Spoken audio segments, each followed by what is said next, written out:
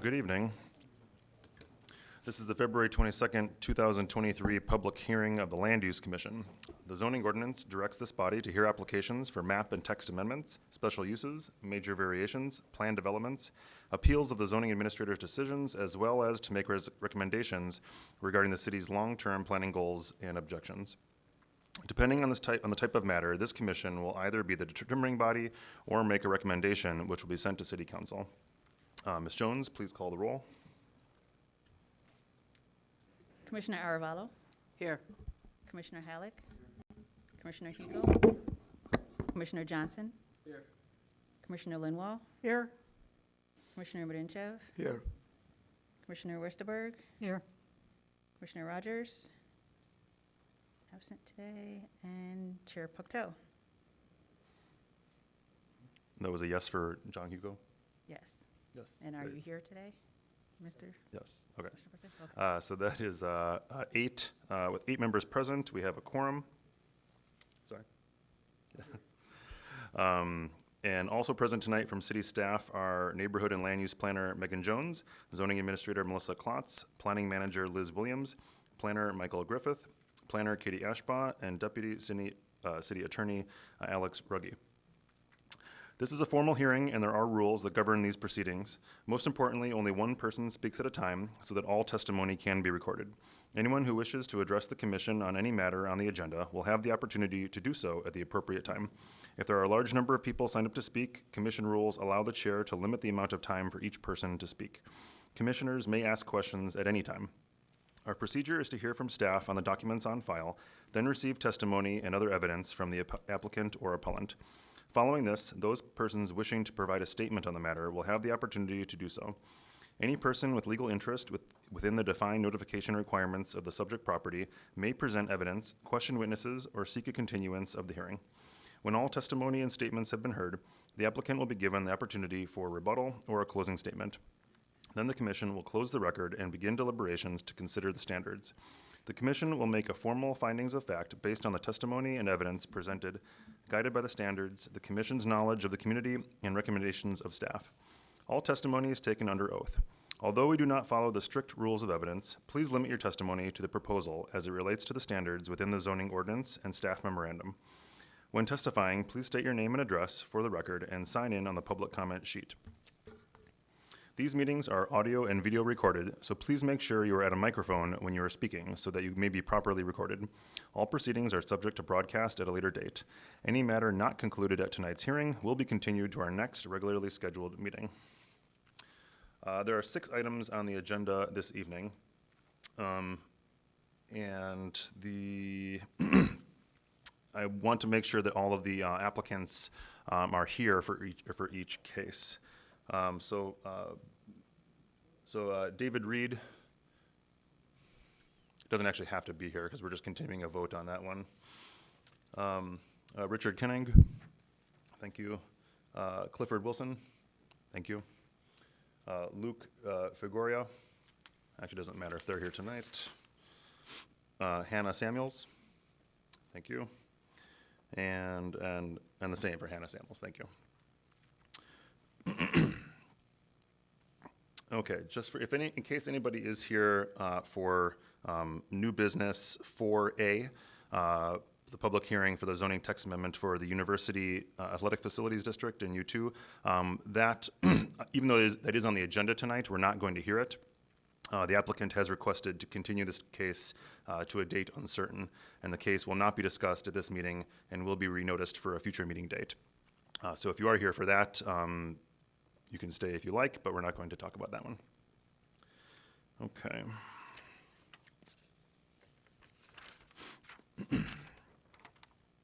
I will now swear in anyone who plans to provide testimony in any of the cases scheduled for tonight. If you plan to speak, please raise your right hand. Do you swear to and affirm that the testimony you will provide in connection with this case will be the truth, the whole truth, and nothing but the truth? Thank you. The first item of business is review and approval of minutes from the February 8th, 2023 meeting. Are there any comments on the minutes from the last meeting from commissioners? Just a couple of very minor things. when we were discussing the votes on, I guess, really page 12 of 13, the votes toward the bottom, they weren't just a voice vote, they were roll call votes. That would be the motion on 1811 to 15 Church Street to reopen the testimony and also to continue the item. That's all I have. Okay, any other comments? Hearing none, can I have a motion to approve the minutes as modified? I move approval of the minutes as modified. I'll second. Motion is made to approve the minutes and seconded. Can we please call the roll? Commissioner Aravallo? Yes. Commissioner Halleck? Yes. Commissioner Hugo? Abstain. Commissioner Johnson? Yes. Commissioner Linwall? Yes. Commissioner Mudinchev? Yes. Commissioner Westerberg? Yes. And Chair Pucto? Yes. And that passes, and the minutes are approved.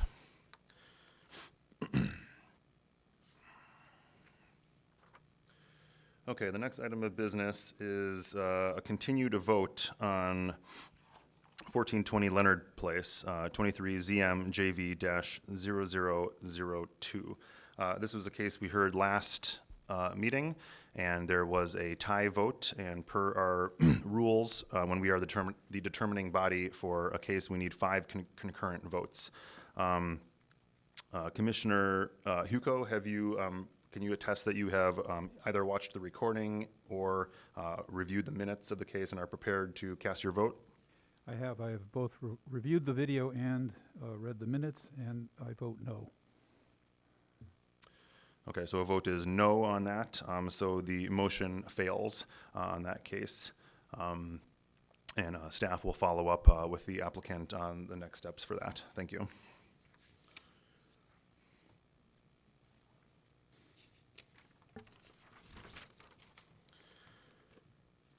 Okay, the next item of business is the public hearing for major variation at 1811, 1815 Church Street, and the address on Darrow Avenue.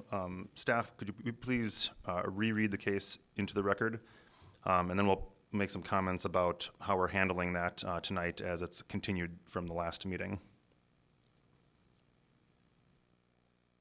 This is for 1811 to 1815 Church Street and 1708 to 1710 Darrow Avenue, case 22ZMJV-0092.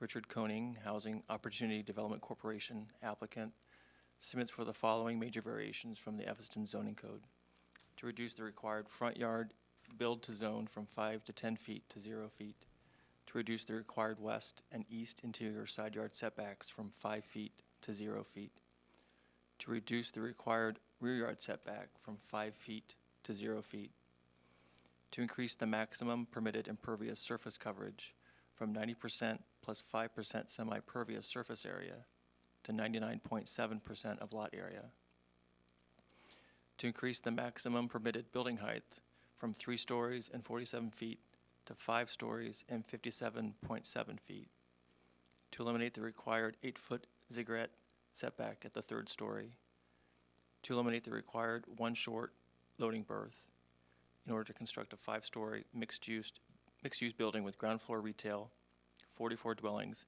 and on-site parking in the B2 Business and West Evanston overlay districts.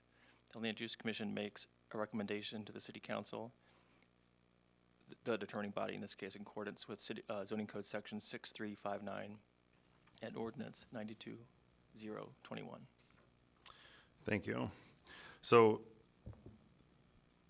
this case was, actually both cases on Church Street were continued from our previous meeting due to the applicant at the time making statements that the project is going to have some changes, and commissioners feeling at the time that we did not have an adequate enough information to vote or read the standards about it because we didn't feel like we had enough information about it.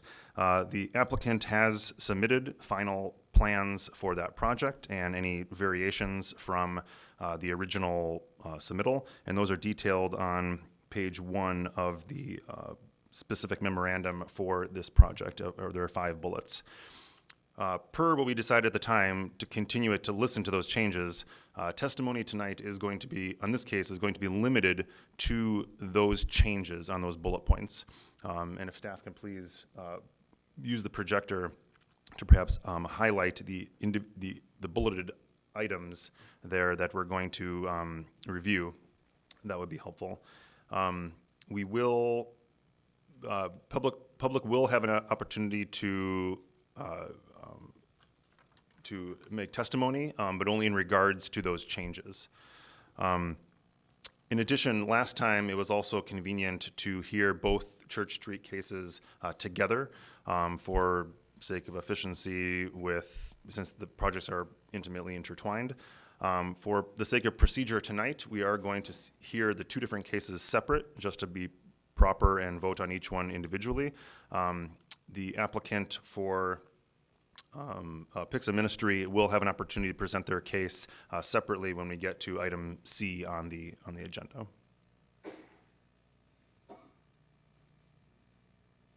So while we're pulling that up, can Richard Koenig please come up to the lectern and explain to us what these changes are and how it differs from what we heard last time?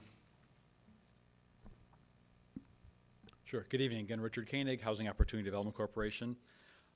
So in response to comments made by the commissioners over the past couple of meetings, as well as some comments made from the neighbors over the past several weeks, we had made some physical modifications to the overall design of the building, which are, as you mentioned, are highlighted in the brief memo explaining some of what those changes are. So we sort of briefly talked about those last time at different times, so this just real quickly. They're visual changes, so it'd be helpful if we just have a picture of the elevation. Would briefly be able to sort of walk through that and sort of show what some of those changes might be. The first one, as they're pulling that up, would be regarding the setback in the rear. So as staff mentioned, originally had requested a 0-foot setback on the rear, but currently the setback is requested to be 2.5 feet. The variance is at 5 feet. And so instead of 0 feet, it's requested to be 2.5 feet. So overall, the whole building was pushed back. So that's a minor change to what staff read in the report. Second change was regarding planters on the front of the building, on the front streetscape. During the DAPR review, it was recommended to do some additional landscaping, some additional beautification, so we had added those planters on the front. It was felt that those stuck out too far because the front of the building is adjacent with the sidewalk. It has a 0 setback, and so instead of having those planters on the front, we've pulled those planters away, and so the graphic pictures that you see of the elevations that were included in the packet have removed those planters. What we can do instead, currently there are some freestanding planters out in the sidewalk along where the trees are. If you'd be interested, we could talk about if that was something that would be helpful, but those have been fully removed from the elevation. The third bullet item was on the west side. The setback requirement again is 5 feet. We'd requested a 0-foot setback. The neighborhood requested that we set that back several feet from their building. We felt that making a sort of a breezeway or a walkway between there that was too large would be an unsafe condition. Discussed that briefly at the last meeting, that having that too large. So rather than having it right up adjacent, touching the building, we did agree to set that back an inch so that there is some physical space between that, but not space wide enough for stuff to get in there, people to get in there, and therefore create an unsafe situation between the two buildings. The fourth item is the west elevation, and as far as the physical, what that looks like with the bricks and the finishes. So there's a picture of the elevation if you scroll down showing what that looks like, that the bricks are wrapped all the way around the building. There are no windows on that west side where the T sticks out, the long side of that T. So all the bricks have been all the way wrapped around, and the hardy board siding has been clarified on the color elevations that are included in your packet. And the last item was that we've updated all of the interior elevations and the room sizes and the unit sizes within the building based on those changing the setbacks and the modifications, pulling the building back, squeezing the building in, and just clarifying exactly what the square footage of all those units are. They changed moderately, very few modifications. Again, the units are still healthy size units, and so we just clarified all those dimensions on the inside. So that's the extent of what the changes were. Thank you. Any questions from commissioners? Yes, I've got a couple, and I apologize that they don't necessarily relate to these additions, but I think they will be helpful. Could you describe the typical tenant that you're anticipating? Do they have jobs, disabilities, and then also kind of what's the screening process like? So the process that we use, we follow a formal tenant selection plan for selecting tenants for all of our buildings. That includes, there's a formal document that we adopt. It's a form document that's provided by the Illinois Housing Development Authority, and it lays out the standards that we follow when selecting any resident for any of our buildings. We do create a waiting list for selecting tenants. Anybody who's interested, we will make an announcement that the building is available and the waiting list will be open. The initial process will be that anybody who's interested in applying will submit their name at a date certain. We'll make that available to everyone, and then do a lottery process where we scramble the names and then start people at the top of the list. All of our buildings always have more tenants who apply than we have units that are available. We often have hundreds, for a building like this of 44 units, we anticipate probably having 200 to 300 people that would apply for occupancy in the building. So the selection process includes income. The first selection process is income qualifying folks. Based on the funding that we use, the eligibility level is based on income levels. So in getting public funding, using public dollars for the construction and development of the property, there are certain income thresholds that we have to follow. So tenants, anybody who lives in the building has to earn less than a certain amount of income. It's based on the area median income, and it's based on household size. So depending on the number of people in the household, everybody will have to be less than what's called 60% of AMI, or 60% of area median income, based on the household size. So that's the first screening threshold would be that. Those And numbers. you don't discriminate in terms of income source, I presume? Correct. Or, you know, The but source if of they can income. work, or they can have a voucher, or any Right. number So of the other. source of income they have sort of on the bottom side is what's the minimum amount of income. We want to make sure that we aren't overburdening people with the amount of rent that we have, because the rent is fixed. It's not a sliding scale. The amount of rent is fixed. Once you income qualify, the amount of rent is the full amount of rent, and you have to be able to meet that full amount of that rental requirement. So we don't discriminate on what the source of income is. It may be a job. It may be disability income. It may be it may be a voucher. So whatever that source of income may be, it's open to anybody. Whatever that source of income, so they have to be able to pay that full amount of rent. There'll be a number of units that would be set aside for people with disability. That's something that's typically required under the Illinois Housing Development Authority requirements, is that we have a few units to serve people that have a certain type of disability, physical, mental, developmental. It's not restricted by the type of disability. Once someone does income qualify, on the waiting list, we do a formal review. There's a formal application process where we get information on the household, the source of income, everybody who would be living in the unit. We have to have information. Everybody who would be living there has to be included on that application process. And then we do, starting with an initial credit check, review any adults over 18, see what the credit report says. Based on the status of that credit report, we recognize a lot of our folks aren't going to necessarily have great credit, so we're not limiting it to a certain credit score, but really what's the composition of what the credit is. We're then able to do a criminal background check. Criminal background check comes next. If we would select them based on the credit score, the criminal background check, then we want to see what the criminal history may be. Based on the tenant selection plan, based on the review process allowed under IDA standards, we are allowed to not select persons who have a felony criminal conviction within the past 5 years. So that would be a disqualifying standard. We do interview tenants, find out what they're interested in living there, what their motivation is, why they want to have housing, want to interview the entire household, make sure that they're interested in being able to be lease compliant, and if they're interested in living in the building. And so that screening process that we go through is very detailed, it's very extensive. We do reject people that don't meet all of our standards necessarily. Once we do select them, then everybody who's going to be a tenant is on that lease. Leases are fully for 1 year and then renewable each year. We do a recertification process, and the lease is renewable for, again, another 1-year term. And then my second question is, could you kind of briefly describe the project's sustainability features? The if green there- features? Yes, Sure. I presume there are some. Yes, yes, absolutely. So one of the requirements of getting the financing is that we do have extensive amount of green sustainability features in the building. So we will apply for National Green Building Standard certification. So one of the standards that's currently encouraged by IDA is to do this green sustainability plan, where we have extensive insulation in the walls, that we have extensive insulation, it's a high R value in the walls and in the roof. We do have high efficiency furnaces, heating units in the building, low flow water features. There are, in addition, instead of having any gas, it will be all electric building. So everything will be powered electric, so is on the grid.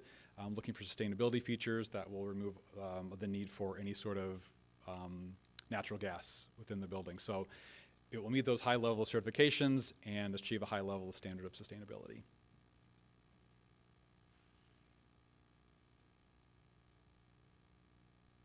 Yes. I know you probably explained this to us before, but one more time, if you don't mind. Sure. Evanston residents do not necessarily get a priority as you're looking at people for the building. Is that correct? Not necessarily. Okay. So typically under federal fair housing law, it is not legal to have a local preference to move people locally. You can imagine some of the problems that might create in some communities. Based on conversations with the council member and the desire to make sure we're serving Evanston residents, we have formally requested that we are allowed to have a preference for Evanston residents, that anybody in Evanston is allowed to move to the front of the waiting list ahead of other people who are not. We haven't completed that. We don't formally have that permission, but we formally asked for that. And if in the event that we're able to do that, then we would move Evanston residents to the top of the list. And then you will own the land, or does the city own the land if Right, this so goes through? we will own the land. So currently, the city owns the corner lot, and Mount Pisgah owns their lot. When we recombine and reconfigure and change I'll change that configuration of the land that we talked about last time, combining the 5 lots into 2 different lots. So Mount Pisgah has the same amount of land that they have, but to the east. HODC, through the ownership entity that we control, will own the land underneath the building. And then as a nonprofit, you will not pay real estate taxes, correct? That's not correct. Okay. No, it is actually a for-profit corporation that will own the project. We will set up a limited partnership that we control as the limited liability company of that limited partnership. The reason the limited partnership is set up is based on the financing mechanism. It's actually a federal low-income housing tax credit that finances most of the projects. In order to pass along those tax benefits, a for-profit corporation is set up. Therefore, it's not a nonprofit organization. Also under state of Illinois, if you aren't acting in a charitable means, you're not allowed to be real estate tax exempt. Because we make people pay rents and we don't let them live there for free if we don't pay their rent, that's not considered acting charitable. Therefore, we are required to pay real estate taxes for the property. Any other questions from commissioners? Okay. Thank you. You're welcome. Hearing no further questions, we'll now move on to public comment. I have a list of people that have signed up to speak.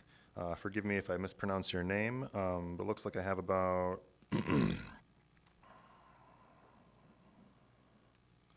about 10 people. So first up will be Tina Patton, and afterward Roberta Hudson.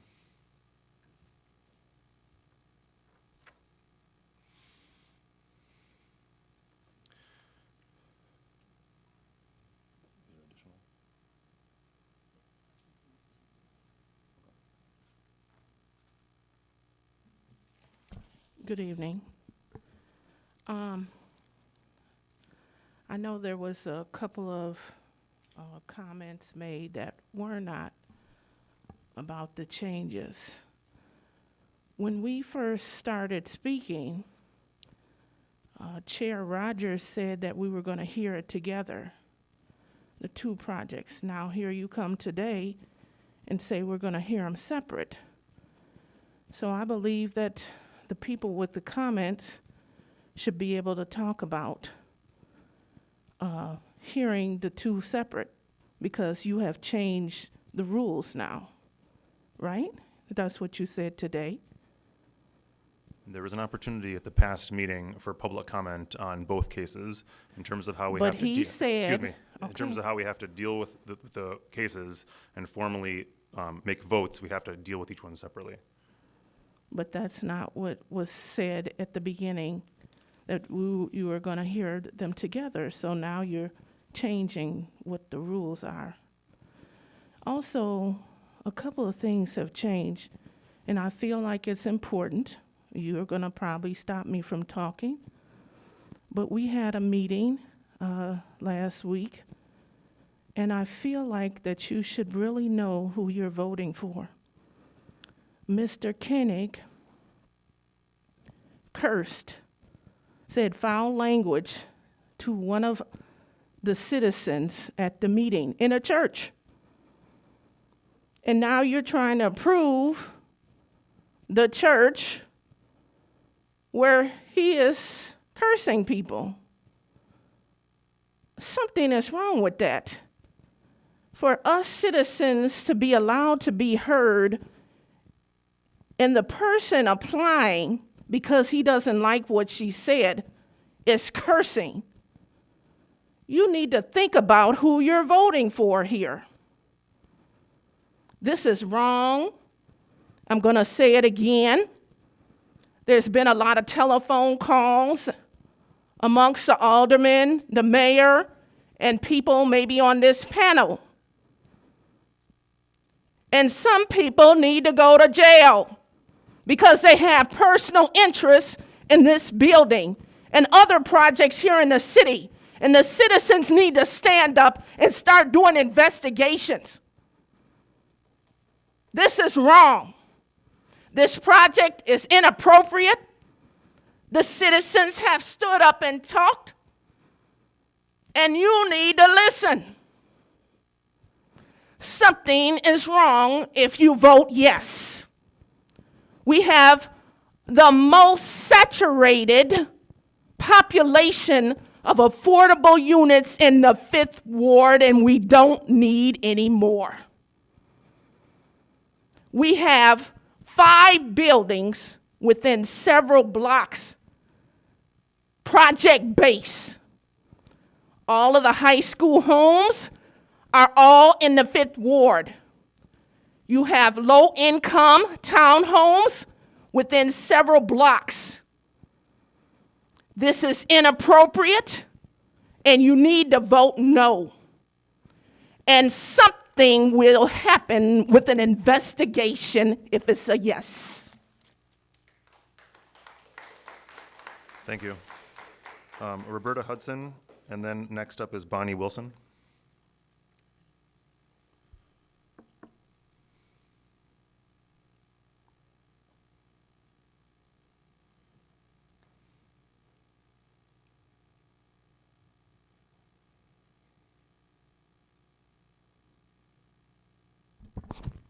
Good evening. My name is Roberta Hudson, and I'm speaking to you all and asking you to consider what is going to happen here. 25 years ago, we had a West Side plan for that area. Somehow, our plan got lost, according to the city. 400 people in the community had result of a survey done, wanted a change. And they wanted a change in our 5th Ward. And they wanted ownership. They don't want rentals. So ownership stabilizes a community. And our community has constantly been disrupted.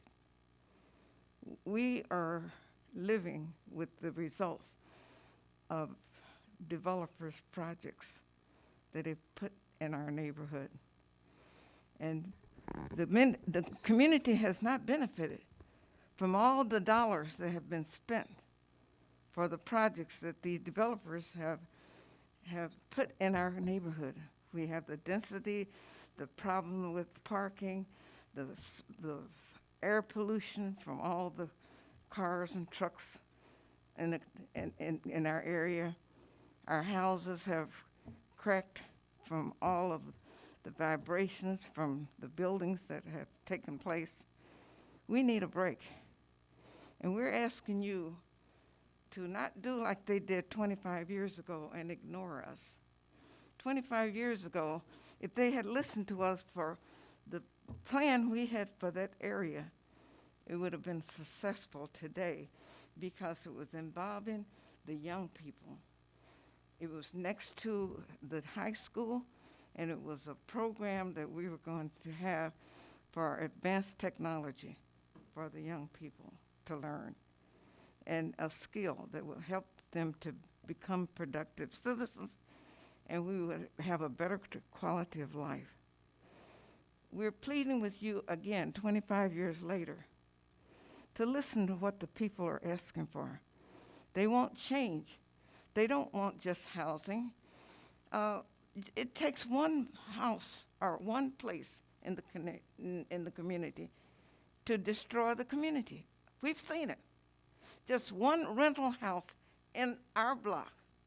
We had to fight and start a community group to get our community back. We're telling you from experience. We hope you will listen, because Evanston deserves better.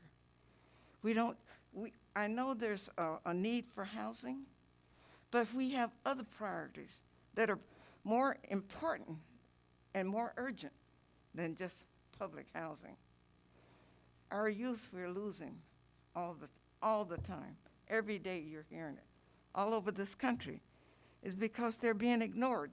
The big dollars coming in from Washington.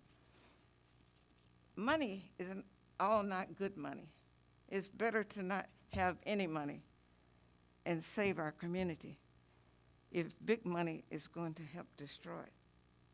We're asking you to deny this project. 25 years later, we're asking you to do what the people wanted for their community.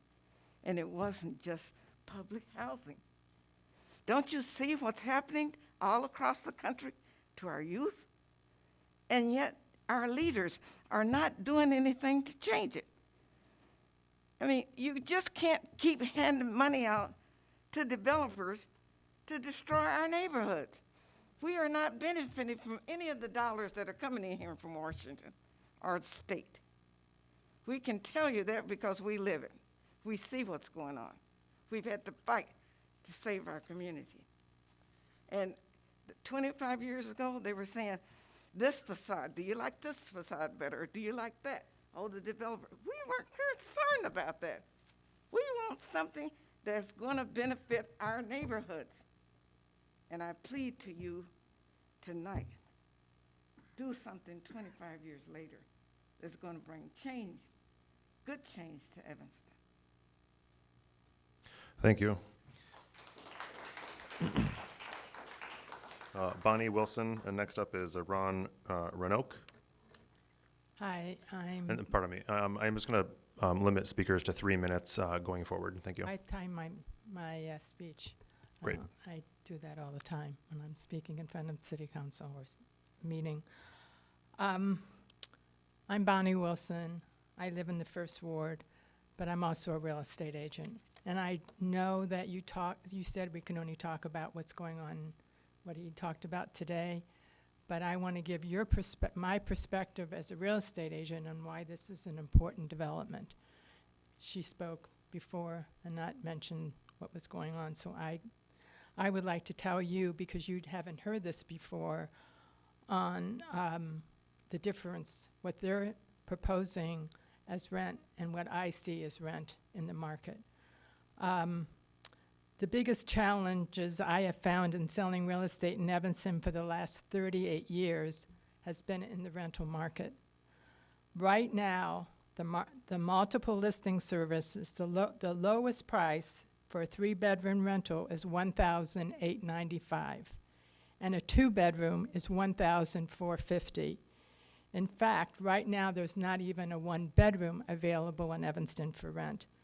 The development on Church and Darrow, the rent is going to be $800 for a two-bedroom and $1,000 for a three-bedroom.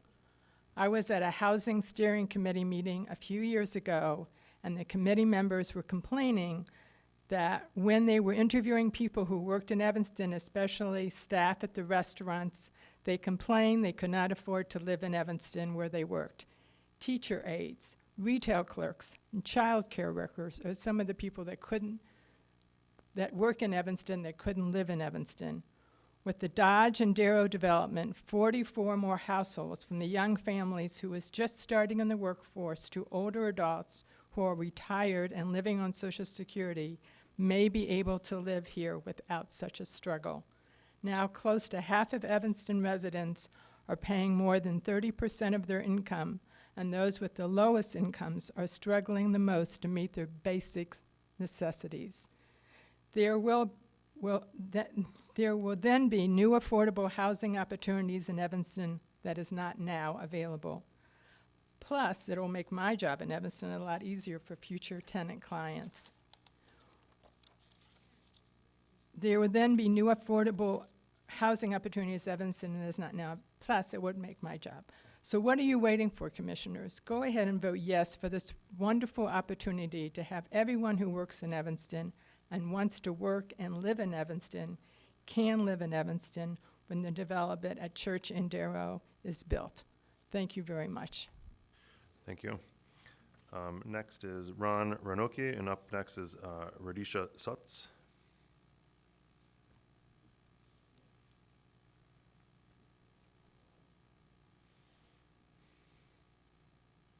Hi, good evening all. Concerning this project, Sir, could you state your name for the record? my name is Ron Walker. Concerning this project, I'm an engineer, I'm a mechanical engineer, and I've looked at because I asked about the traffic study. It was done during COVID, 2022.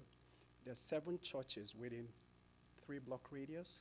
You have the Evanston Township High School, and you have a stadium right around the corner. So I'm wondering how you're going to fit all these cars in this area. And secondly, when people argue about affordable housing, you're only providing for 44 families. There are more than 44 people that need housing.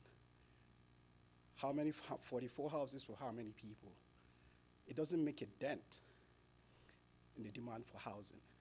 And then there are other issues with providing affordable housing. So I think putting that, and then also the cost of the building is close to $22 million for 44 houses. Now, if we're talking affordable housing, that's on the average $500,000 per unit. That's too expensive for affordable housing. It doesn't just make sense. All right, thank you. Thank you. Radisha Sutz.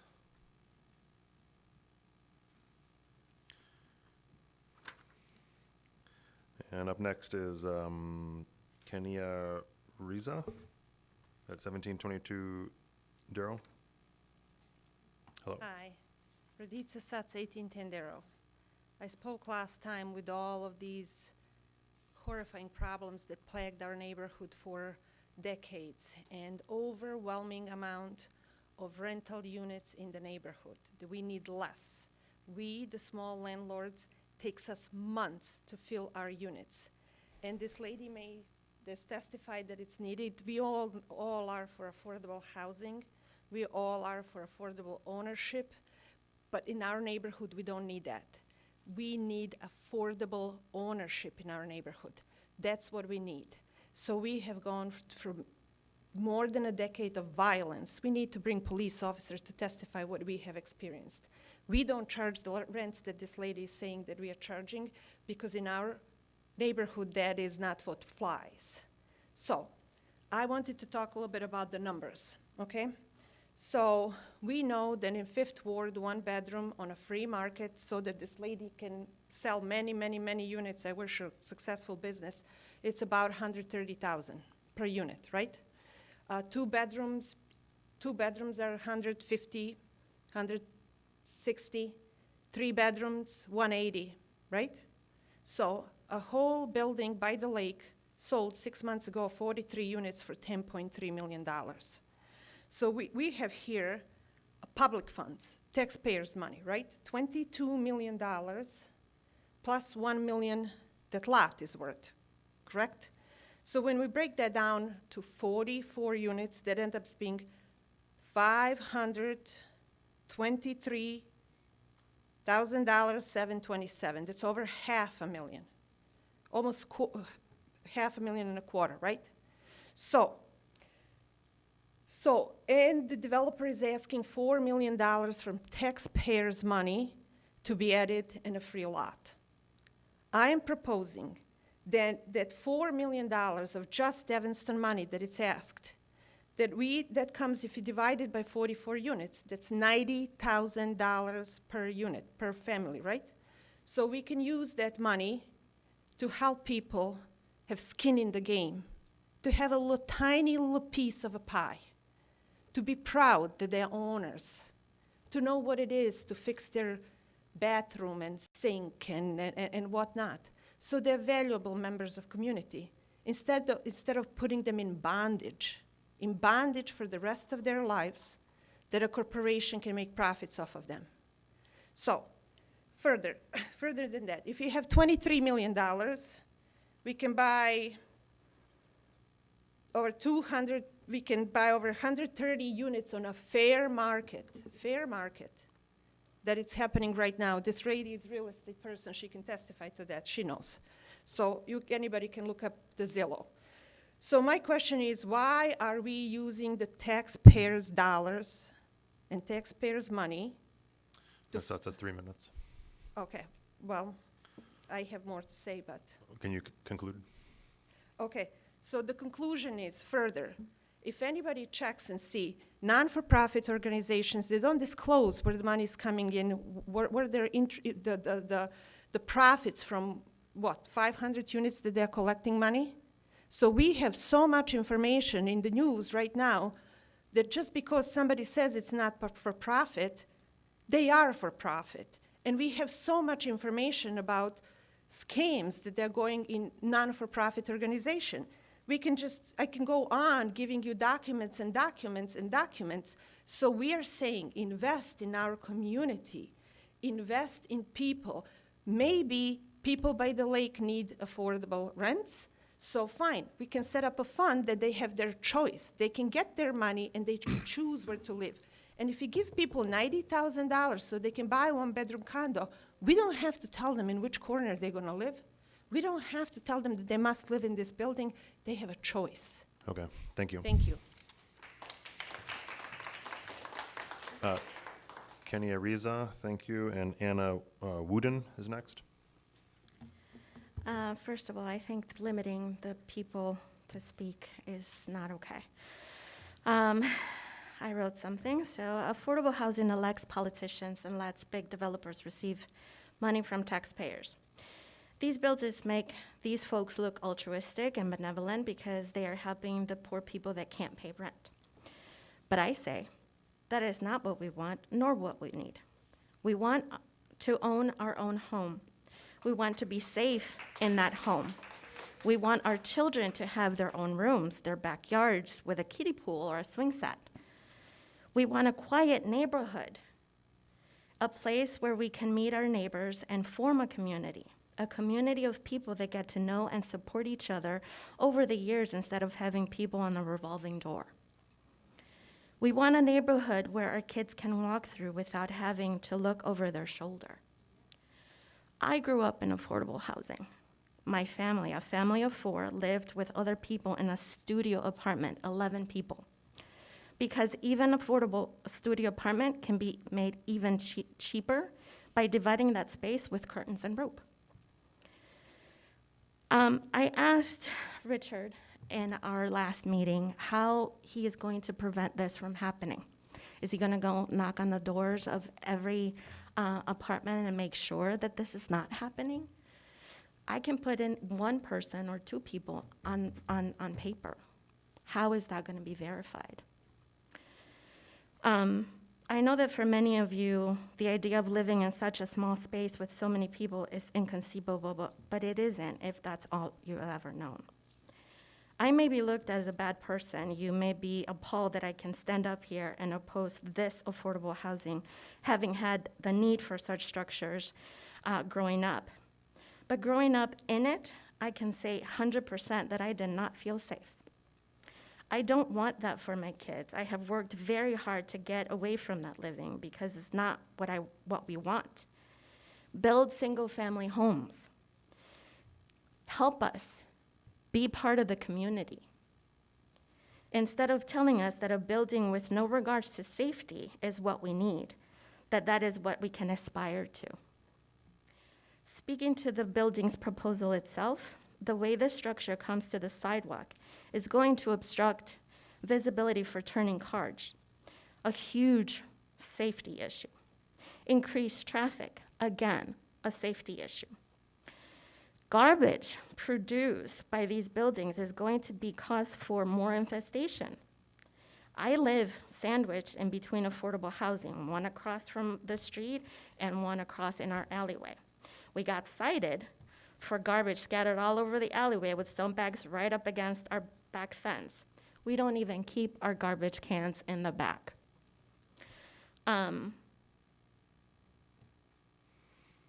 This building Rizzo, is way that's- too big for this corner. I'm not done. Can you please summarize? Let me remind the board about how you stopped and thought really hard about the building of a house by the Metro and how a single neighbor complained about having to look at a less than aesthetically pleasing garage door. You have a whole community opposing this project, and not for aesthetic concerns, for safety and health. How are the soil studies, by the way? Hasn't been made public. Shouldn't this be a reason alone to stop and really think about the safety of the families you intend to serve? This is not aesthetics, this is safety and health. If it's to help our community, shouldn't we have a say in it? Vote no. We don't need it. Not here. Thank you.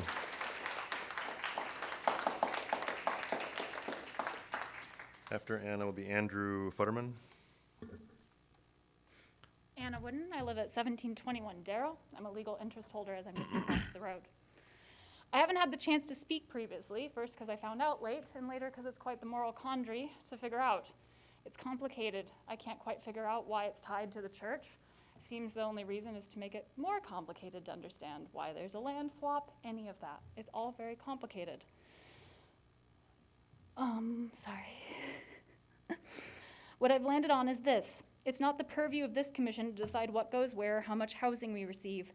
I understand you take into consideration it's not meant to be a deciding factor. As I understand it, your job is to look at the plans, take into consideration how they affect the neighborhood as far as living quality, maintaining the integrity of visual makeup, and see its cause for granting any major variations. There's a lot of talk about affordable housing. That's what goes into that area. Great, but I have concerns about the plans and the safety therein. For starters, traffic. The alley is exceedingly tight and has a T intersection. With how close the HDOC building will be to the alley, 30 inches, which is more narrow than your usual doorway. I don't know where you're gonna put snow. I don't know how we're gonna have two-way traffic. I don't know how you're going to fix coming out of that area blind from the turn. The traffic in general from Darrow onto Church is a tricky intersection. We'll be introducing many more cars between the church and HDOC's build. Strangelofts blocks the sightlines to the east, and occasionally cars park all the way down the block, blocking from the west, and traffic from the school and Dodge intersections mean you just have to nose out and hope people see you. I personally have almost been hit there many times. Also, there's no left turn hand onto Dodge, so if anyone tries to turn left, it backs all the cars up. There's no loading zones planned for either of these buildings, so they will also be blocking that entire intersection. People gun it coming out of that light, and then you're right there, trying to sneak out past Strangelofts. Secondly, maintaining the visual and structural integrity of the area. Last meeting, I did in fact watch this committee take a very long time to consider a house that had 4 major variances on it and come to the conclusion, as final voted tonight, that 4 major variances is too many to fit into one lot. Someone said it might be a sign. The combined major variances of this are 16. If 4 is too many for another community, why is 16 okay in ours? I don't think anyone can claim that this will not affect the visual and makeup of our town, of this block. It is a looming facade. Both buildings are huge and asking to be as big as possible. The city of Evanston has several unrented retail areas right now, and I'm nervous that the rents on these will be so high they will not be filled or they will increase gentrification of the block. The city of Evanston has had a reckoning in recent years. We've invested in the Fifth Ward. Please don't back out of it now. I'm asking you to give us and the Fifth Ward the same consideration you do to any block in Evanston. It's not the job of this commission to decide to throw the rule book out to accommodate these projects. It is to decide what concessions reasonably should be made and what to uphold.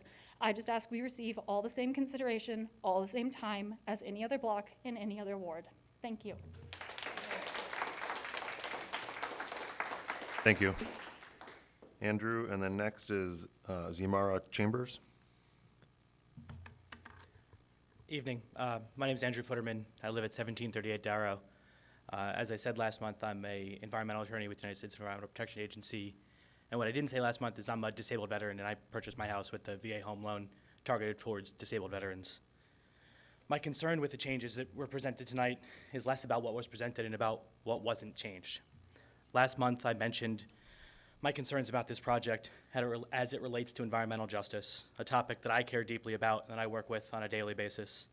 Citing affordable housing less than a block away from the Evanston's transfer facility, a facility with known air pollution issues that regularly operates in violation of its permit, is the exact opposite of environmental justice. On October 26th of last year, Mayor Biss wrote to the Evanston community regarding Evanston's commitment to environmental justice. He wrote, "We achieve environmental justice when every resident is equally protected from environmental hazards and health risks, including polluted air and water. The ugly, but perhaps unsurprising truth is that the opposite has too often been the case, and that unless we work proactively and with complete knowledge, environmental injustice is likely to persist. And that, in my opinion, is exactly what this project is, an injustice. I present this all to you not to suggest that it is a direct consideration in this matter. I recognize that it isn't, but rather to point out a broader message here, how deeply flawed this project truly is. Deeply flawed for the community, deeply flawed for our neighborhood, and deeply flawed for the very people it is supposedly intended to serve. Last month, one of the committee members pointed out something that struck with me, and my apologies where I was sitting, I couldn't see exactly who it was. Sometimes you're all asked to review projects that just don't make sense for the lot that they are intended to be on. Well, I would posit to you all that the applicant here is trying to shoehorn the wrong project onto the wrong lot, and doing so at the expense of everyone except perhaps their own pockets. Thank you.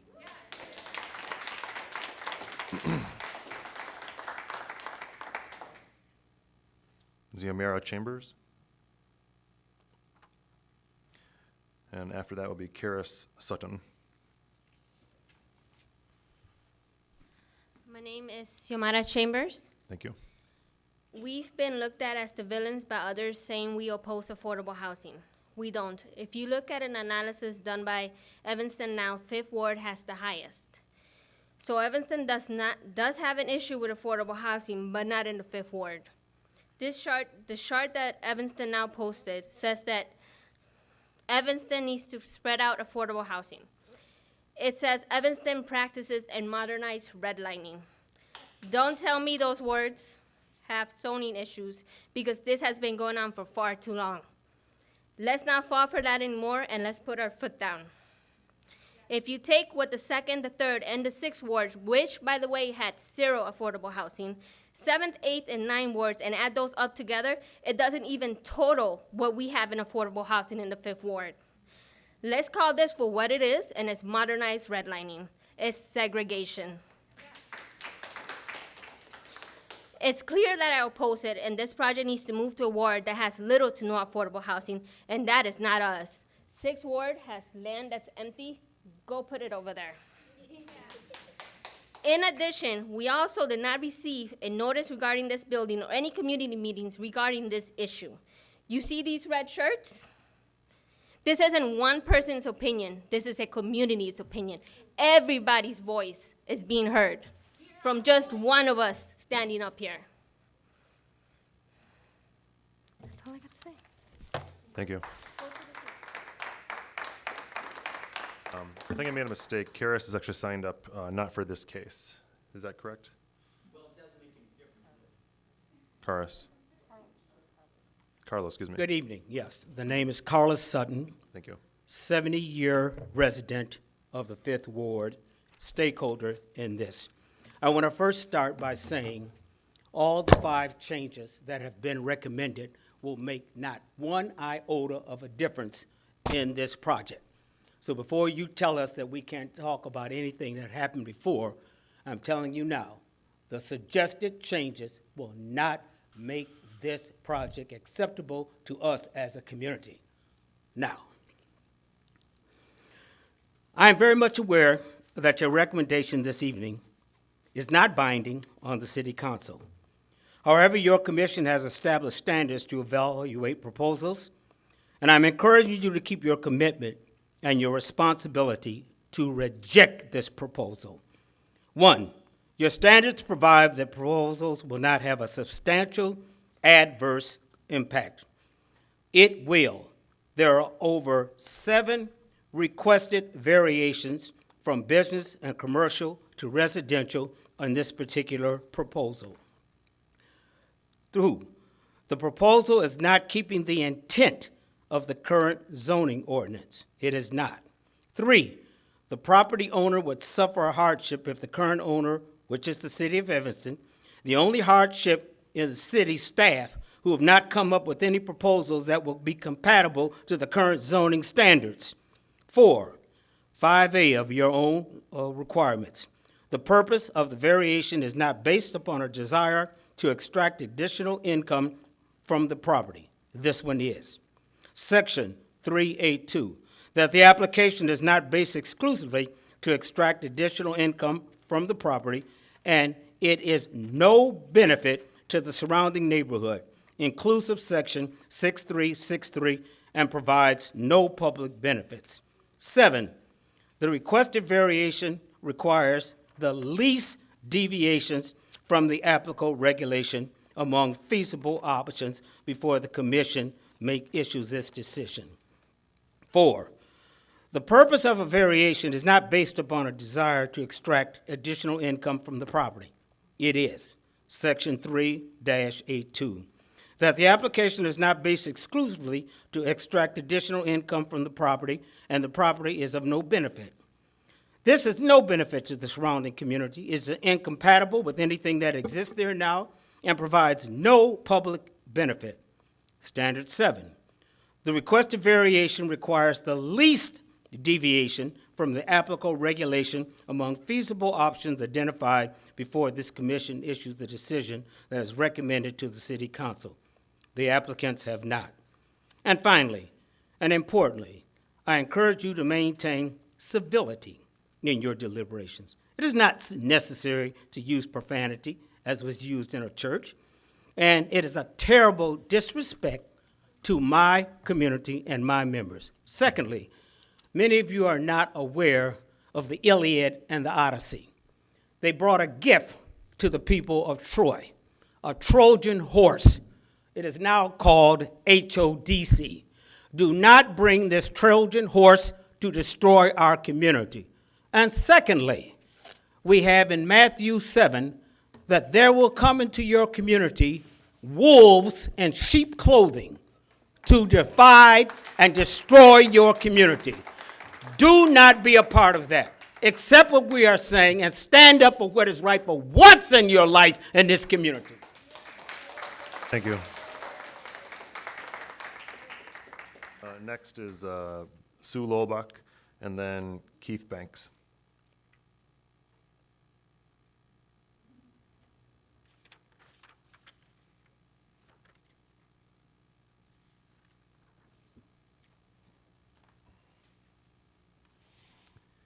Mr. Sutton, I always hate it when I have to follow you. Hi, I'm Sue Lolbach. I work at Connections for the Homeless, and I head up our program called Joining Forces for Affordable Housing. And I'd like to ask the commission tonight to consider how flexibility in zoning needs to be used to support affordability. Affordable housing is very expensive. We know that from studying affordable developments all over the country. It is very expensive, and it's actually quite rare. We see this as a very rare opportunity to create 44 new units. Now, I am incredibly impressed and moved with the passion of the people in the Fifth Ward about this and about wanting more investment in their community and wanting things to change. And I totally get that, and we at Connections want that too. But we also know what Evanston's E-Plan from the Health Department says. It says that the Fifth Ward has the lowest median household income. It says that the Fifth Ward has the lowest life expectancy, 75 years as opposed to 88 years in some of the other wards. And it says that more people in the Fifth Ward are paying more than a third of their incomes on housing than any other ward. So it sounds to me like, while we know we need affordable housing everywhere in Evanston, people in the Fifth Ward need it too. And we're seeing people at Connections come in all the time from the Fifth Ward, and they don't have enough money to survive. They may own their own house. They may have an apartment, but they're paying so much for that that they don't have enough money. So, we need all the solutions. There were great solutions proposed tonight. We need those. We need more investment in the community.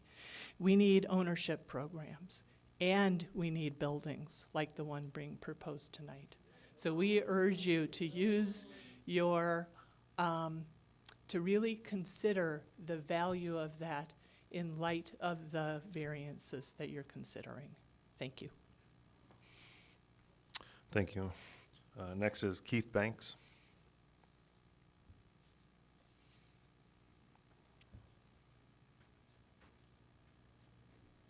Good evening, Commissioners. My name is Keith Banks. I live in the 2nd Ward, 2125 Washington Street. Been a Evanston resident for the past 28 years and also has done a lot of ministry in the 5th Ward via my former church, First Church of God Christian Life Center, for over 20 years, and also have done affordable housing developments in the 5th Ward. I am also moved by all the comments and sentiments by my fellow residents that live in the 5th Ward. I'm just here to say the bottle is not half empty, it's half full. Affordable housing is not a bad thing, it's a good thing, and it's needed all over our country desperately. We need over 7,000 units in the city of Evanston, everywhere. 5th Ward, 2nd Ward, 1st Ward, wherever. We need it wherever we can get it. Evanston's only 7 miles. It's under landlocked, land scarcity, so the opportunities are limited. So when we have opportunities to convert vacant lots, we need to do it. This lot has been vacant for over 35 years. I have lived, worked, and gone to church in Evanston contiguously for the last 36 years. That lot has been vacant. And now it's an opportunity to convert that lot into affordable housing and to allow a church to expand. We need to allow churches to expand. We need more faith, more love, more hope in our community. It's way too much hate, way too much violence. We need more affordable housing, more, not less, everywhere. I lived in Evanston. When I first bought my home, it cost us $100,000. That's all we could afford, my wife and I. We have 2 kids now. The cost of our house has tripled. Although our income has doubled, we still can't afford to buy a bigger home in Evanston. The average cost of a single-family home is $700,000 in Evanston. People are moving away from Evanston, particularly our black and brown people are moving out. They're getting displaced.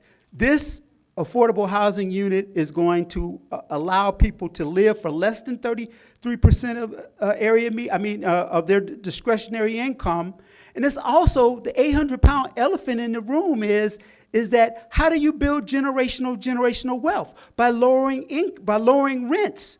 These rents are substantially below market value, and when you allow people to save money by lower rents, then they can afford to buy homes.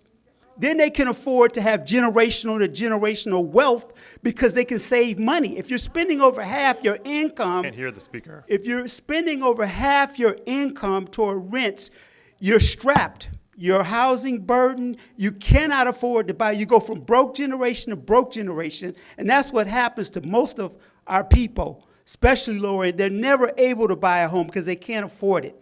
This particular project will allow that. It will allow an opportunity for generational wealth because the rents are low. You can't even get a studio in Evanston for $600. One bedroom in this unit is going to be $600. 2 bedrooms are going to be $800. Average price of 2 bedrooms are $1,600. Average price of 3 bedrooms are $2,000. So I rent. I'm a landlord. I'm an affordable housing developer in Evanston, and I know what the rents are. And we charge lower rents. We have about 15 to 20% of the people that rent with us, because they're able to save money from lower rents, they are Yes, able sir. to go out Can you and buy summarize- homes. Can you summarize, please? Okay, yes.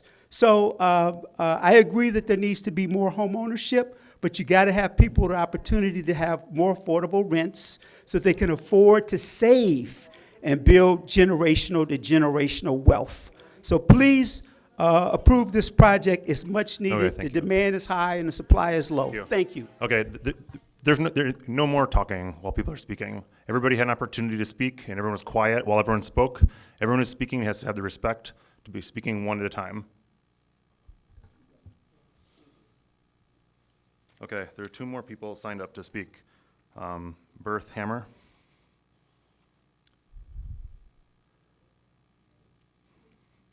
John Green. Thank you. Who do we have left? Haley Guan. Thank you.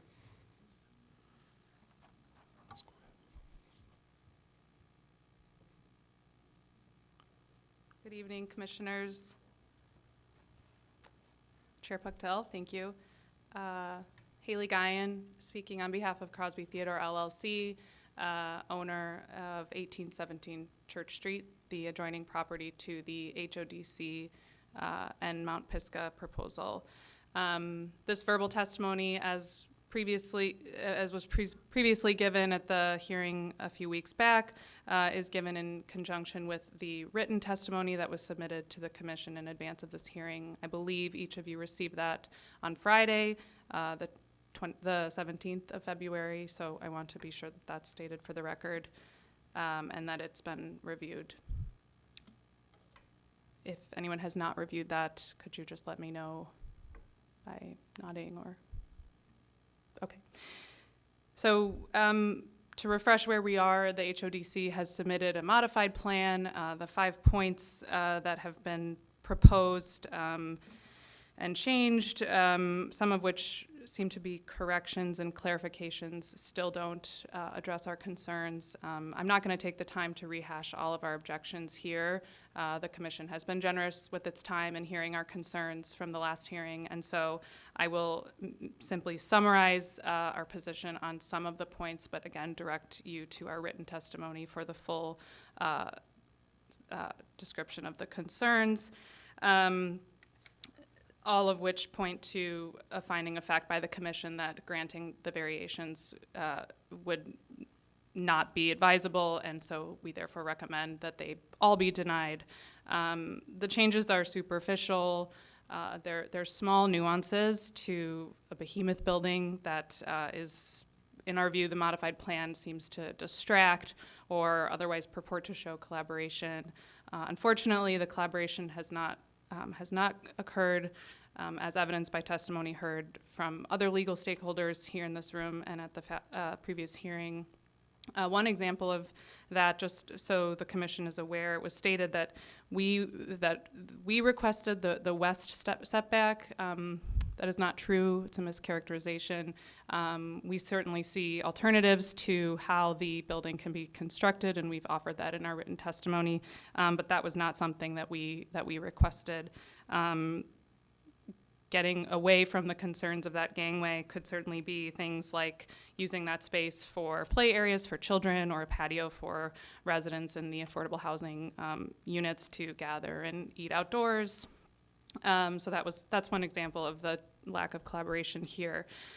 Our remaining concerns while preserving those made previously, are the water infiltration issues due to the increased impervious surface coverage. Structural integrity concerns remain monumental to us due to our historic building, due to the 0-foot setback between the adjoining buildings. Again, this remains unchanged. There's a substantial adverse effect on the use and enjoyment of our property relating to traffic, parking, pedestrian and cyclist safety, unique considerations of light and noise that are related to our historic property, increases to alley congestion, the detrimental effect on our That is 3 minutes. Can you summarize? I'm happy to summarize. To our intended rear garage affordable dwelling unit, safety concerns of residents, employees, and students in the area, and the extreme height and footprint of the proposed development, again, which have affordable, feasible alternatives. There are also no supporting studies despite the repeated requests for this development. A primary concern relating to stormwater runoff. There hasn't been evidence of stormwater management or maintenance of the underground storage tanks. We appreciate the testimony on those storage tanks, but we noted that HODC's budget doesn't contain budgeted amounts to designate and address, no budgeted amounts designated to address the maintenance of the underground water holding tanks. We want to understand, and we question whether HODC understands the necessity of such equipment to address acute issues of functionality, filtration, blockage, backflow, and overflow for these tanks. Could you please summarize? Yes, so the LUC must find a factual basis that these studies, without having them, the HOD's framework for these studies, suppositions, foundations for any stormwater runoff management is unreliable and renders HODC's narrative unsubstantiated. Lastly, we would conclude that the profit drives this development based on the budget proposed, and that the sole purpose is to extract additional income based on the materials and responses indicated that there's essentially no economical alternative for the heights or less of a setback. I do have comments about the Mount Pisgah proposal. Should I save that for yes, later? please. Okay. So to close, we would request that the Land Use Commission deny all variations. Granting them will not solve the affordable housing issue. We certainly wish it could, but it will not. And we urge that the Land Use Commission deny the variations. Thank you. Thank you. All right, that's everybody who's signed up to speak. Is there anyone who has not signed up that is still wishing to speak on this particular case? Okay, seeing none, then does the applicant or staff have any closing statements or wish to respond to any of the comments? No, okay. I will now close the record and move on to commissioner deliberations. I have a couple of questions for staff. Should that happen before you close? Well, we can still close the record and you can still talk to staff. Okay. I just Go have a ahead. procedural question. Yeah. So everyone we heard from spoke about the housing part of this, not the church. So are we going to continue with that, comments on just the housing and then reopen the comments for Yes. anything about the church? Yes, we're just talking about the HODC project, Okay. the item B on the agenda. I have a question because I recuse myself from the housing part of the project. That's why I'm asking the question. Okay, continuing with commissioner deliberations. Okay, I've got two questions for staff. The first is, can you provide some discussion about, the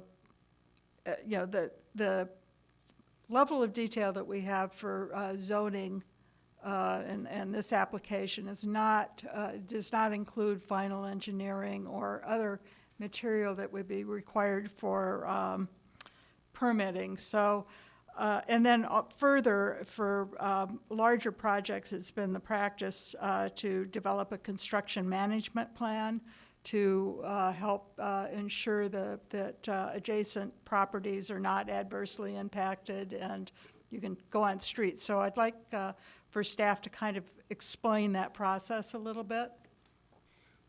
Thank you, Commissioner Lindwall.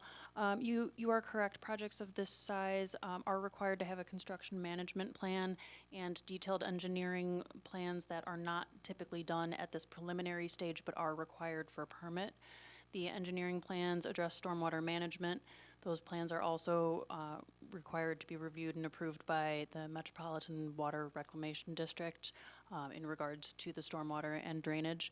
And for a construction management plan for a project of this size, it would likely include details such as shoring along property lines and existing buildings, monitoring of vibrations throughout construction, before and after photos of what existing structures are like so that any potential damage could be documented and then corrected.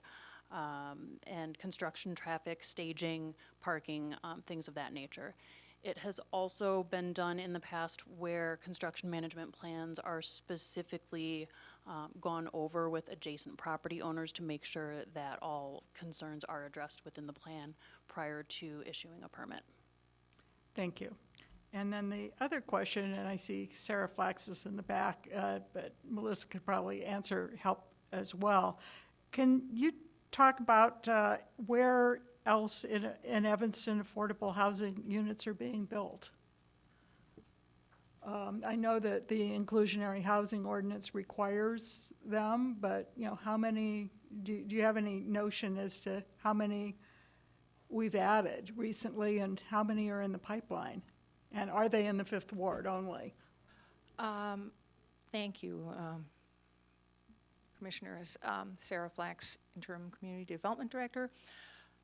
We have added approximately 55 units of affordable rental in mostly in planned developments through the inclusionary housing ordinance. We had some prior to that were negotiated as development allowances, as public benefits and things like that before the inclusionary housing ordinance. But recently, especially with the second iteration of the ordinance that went into effect in 2019, we've been successful in getting most of the developers to put 10% of affordable units on site because of the bonus structure and the benefits they get for doing so.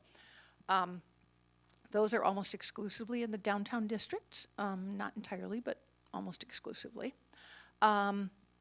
We also, just last year, a 60-unit all-affordable development was opened on Howard Street, just a little bit west of Ridge. That is also a tax credit project and was rented up in record time. So that's one of the other recent additions. We have examples of some of the projects that, again, the inclusionary housing ordinance of projects. The Masonic Temple has inclusionary units. The Varsity Theater redevelopment has inclusionary units. The building being built on the Vogue site has inclusionary units. There are also some planned developments that are sitting They have been approved, but they are not under construction at this point. Part of that's the financing and the supply chain issues still. That includes the Chicago Avenue, where the Auto Barn was. That has inclusionary units. The city is also in the process of working with a developer on a 60-unit project on a city-owned parking lot and an adjacent property that's owned by the Housing Authority, on which they have four townhome units, family units. That is, will be submitted shortly for going through its entitlement project, its process. That project had its QPA, which is the first stage of funding, tax credit funding, approved, and just recently submitted their full application for tax credit funding.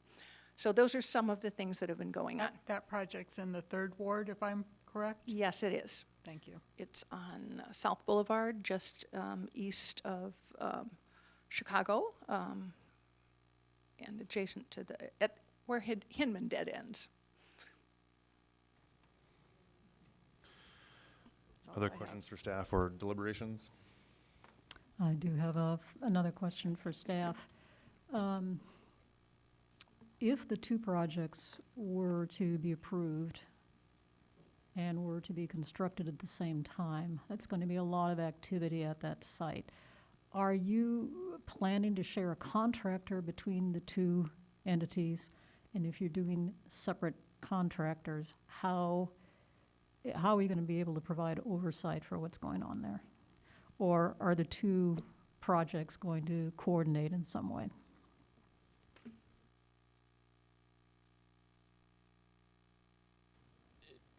If the two projects are under construction at the same time, then both projects would both be required to have a construction management plan, and that plan would need to coordinate between the both projects, the contractors, the applicants. All those activities would need to be coordinated through that process, and so it would primarily be handled through the building division side and the manager who oversees those activities. So let me ask the applicant in terms of whether they've done this before. Oh. Yeah, and just to speak Right. from my understanding of communications provided by applicants for the Mount Pishka project, they're using a different contractor than the HODC project, a general contractor.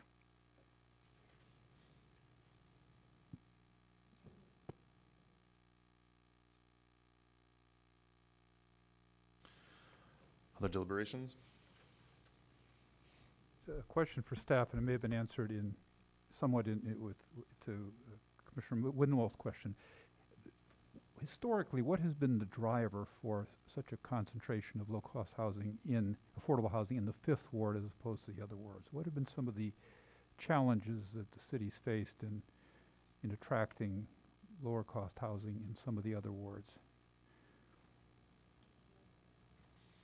Why have so many gravitated to the 5th Ward?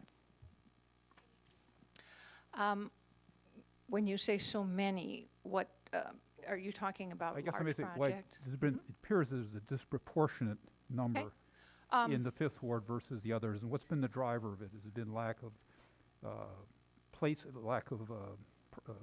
lots to build on? Has it been, I don't know, what's? In some cases, it's available land. Some of you may remember that there was a 16-unit affordable development constructed about 3 years ago, I think it was, at the corner of Pittner and Dempster.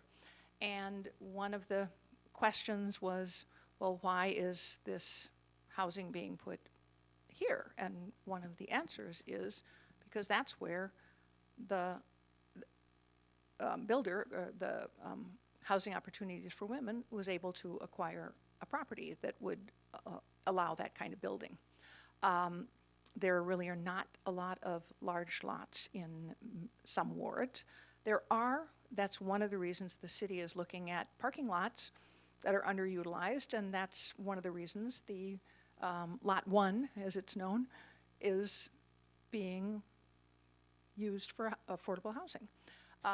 It's the goal of the city to distribute affordable housing throughout the community. There are some zoning changes that will have to be made to facilitate that, just as there are additional zoning changes that need to be made in a number of parts to facilitate additional development to effectively generate affordable housing. Cost is a huge, huge factor. One of the things that was brought up was the ETHS houses are all in the 5th Ward. Well, we actually have one lot now that's in the 2nd Ward that is going to become one. But the reality there is a number of those lots that became affordable ETHS houses were acquired through the Neighborhood Stabilization Program grant, and properties were demolished and not all rebuilt at that time due to financing. But that got ownership, which I hear is a high demand in the 5th Ward. So they are affordable, but they are affordable to households up to 120% of area median, although most of them have been sold to households at or below the area median. So that is one of the ways we have been attempting to develop ownership housing in an area where it's clearly something that people desire. One of the challenges to developing ownership housing that is affordable is there is no ready source of funding. The low-income housing tax credit, which, by the way, is not public funding, it is a way the federal government provides a tax benefit to people who invest money in affordable housing. That's why tax credit projects are handled the way they are. It's a very rigorous and regimented process. And there are a lot of things that are required for that housing. Green elements, those types of things are built into the Illinois Housing Development Authority's requirements to even get funding. So there are a lot of, you can look at the cost and say it could be cheaper. On the other hand, that building will also meet our city's climate action plan goals and other things and provide high quality affordable housing to people in need. I hope that's helpful. And the bottom line is, from the various reasons, the primary one is just finding and cost. properties on which to do affordable housing. There's just more available in the 5th Ward than in other parts of the city. Is that, among other reasons, yes. Is that the primary one in your view? Okay. Okay, more deliberation. This is actually, excuse me, this is actually a question for staff. It's regarding the eliminating one short loading berth, and subject to Parking Services and Public Works agency approval. Has there been any conversation about that at this point, or does that typically not come until later?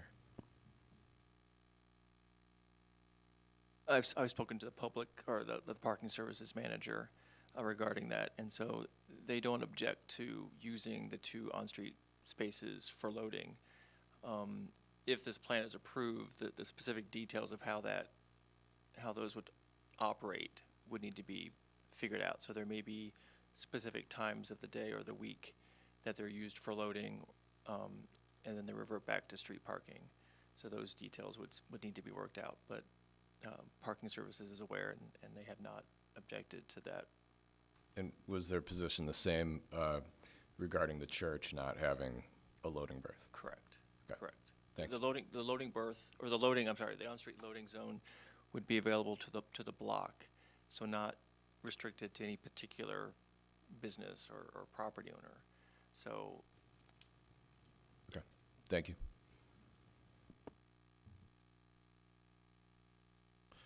More questions? Okay, anybody ready to deliberate?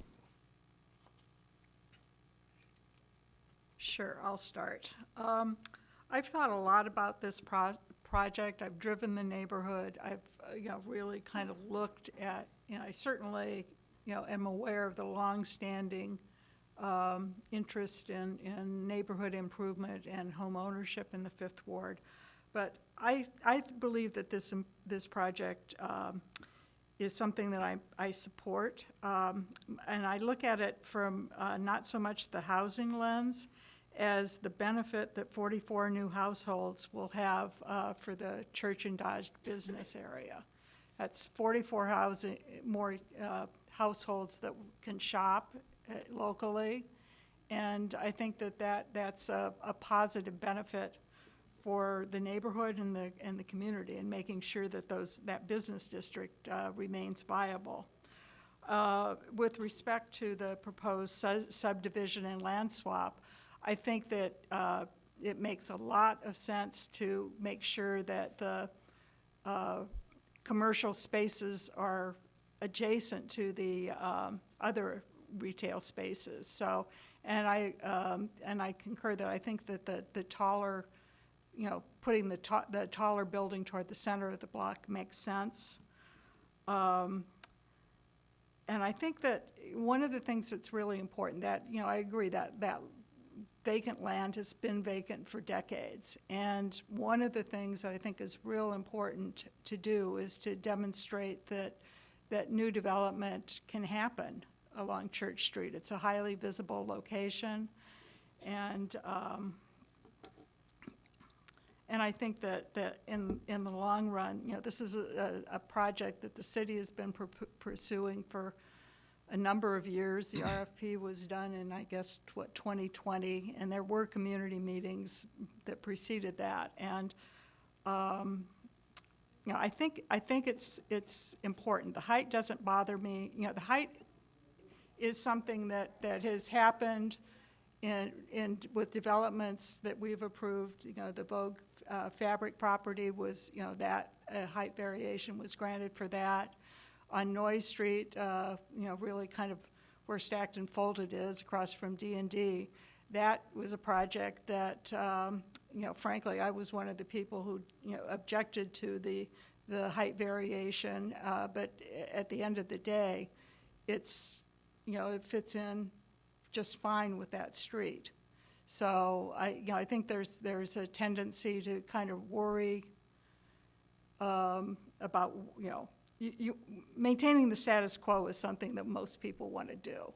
And I think in this case, to further create a positive image on that block, I think it's important to replace that vacant lot with a building. Thank you. Other commissioners?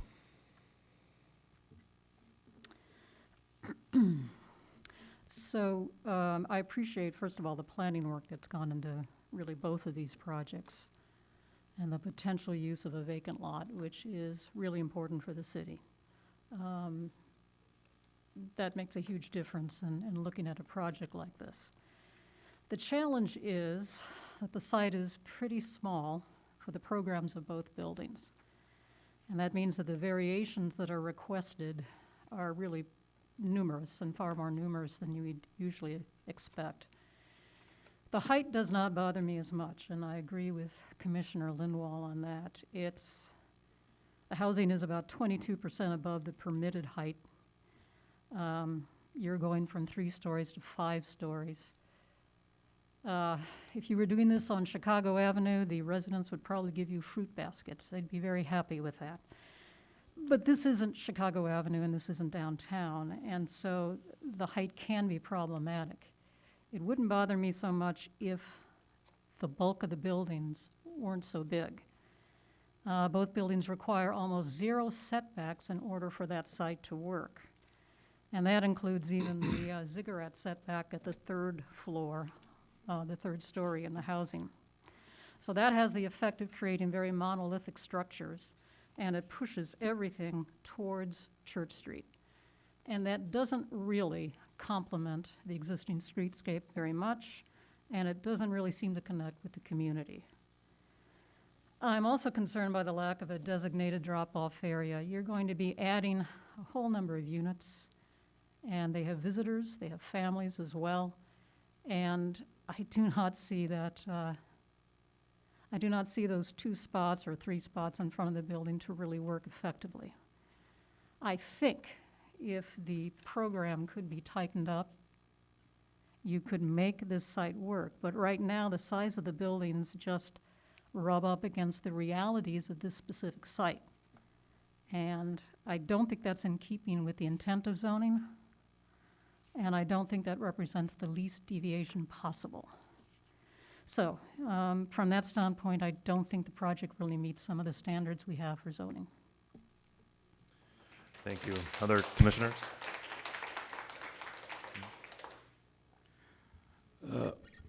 Thank you, Chair. So I'll start with the question that I asked last meeting, the feasibility. First, I have to mention that I know this site for more than 20 years, and really it needs development. Last meeting, I asked about the feasibility, about the options that the developer has. And the answer was that many options were researched, and this is the best option. And I will accept that because this was a statement under oath. So, but this best option actually puts a program that is, in my opinion, too large for this site.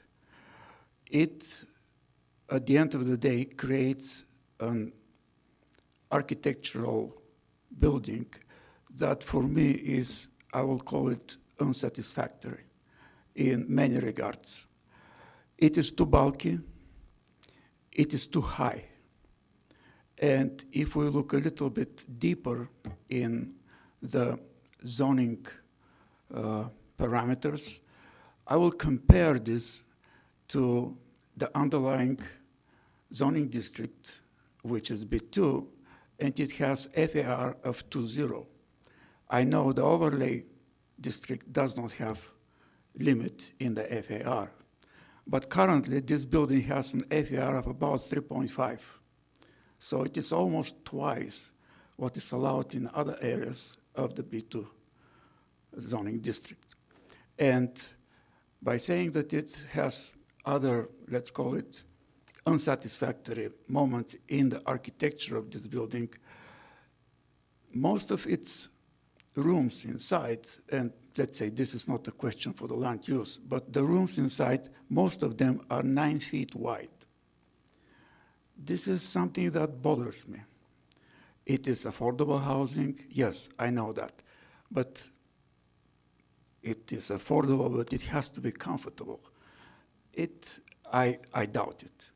So the other issue that I have is that we talked many times about this area, and residents, they ask the question, where is the commercial space? From 16,000 square feet of total space in this building, we have like about 4,000 square feet of commercial space, even not so much. So it kind of works with a very large program on a very small lot, and it requires so many zoning variances. I really don't think that it serves well the zoning in this area. So I don't think that I can afford to offer this to the city council for approval. I'm not supporting. Thank you. Other commissioners?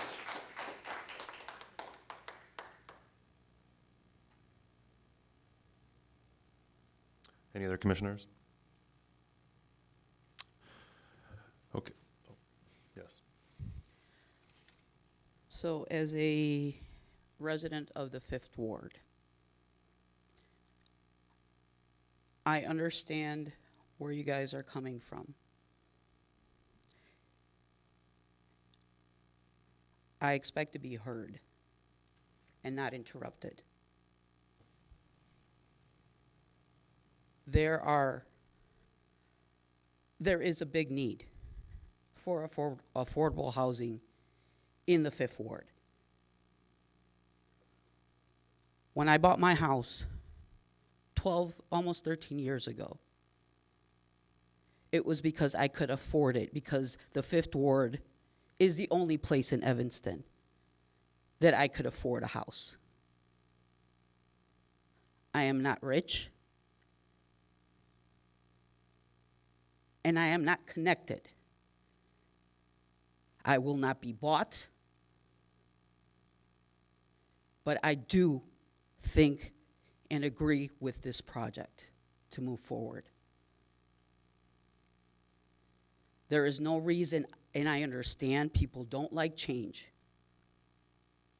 They don't like to see change. Environmentally, sir, that corner that has not been developed was a gas station at some point. Okay, that is the church will be taking over that space, not housing.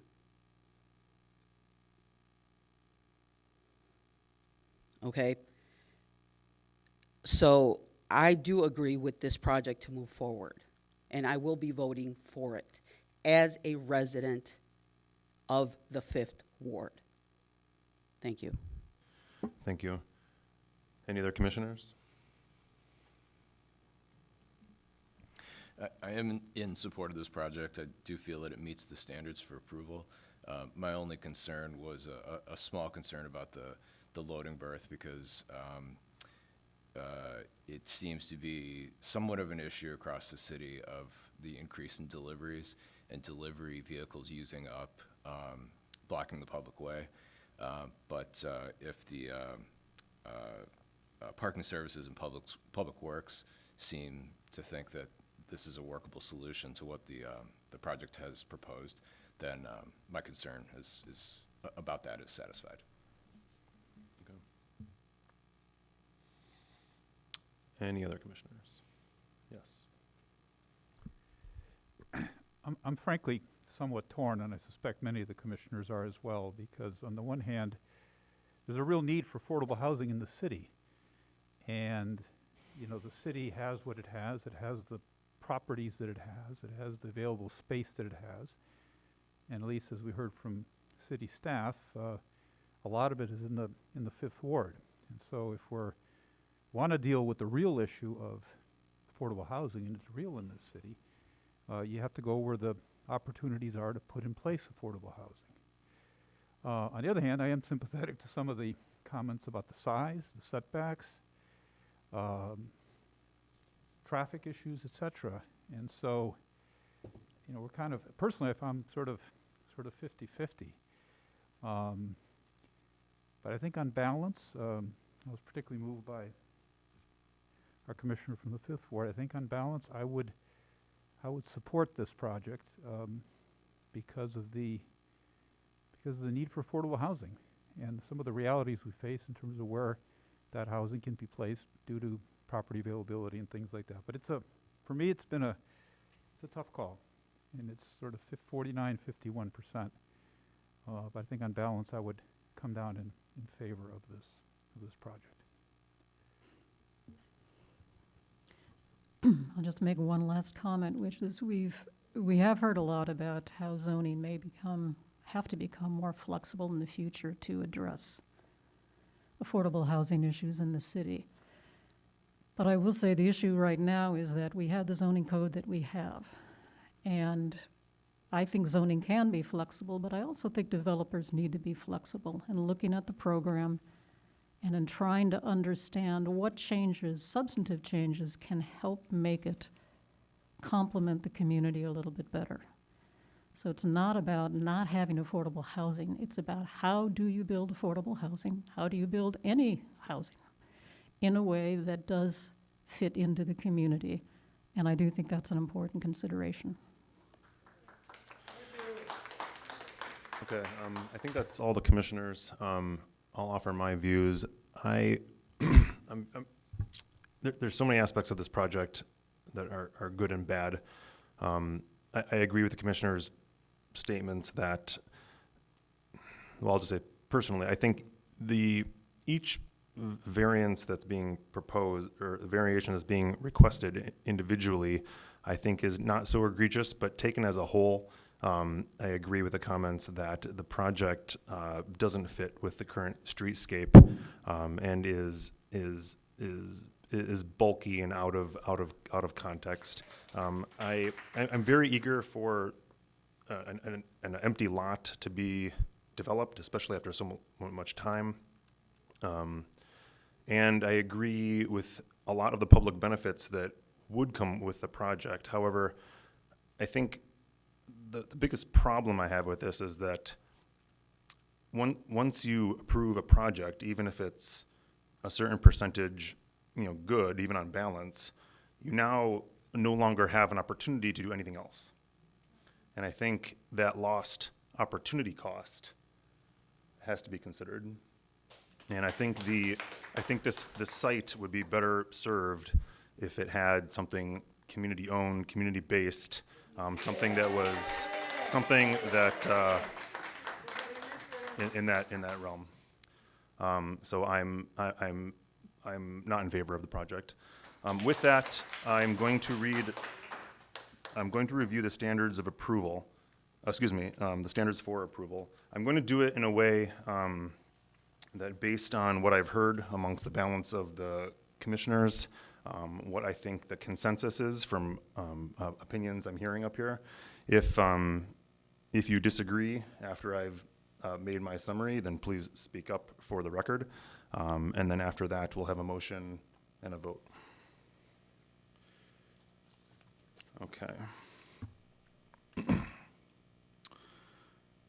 Okay, standards for approval. The proposed development must follow the standards for major variations, section 63812.e. For major variations, the Land Use Commission must find, number one, the requested variation will not have a substantial adverse impact on the use, enjoyment, or property values of adjoining properties.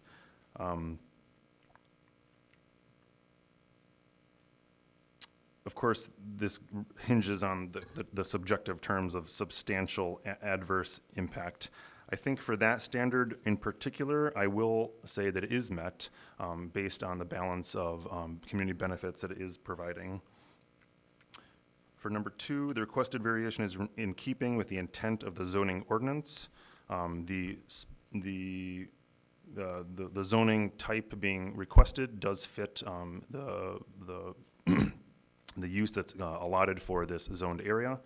And it's also in keeping with the intent of the comprehensive plan for developing empty lots.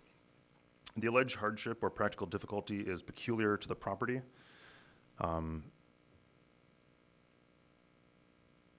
It's an empty lot, so the balance of variations being sought are kind of go overboard what is even able to happen on the lot. There's nothing about the lot in particular that's preventing a more modest plan. I think I disagree with that, since I think that standard is met by virtue of the fact that this is a city lot that the city has indicated they would like to see developed with either a mixed use or iconic corner building. And we've had testimony concerning in part, the basis of the proposed mixed-use development, and the financing of that requires really a bigger lot to accommodate the proposed program. So I think that it is peculiar to the property. Thank you. The property owner would suffer a particular hardship or practical difficulty as distinguished from a mere inconvenience if the strict letter of the regulations were to be carried out. The property owner in this case is not suffering a particular hardship, and therefore the variances seem excessive. However, we've had testimony that in order to comply with the zoning requirements, that either smaller units would need to be built or the project wouldn't be built at all. And that smaller units would mean that we would not have the family housing that's being proposed, the 2 and 3 bedroom units. But I think the issue is commissioners haven't seen any of the other variations of the planning for this project. So without knowing that, I think that's hard to tell. Thank you. The purpose of the variation is not based exclusively upon a desire to extract additional income from the property. I believe that standard is met. That's not only the sole benefit for the project. The alleged difficulty or hardship has not been created by any person having interest in the property. The lot has been vacant for many years, and nobody intentionally created that. The requested variation requires the least deviation from the applicable regulation among the feasible options identified before the Land Use Commission issues its decision or recommendation to the City Council regarding said variation. I don't believe this is met. It's not the least deviation from what's available on that lot. Well, I again, will disagree and note that the rear setback, which was what I had the biggest problem with, has been increased. The setback has been increased, so I think that there was modification by the property owner to reduce the requested variations. I would agree, however, that it does not represent the least deviation when we look at the setbacks, front setbacks, side setbacks, and those are the ones that impact the community the most. Okay, those are the standards. Any other commentary on how I've summarized the standards? Okay, with that, can I please have a motion in the affirmative, just for procedural sake, so it's clear to all commissioners how they are voting, either for or against a positive motion? Sure. Thank you. I would like to recommend approval of, I'm sorry. I'd like to recommend approval of the major variations requested for 1811 to 1815 Church Street, case 22ZM. Actually, you know what? Before we get to the motion for approval, we're going to talk about conditions. I think you could include the Okay. suggested All right, conditions and I have in one the that motion. I want to add, but okay. Go ahead. All right, so move approval of the major variations requested for 1811 to 1815 Church Street, case 22ZMNV-0092, for the requested variations to include, get to the right page.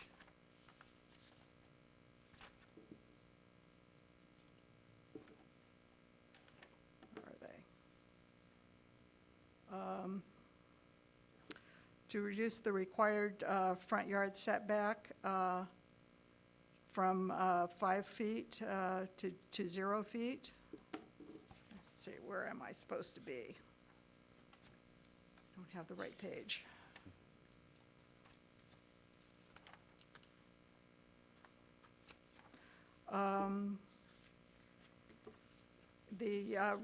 Reducing the required east and west interior side yard setbacks from 5 feet to 0 feet.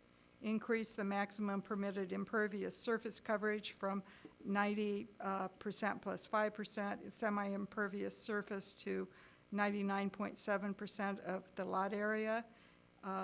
Eliminate the required 8-foot setback at the 3rd story. And reducing the required rear yard setback from 5 feet to 2.5 feet. Increase the maximum permitted building height from 3 stories and 47 feet to 5 stories and 57.7 feet. And to eliminate the required 1 short loading berth. And I'd like to, in accordance, and this is all in accordance with the updated plans dated 2/10/23 and presented at the February 22nd, 2023 Land Use Commission meeting. And I'd like to suggest including the following conditions that were recommended with staff, and then I have one of my own. Approval of the plat of subdivision establishing new property lines, compliance with green building and bird-friendly ordinances, compliance with rental registration requirements, rooftop mechanical equipment to comply with the maximum permitted sound level at the property line, and including the applicant is encouraged to use equipment that does not need sound attenuation modifications. If exterior lighting is proposed, a photometric plan is required at the time of building permit submittal, showing light levels at the property line. Exterior lighting is not to glare or spill onto adjacent properties. Parking services and Public Works Agency approval for the on-street loading zone. Replace any sidewalks displaced during construction. Provide stop control and stop bar at access drives for northbound site traffic exiting onto the alley along the north side of the development site. Provide bike storage or racks for both residents and commercial uses in the HODC project. Run an auto turn to examine turning operations at the new access drive, and approval of a construction management plan to adjust potential impacts to 1817 Church property in coordination with adjacent property owners. And I'd like to, include in that request that the neighboring properties be kept informed and involved in the development of the construction management plan. I think that's it. Thank you. Is there a second? Second, but can I also add a suggestion? It's not necessarily a Condition. a condition. Is there any way to put a green roof on this building to be able to cut down on the impervious surface on that roof?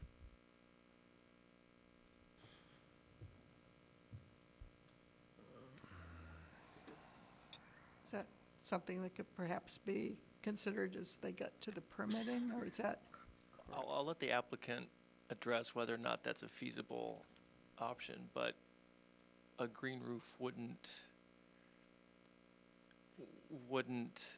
alter the impervious calculation based on the code language. Okay. But it would obviously provide other benefits. Because we're already making it an all-electric, no gas. So if there's somehow to be able to put a green roof that would cut down on the heat, I guess, the concentration on that building, because it's so overwhelming, I guess, the size of it. Yeah. I mean, the green building ordinance is already requiring them to achieve certain, LEED credits. Right, no, I understand Yeah. that, but if you add to that a green roof, one, you would also have, the same tenants that you would have, you could also be able to, they'd be able to garden, and just be able to do something a little bit more with that roof area. Should we then add as a, Not a, see, I don't know if should be a condition. okay, well then, I You think you've made the suggestion, so. So it's so just a suggestion, That's that's all. my motion, It'll and be you've seconded recorded. it, right? Yes. Okay, with the motion and the second, can we please have a vote? Commissioner Aravallo? Yes. Commissioner Hugo? Yes. Commissioner Johnson? Yes. Commissioner Linwall? Yes, Commissioner Murinchev? No. Commissioner Westerberg? No. And Chair Pactel noting that Commissioner Halleck has recused himself. My vote is no. Okay, so I have 4 in the affirmative and 3 in the negative. So this body is making a positive recommendation to City Council. Thank you very much, and City staff will follow up on next steps. Okay, we are now going to move on to the second case on the 1801, 1805 Church Street project, the Mount Pisgah Ministry. And finally, it's your turn in the spotlight. Could you please come on up and state your name and describe your project for us? Oh, thank you. Yes. Let's first have staff read the case into the record. This is for case at 1801 to 1805 Church Street and 1708 to 1710 Darrow Avenue. Case 22 ZMJV-0089. Pastor Clifford Wilson, Mount Pisgah Ministry, Incorporated applicant, submits for special use for a religious institution in the West Evanston Overlay District exceeding 10,000 square feet, but less than 40,000 square feet. And also submits for the following major variations from the Evanston zoning code. 1, to reduce the required front yard build-to zone from up to 5 feet to 25 feet to 0 feet at the upper floors. To reduce the required west interior side yard setback from 5 feet to 0 feet. To increase impervious surface coverage from 60% plus 20% semi-pervious surface material to 90.3%. To increase building height from 2 stories or 30 feet to 3 stories at 44 feet, and that's measured to the parapet. To eliminate the required building stoop base type and provide a storefront base type instead. To provide occupied space behind a building parapet cap type where occupied space is not permitted. To eliminate the required 1 short loading berth. And to increase the yard obstruction on the street corner side from 10% to 40% for exterior fins and vertical trellis. To eliminate the required 3 to 4 foot tall steel or PVC picket fence around the parking area in order to construct a 3-story building for a religious institution with both on-site and leased off-site parking, I should know this, in the B2 Business District and the West Evanston Overlay Districts. The Land Use Commission makes a recommendation to the City Council, the determining body for this case, in accordance with Zoning Code Section 6359 and Ordinance 92-021. Pastor Wilson. Thank you very much. Good evening, everyone. It's so good to finally be able to talk about our church. We've been in Evanston since 1973, my wife and I, and then in 1987 we bought the building that we currently occupy, and a year later we bought the 1811 building. At this point, because of the building and all of the restrictions that's on the building, for us to try to increase our ministry effectiveness in the community, we would have to tear down that building and rebuild. Just one thing is that we proposed to have a soup kitchen prior to COVID-19, years prior to COVID-19, but we could not have it because our building could not be accommodated for the city codes, which requires municipal the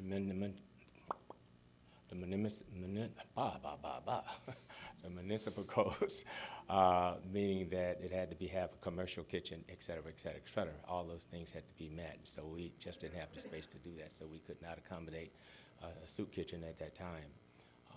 We were handing out food a long time before COVID-19 again, because we, in conjunction with the City of Northbrook Post Office Department, was receiving canned goods that the post office had a program that they were asking their city, their people, all of their constituents there in the city of Northbrook to have canned goods handed out. And because they didn't have a need for it, I had just happened to know someone who was at the post office, and they asked if we could do that for them, and we did. We did that for 3 or 4 years, as long as they were doing it.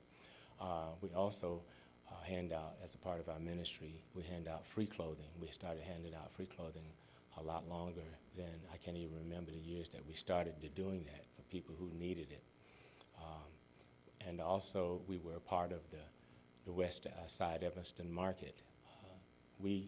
Our church held all of the hardware that they needed for that West Side Market every Saturday during the summer, along with Pastor Zolly Webb, who was the person who was in charge of that West Side Market.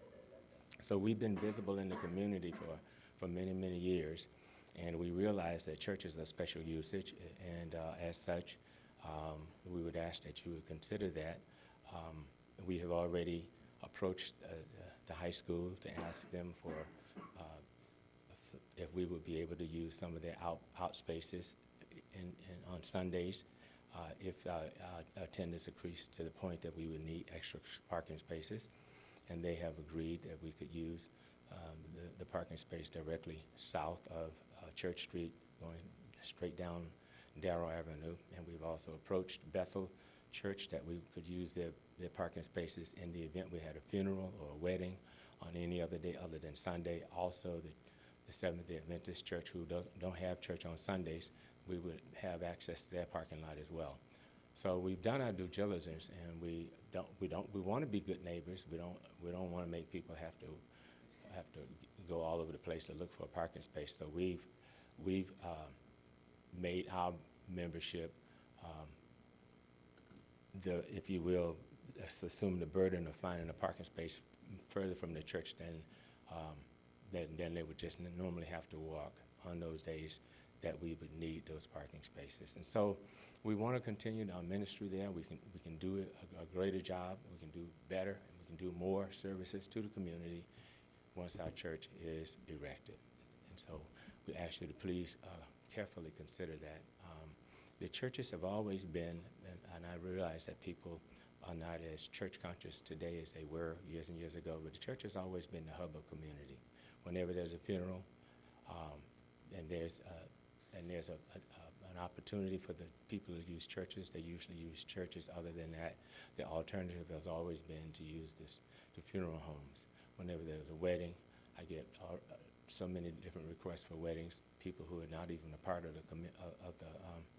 of our church community. And I've had weddings there for people who are not part of our church community. So the church has always been the hub of the community and the conscience of the community. And so I just ask if you would just please consider these things for our ministry to be able to continue to do the great work that we've been doing even far into the future. And I have with me our architect, because I don't understand any of the technical stuff that you're going to ask and how we're going to do this and how we're going to do that. But we hired a very reputable, please forgive me, 73 years old, and my first thing that goes away is the mind. So we hired a very reputable architect, Mr. Ben Suzuki and Matt Kidd, and I'm going to ask him if he would stand here and if you have any questions about our building, or if you want to say something before we get started. Good evening. My name is Ben Kim Suzuki. I usually go with Ben Suzuki, and I represent Suzuki Kidd. I'm at the design portion of my role, and professional architectural portion is going to be done by Matt Kidd. And we just serve for Mount Pisgah's dream. That's all. And if you have any question, please. Go ahead. Yeah, I have a question for the pastor. And I just want to be really clear on this. This board slightly recommended the other project, the housing project, but it's going to go to city council, and city council can make a decision. If the city council says no to the housing project, what happens to your project? Well, as a part of our project, in the very beginning with our memo of understanding, there were, when the RFQ first came out, there was two people who approached the city to do the job of developing that property, Mount Pisgah and HODC. The contract or the nod was given to HODC, but HODC asked if we could develop together since we wanted to have a new building.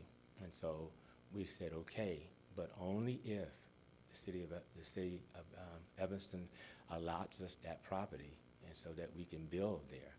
If that doesn't happen, then we would have to revert back to, with the plan that they would go back to the corner. So the answer is, your project does not happen unless the housing project happens? Yes, sir. Okay. All right. I have another question. Sure. You know, I understand on housing, the pro forma, the size of the building is directly related to the rents and all that, number of units and all that. But a church, correct me if I'm wrong, doesn't have that issue.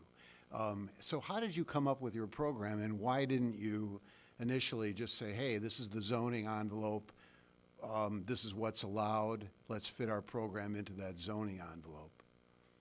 In other words, why did you feel like you had to come to us and ask for more?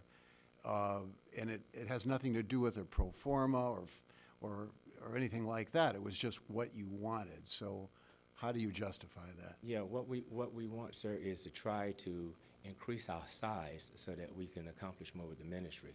And in order to do that, as you said, we don't have the funds, so we need people.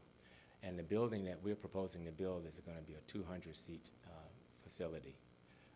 With 200 people, that building is really not that large based upon the size of churches in the city of Evanston already. As a matter of fact, we would still be very small. And so, but in order for us to do that and have an iconic building, something that would be would lend itself to the community as something to be proud of for the city of Evanston, we want to build something that will be an iconic building, as what the city of Evanston is saying should go in that corner, and that it would be an asset to the city of Evanston. Yeah, but if we said that we wouldn't allow your zoning variances, would you still build the church with a slightly reduced? Would that still work? Well, that's actually would have to be in the what the architects give us. We're not here to try to make you do anything, to try to make you change at all. We would ask you to help us to do what we would like to do.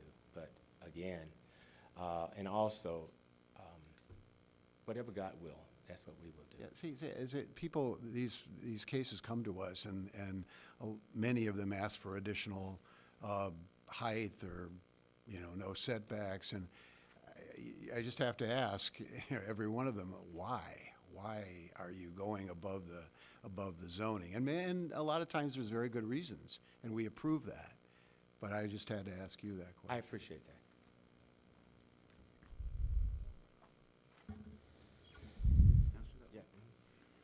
Actually, as he explained, that proposal for request came about 3 years ago. And this original design was developed together with his vision of providing some senior retirement house.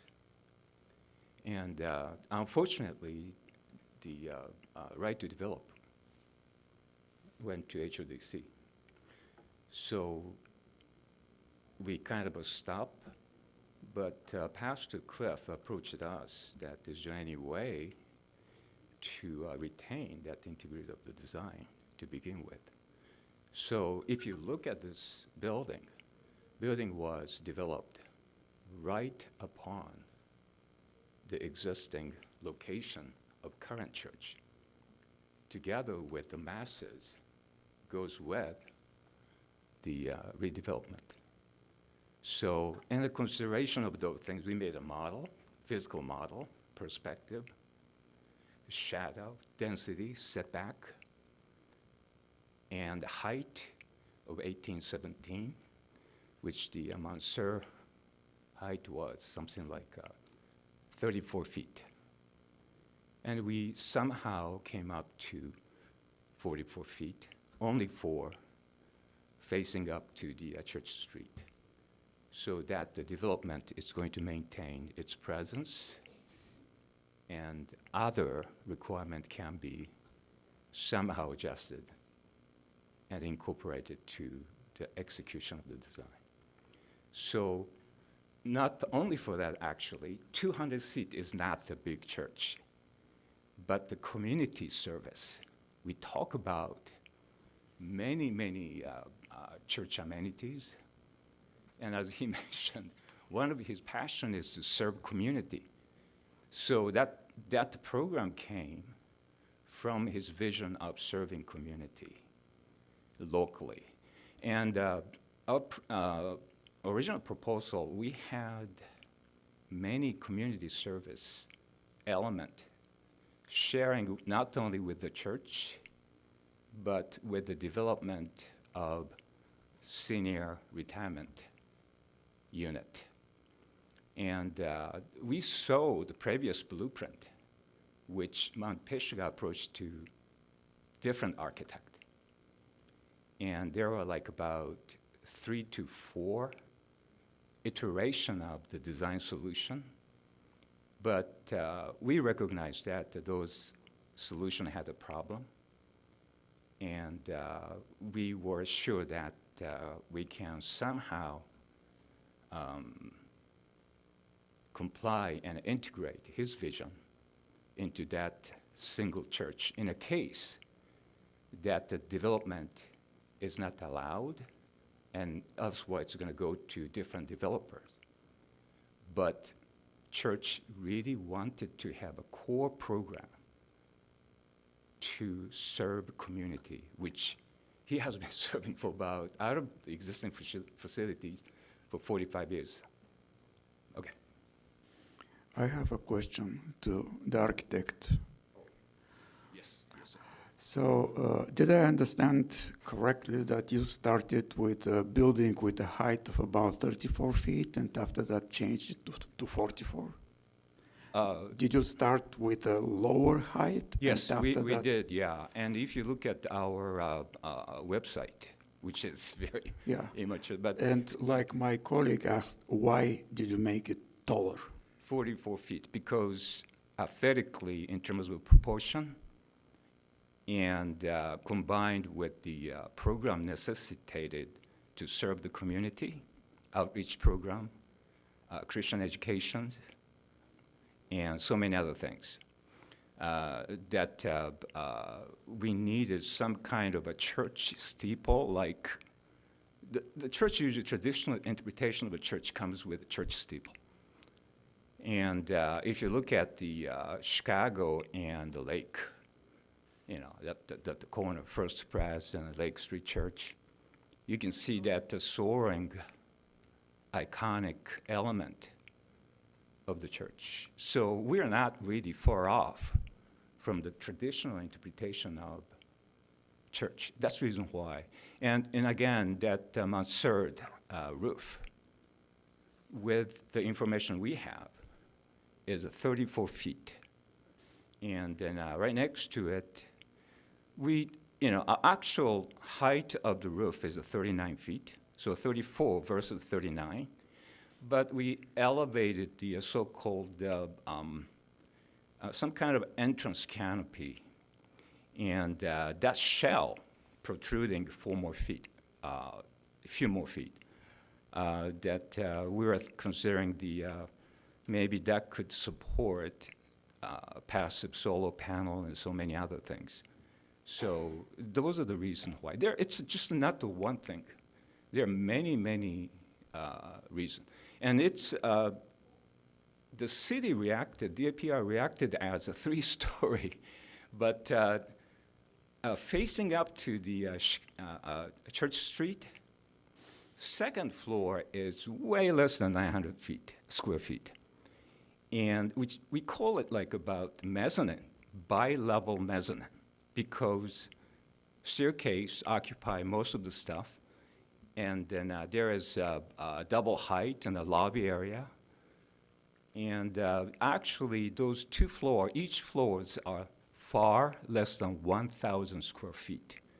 And what is the height of the education rooms? The clear height inside? You don't have it on your sections. Yes, because we just created the 15 feet high from the ground level to the TFF, with the first floor, and then 12, and then 12. Okay. Okay, and then one more thing is that if you look at the back alley elevation, that's a simple, how can I say, the cake stack, that 15 feet and 15 feet of the total of 30 feet. You probably get the reason for my questions. I'm questioning only the height of the building. Otherwise, I have to tell you from now, I like it. Thank you so much. Yes, it's a very pleasing project. I'm only concerned about the height, and that's why I'm asking all Thank you these so much. questions. We consider the modifying it, but it takes for a while because the proportion is going to affect the overall aesthetic things. I understand. Yeah. Thank you.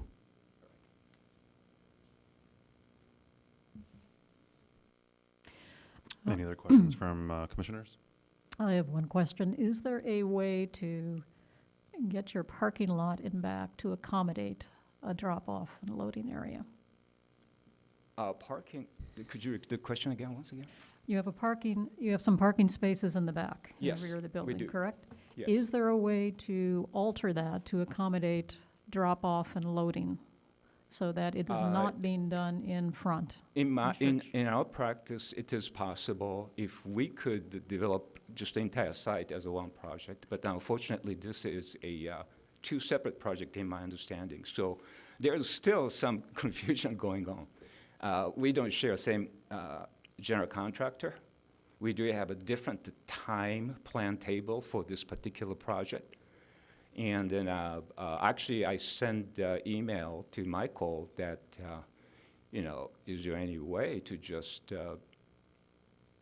vote? I mean, we go first and then just to go through the fair hearing, just like we're having now, finally. Question is, can we accommodate? All right, I'm sorry. So right now, we can, as Pastor Cliff mentioned, that YOU, if he's got, okay. Not YOU. No. I'm sorry, maybe I misunderstood your question. Right Sorry, now, maybe I was not- as is, unless otherwise we have underground and so forth. Our question is talking about our parking spaces in the back. Mhm. Can we accommodate drop-off in the back rather than using the front, those drop-off spots? I'm sorry, I kind of. I think, That is the question, thank you, and I'm Oh, sorry yeah, that I was maybe not he knows clear more on that. about that, I yeah. think that we can, as a matter of fact, most likely that's what would happen for our church. I think it would be helpful if you could put that there. And that usually happens. Thank you. No worries. That usually happens. Oh, I'm sorry. Thank you. That's what usually happens when churches are in session. Things change. It's fluid. It's very fluid. And so sometimes we'll say, hey, you know what? Rather than just depending on the front to drop off people, as long as we can, and we try to make those spaces available for people who are, of course, who need assistance, and so we probably would do that. Okay, thank you. I'm so sorry that I really misunderstood your question. Regarding timing, we talked about the last project of what would happen if the two projects were built at the same time, but you indicated that your schedule is different than the housing project. So my question is broader than that. It's, do you still have to raise funds? What's your schedule on that? Might you not get to the amount of money that you need to build this? Is that a possibility? I don't know where your fundraising is right now. Could this site be open? The housing project is built, but we still have an open lot on the corner. Yeah, I understand that. No, sir. Our plan is we're trying to get what the funds that we need at least in the beginning to get started, because it would be cheaper for us both to do some of the things as I understand it. And again, I'm not that technical, but I do know that if we have to open up space to bring water into the building, that could be a shared cost, shared cost, and some of the other things that we could do at the same time. And yeah, we totally intend to build our building and have it up, not necessarily maybe at the same speed as they're going, but we won't have an open space out there. No, sir. How far along is your fundraising? In the beginning, in the very beginning. Very beginning. Yes. The reason I'm asking this question is it's happened before where, you know, there's a not-for-profit or an organization that needs to raise funds that comes before us. They get approval, project never happens, it's a blank site. But is that part of our scope? No, it's not, but I'm just curious, because, I mean, I think when we approve these projects, we expect them to be, and the city expects them to be built within a certain amount of time. I think, what is it? Isn't it a year before a year, the city gives each project a year before they, then they have to come back and renew their application. That is not in our plans. Okay.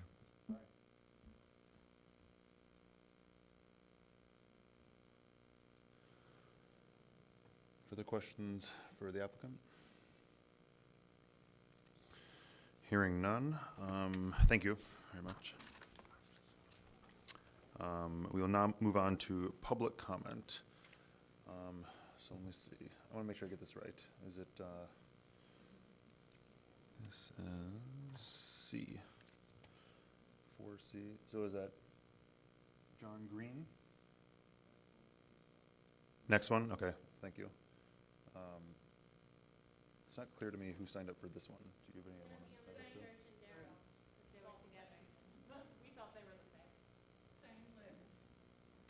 Okay, I'll go through the names I have written down here, and then I'll ask for anybody else that wants to additionally speak. Berth Hammer.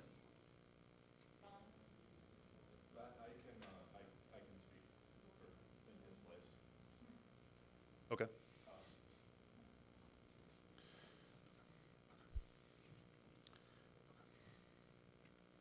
Just state your name and address for the record.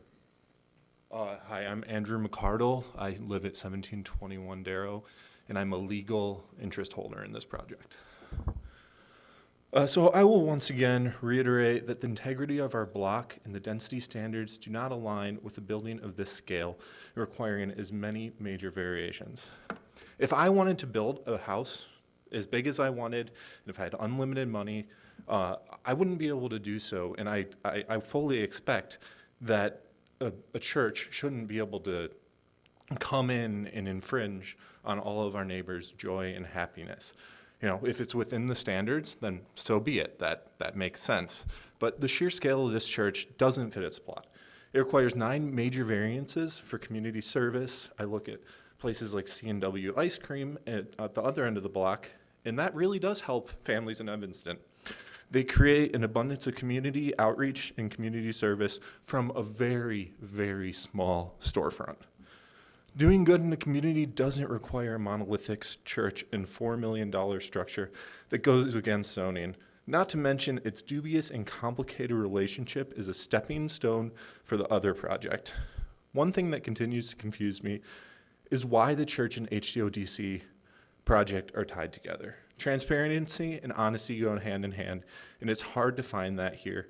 The church has been there for decades and could have made renovations or extensions at any time to attract a larger congregation. Why is it only planning these now in conjunction with the HDOC project? Why this sudden push for a building that is vastly larger than its original scale?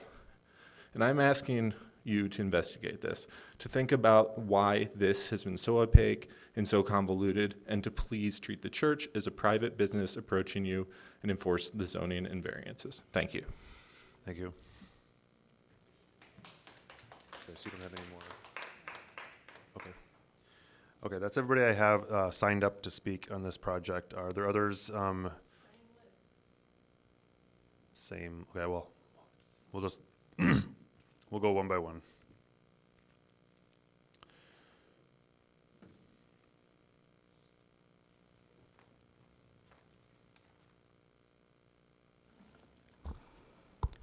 Tina Payton. You want to weigh in on property owners in the Fifth Ward. We have 3 in the immediate area that has provided affordable housing this whole time. We've owned for over 100 years in the Fifth Ward. Bethel, Springfield, Mount Carmel, New Hope, St. Andrews, First Church of God, Christ Temple, Faith Temple, Friendship, Tabernacle, Evanston Baptist Church, Seventh Day Adventist, Father's Heart Bible on Simpson, and the Kingdom Hall are within blocks of this development. I've been to all of them, attended for various reasons. Church doesn't just happen on Sunday. You have weddings, and they need to park somewhere. The minister has not told you where they're going to park, except for other churches or other times where there may be events. There's funerals, which I go to a lot at the various churches, and it's always hard to find parking, and the city of Evanston likes to run around with the ticket book and give a ticket. You also have the soup kitchen, which he's discussing. Some of the people that may be getting the meals, but you have to have people coming to prepare the meals and serve the meals. And you also have special programs. Currently, his members park on his vacant lot next to the church, and some people park on the lot that's owned by the city. Pastor Wilson, I've asked many times, and as the commissioner asked, how is he going to pay for this building? And it is very important because the city is going to give him $1 million project in exchange for HODC to go on his property where the church is now. So that's why they go hand in hand, and he won't say how much money he has to build this project right now. So yes, it may be a vacant lot still, and you all are sitting up here, yes, we need to put on the vacant lot. HODC building will be on Mount Pisgah's lot, and the church on the $1 million lot.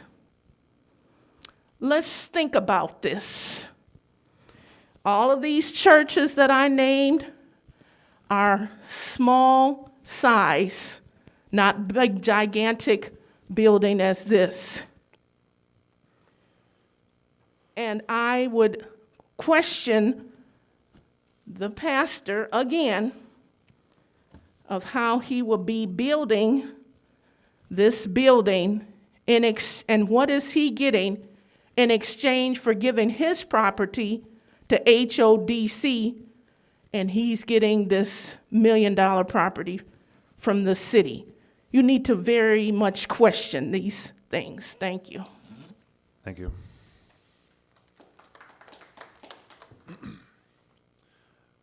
Perhaps just raise your hand if you want to come up and speak. Yes, sir. Just state your name again for the record, please. Carlos Sutton, 1821 Darrell, 5th Ward. I've been a resident in the 5th Ward for 73 years.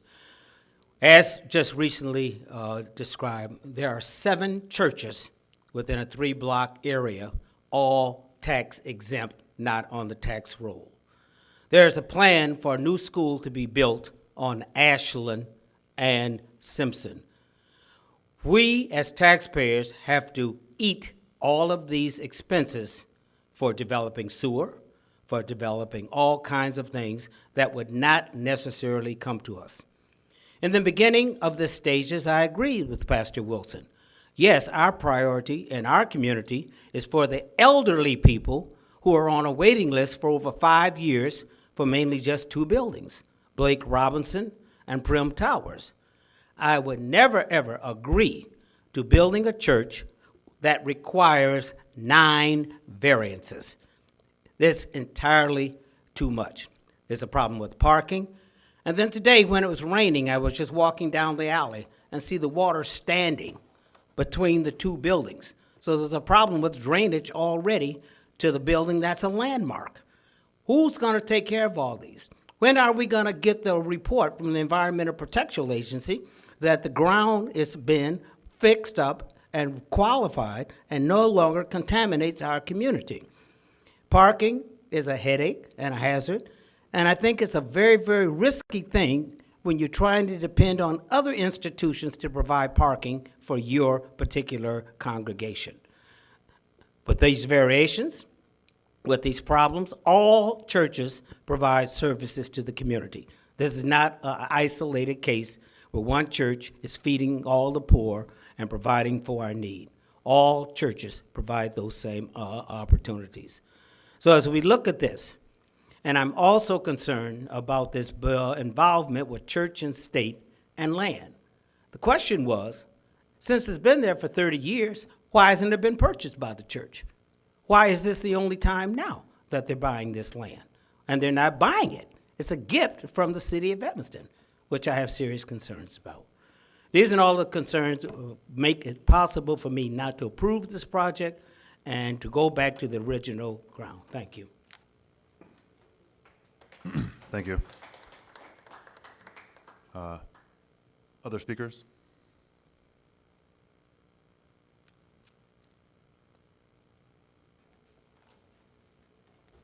My name is Keith Banks. I'm a resident of the 2nd Ward, also affordable housing advocate and developer. I would just start off by saying, without a vision, the people will perish. What is happening with the development on Church and Darrow is nothing new.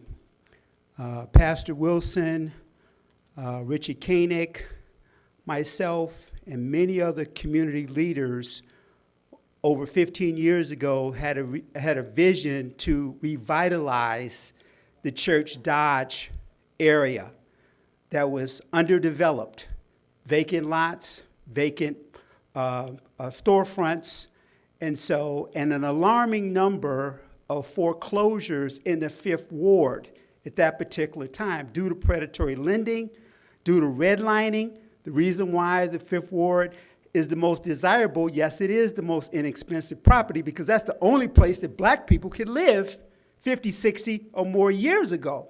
So it's by design. But, you know, I do have a lot of compassion with my community brothers, but the time is to redevelop this area. It's much needed. It's going to bring about, and getting back to the vision. So Richard Koenig, Pastor Wilson were all part of the leaders that got together 15 years ago to say, hey, we must do something about Church in Dodge to revitalize it. They wanted to buy the corner store. Now the Weavers are going to be buying C&W, black owned. We revitalized Buku on the corner. Now it's the Morrison Gibson Culture Center. We had a hoop house. We had the National Night Out, Farmers Market on Church and Dodge Corner. We were doing a lot of things to revitalize the community. So all this stuff is coming into fruition due to a vision. Churches are the anchor of our community. They ought to be allowed to expand. Yes, they're tax exempt, but there's huge benefits to churches to help with increasing the faith, increasing the hope, and keeping crime down, building up love, building community. This is all about building community. That's what this is about. So please support this church's efforts to expand. They've been here forever. They deserve the right to expand just like any other church. Thank you.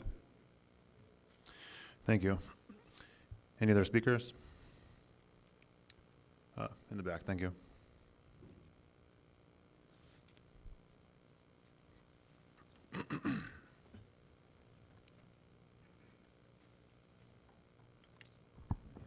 Roberta Hudson. I'm very disappointed that you don't see again the need for carrying out the wishes of the community. There are over 30-some churches in the area, the Fifth Ward where I live. It's a tremendous burden. No parking. You can't try to go to the grocery store and come back and be able to unload your car in front of your house because the parking's gone. They've allowed the churches all of the parking that's needed for the school, for family focus, for the other churches across from the Kingdom Hall. All of these places are taking the spaces that we have. No one is considering what is taking place for the community. All the money that has been poured into the city from TIF money, from the state or whatever, we are not getting benefits. That's what the community is trying to tell you. The money that has come in has not benefited the community. You need to invest in the people.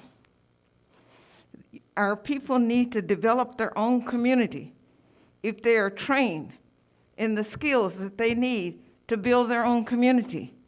We don't need other people coming in developing our community. We need the skills, train our kids the skills to develop their own community. The stakeholders are the people who own their land. Who owns the land owns the wealth.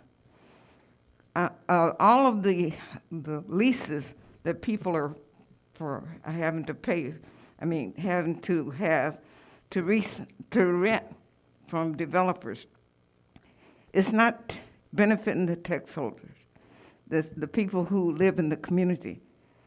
You're just bringing more and more people in, especially with government money funding. You cannot say this is going to be just for the Fifth Ward. You're going to have, with federal money, you're going to have to take whoever comes. And we have enough problems in our community that we don't need more housing development. We need programs for our kids to learn the technology they need to build our own businesses. And I don't mean just storefront businesses. We need to teach them to be able to manufacture. That's what creates jobs, and we're not doing it. We know what it takes to manufacture. We have done it ourselves in our own engineering company. And we know with the development of the technology today, we can create jobs that will benefit many, many people. And they can afford to start their own companies with this technology, but it's not being taught. It's not being taught in the schools, and we know the power of the technology. And I'm asking you again to stop all of the development for the wrong reasons. We need to develop the people. As long as you're giving them just rental property and their money is going to rent, they will never own anything, and they need to own where they live. They take pride in it. You don't have a problem with the crime. We know everybody on our street that own their property, and they take care of it. They take pride in it. When you have a rental property in one block, we've had to get people out over and over again. So it's not about just getting money in for developing housing. There are more important developments that are needed in our community. That's 3 minutes. Can you summarize? Thank you very much. Thank you. Another speaker? Yes.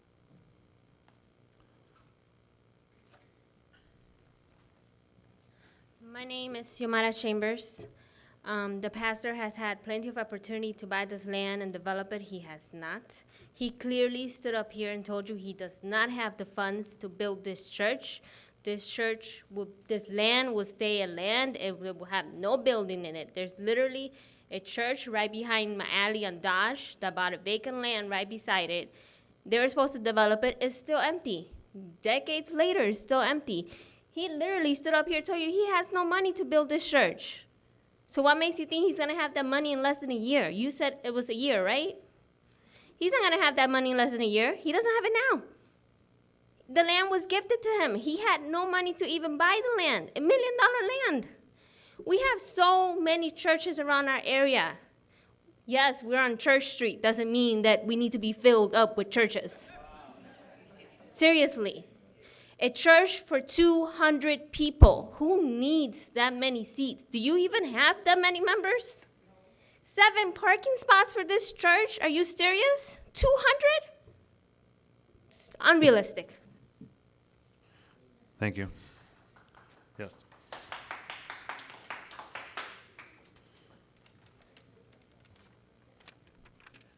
I have been a member of this community for a little over... So you can say your name, please. Okay, Raditza Satz.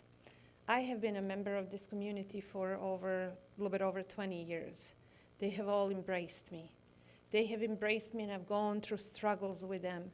As I said last time at a meeting, we've gone through hells and horrors and shootings and all of it, and we survived, and we finally now can maybe see a little bit of a daylight.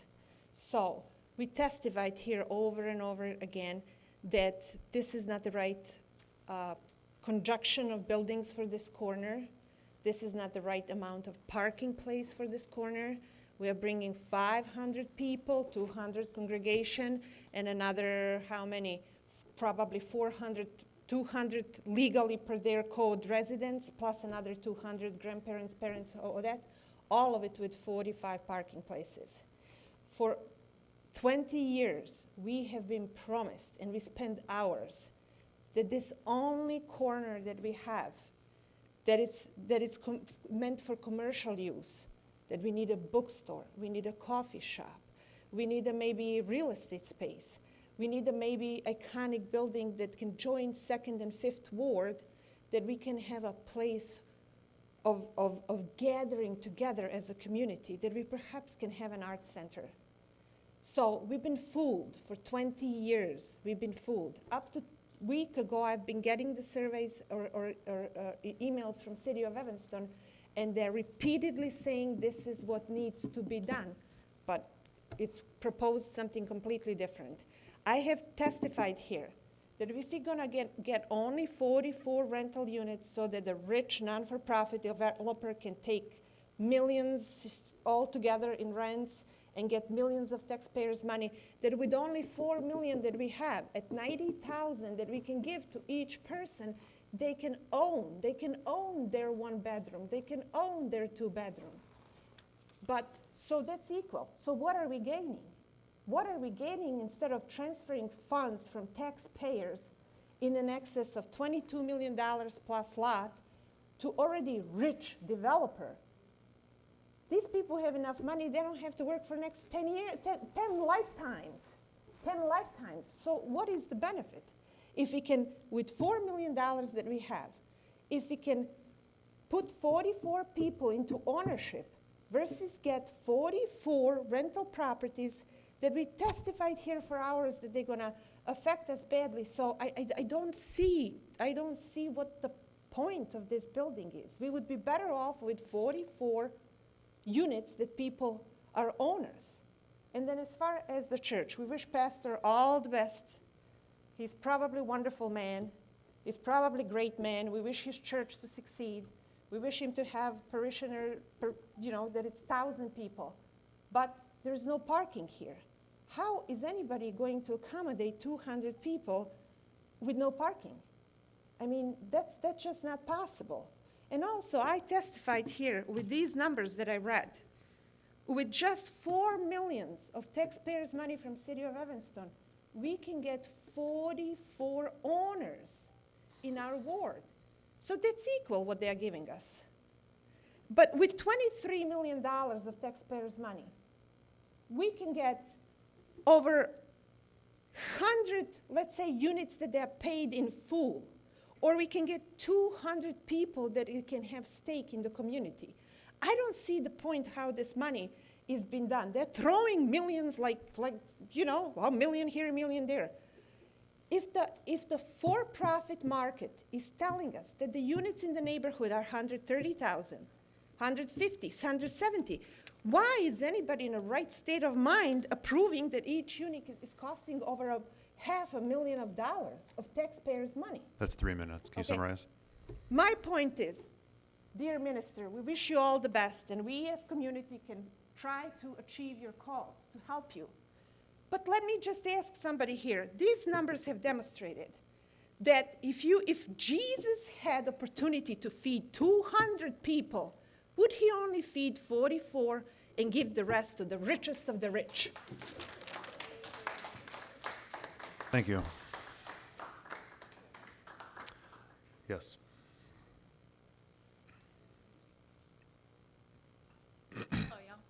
Anna Wooden, I live at 1721 Darrow. I just want to say, I'll be very quick, that once again, I'm still concerned about parking. I'm still concerned about the traffic and the density making some things dangerous at that intersection. But I am frustrated by the all or nothing approach. If we ask, why do you need it so big? The answer is because I need it so big. And if I don't get it so big, I know I just won't build it. That's very frustrating to me. There should be some compromise. I might wish lots of things in my life to go a lot better, but I have to follow the general guidelines and social structure of my community by law. I don't get to just ask for things because it sounds fun and pretty and shiny, and it makes my ego feel good. So I would like you to take that into consideration when we are considering this, that there is no reason for this to need 9 variances. It needs more than the HDOC one did. And that one at least performs a public service that is calculatable. This does not. I mean, you can do a lot of good from a smaller building. No? Thank you. Thank you. Yes.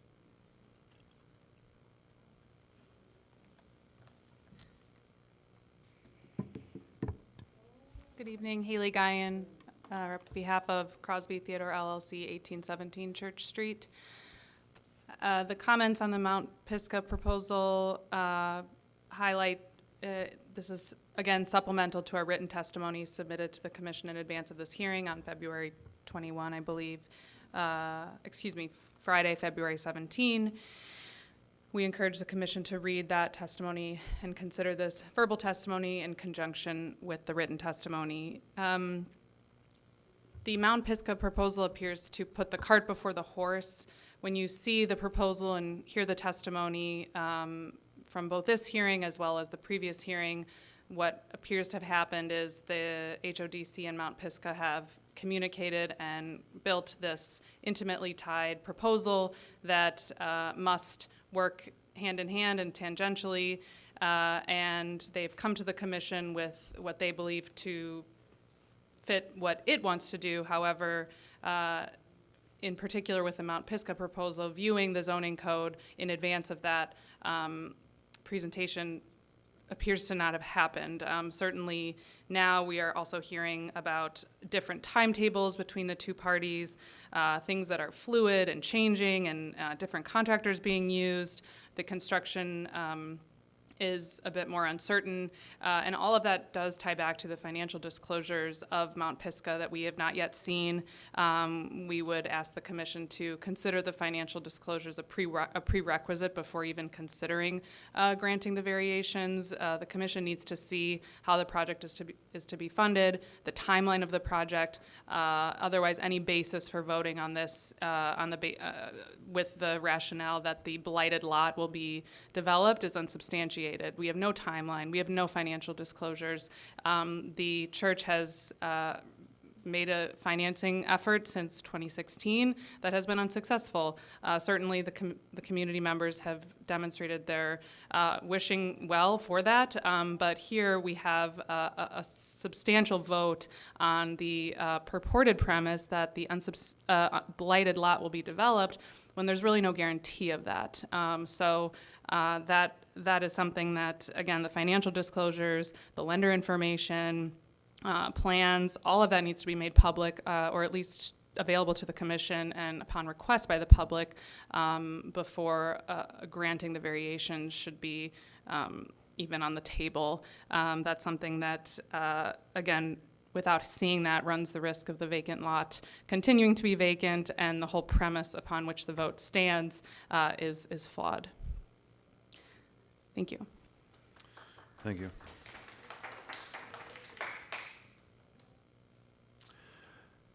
Any more testimony? Okay, hearing none, we will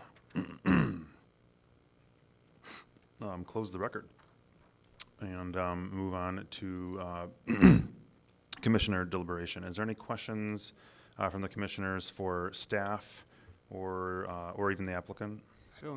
I don't know if this is a question for staff, but it seems preposterous to me that the zoning code only requires 21 spaces for a congregation that can seat 200 at one time. I can't even fathom how that's going to work. And so I don't know where the 21 comes from, and I believe that it's a calculation in the zoning code, but practically speaking, it seems just bizarre to me. I have to say that. I don't know if you have any comment on that, but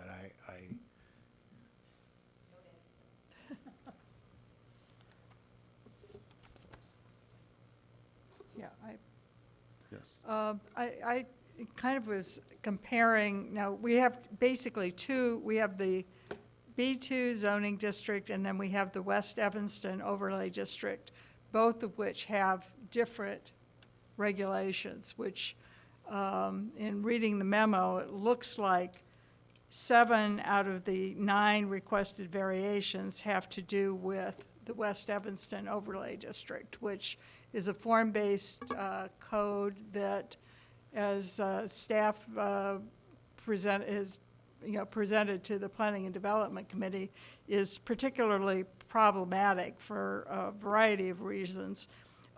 In particular, one of the requested variations is to eliminate the required stoop base type, which involves having essentially a step up to get into the building,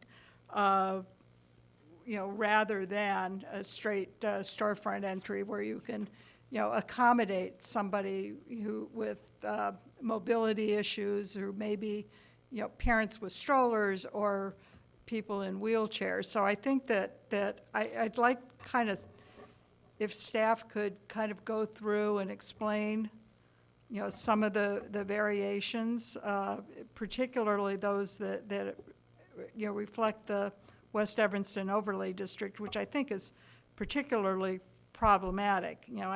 For example, I don't have a particular problem with kind of the cantilevered front, where the front entrance is set back, but the upper floors are flush to go to the property line.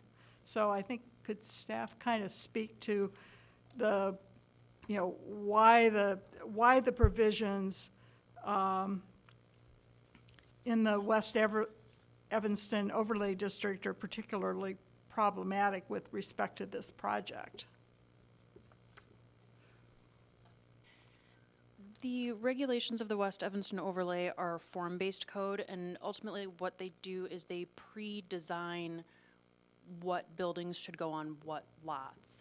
And so at the time that was established, it's based on that particular lot should have an iconic building, but it's not necessarily known that it will specifically be a religious institution and who will be using it and what their needs are. So being that we are now 15, 20 years since the overlay was created, in this particular case, the needs of the applicant are not aligning with that form-based code that specifies exactly what the building should be.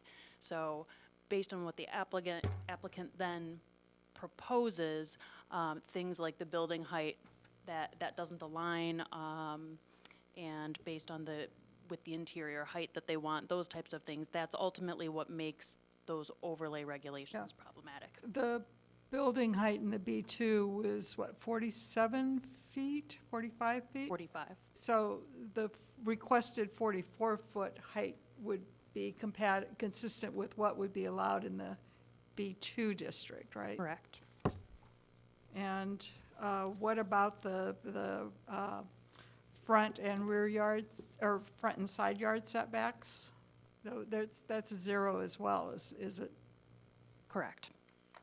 So the first two are really only based on the West Evanston overlay. And 4, the height, would not be an issue in the underlying B2. Correct, and also the impervious surface coverage, that's not typically a B district regulation. That's typically intended for residential. And I think the last meeting, I asked the question about the occupied space behind the mezzanine space, behind the parapet wall. That's also would not be an issue with respect to B2 zoning. Correct, that is a unique regulation to the overlay.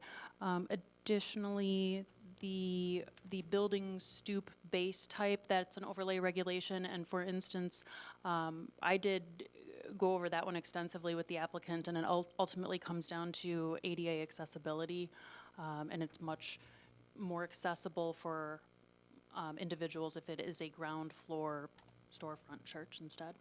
And then I think the other question I've got is in the department recommendations, there was a series of recommended conditions or suggested conditions that the commission consider.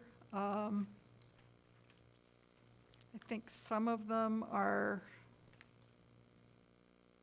fairly, there was one that about providing revised plans that addressed the staff review letter. I don't know, I don't understand that one. I think that was meant to be a catch-all comment to address some of the tidy-up bits, but Is it relevant to what we have in our packet? I don't think it's relevant. Okay. The plans are what they are. The variations are noted per the plans.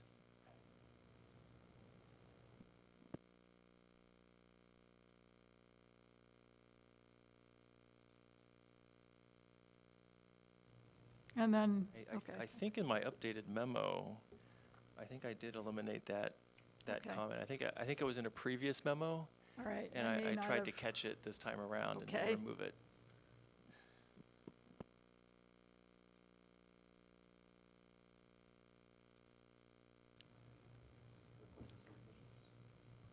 Questions from commissioners? Okay, I forgot to offer the applicant one more opportunity to make a closing statement. So if you would like to, I'll open the record to do that.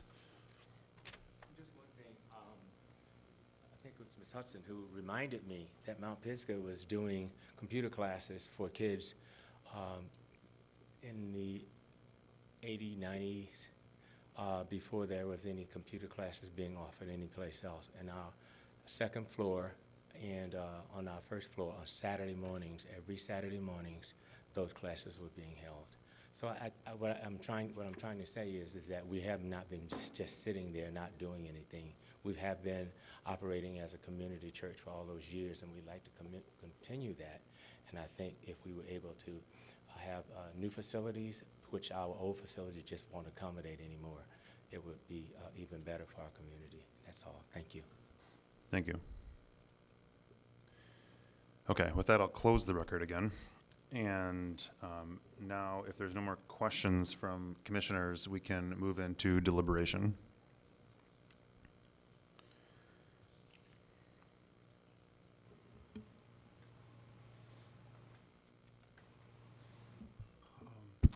Well, first of all, want to compliment the architect, Mr. Architect. I think this is a very well-done project. I think it's beautiful, and it would be an asset on that corner. However, there's several things that I don't understand about this deal, and I think ideally the way it probably was not finance, but how the financial part of the deal was put together, it was thought of that it would all happen at once, and I really don't think that's going to happen. I believe, because I've been involved in these kind of fundraising things, and they, especially if you're just beginning, got a long way to go, and so that's part of my concern here, that I think we're going to end up with a housing project with a empty lot in the corner, and then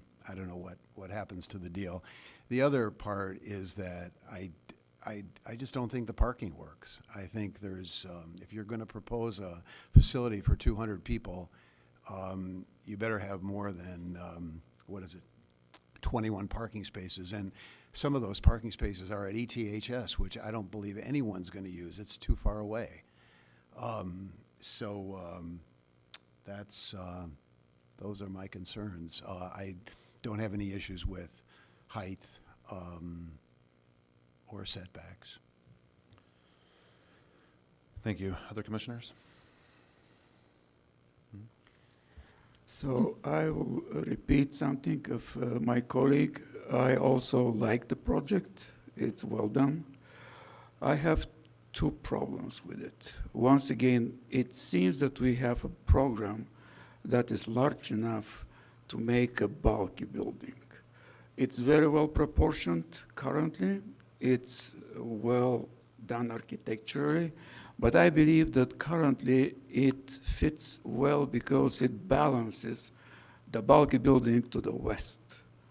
So if we think only about how this corner is developed, and let's say don't even think about the building to the west, I believe this building is still larger than it has to be. That's why I asked the questions about the height. I think that even with this program, this building would be lower in height. So these are my two major concerns, and to repeat, Commissioner Herrick, parking. I coached in ETHS for some time, and I know how this zone here is overloaded with traffic and insufficient parking in many parts of the day and of the week. So these are my major concerns about this building. Thank you. Thank you. I'll echo the concern on parking, which, of course, you hear all the time, but it is a real one. And I think it is wonderful to be able to have a vision and to expand. That's how churches survive, is really by growing. So totally in favor of that and can see the opportunity there. I think the concern, again, I would have is that it just isn't scaled to the site. It could be smaller. It could fit in there a little bit better. And I'd like to see those changes happen. As far as fundraising goes, having done some development work, I give you my best wishes.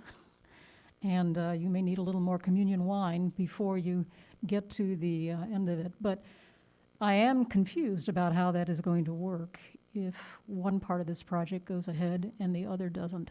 That is an issue for the city to resolve and the city council, but it is a bit of a problem.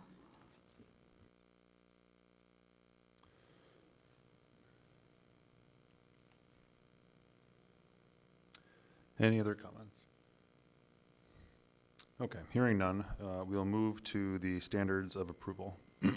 So again, I'm going to go over them and say what I believe is the consensus of the group based on what I'm hearing, whether or not the standards are met or not.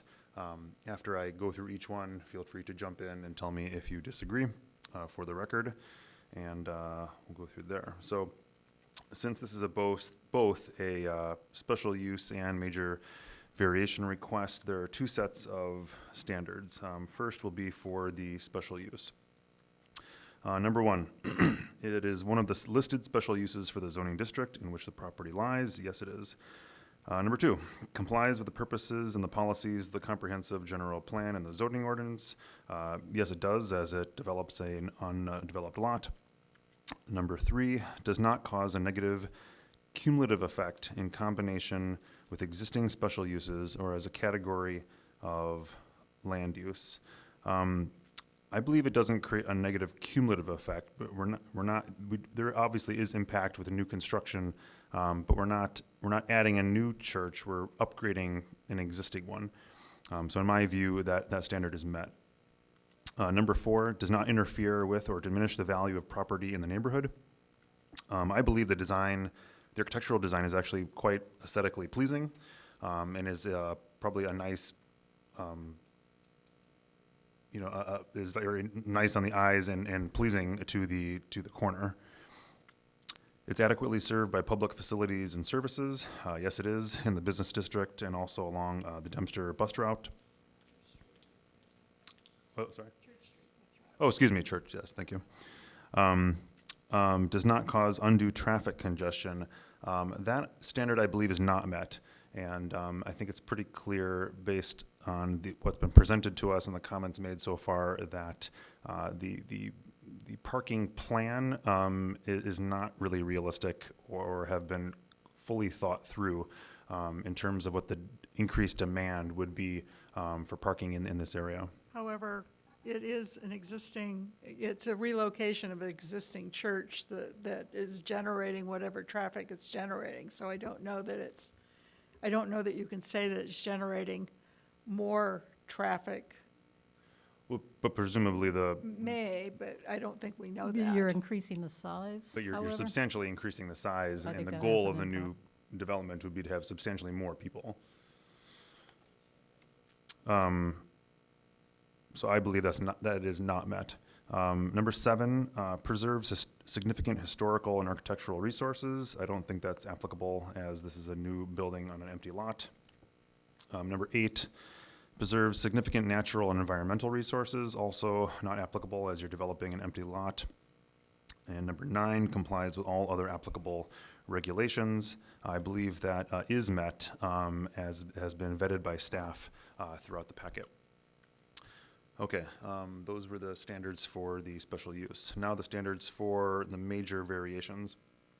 The requested variation will not have a substantial adverse impact on the use, enjoyment, or property values of adjoining properties.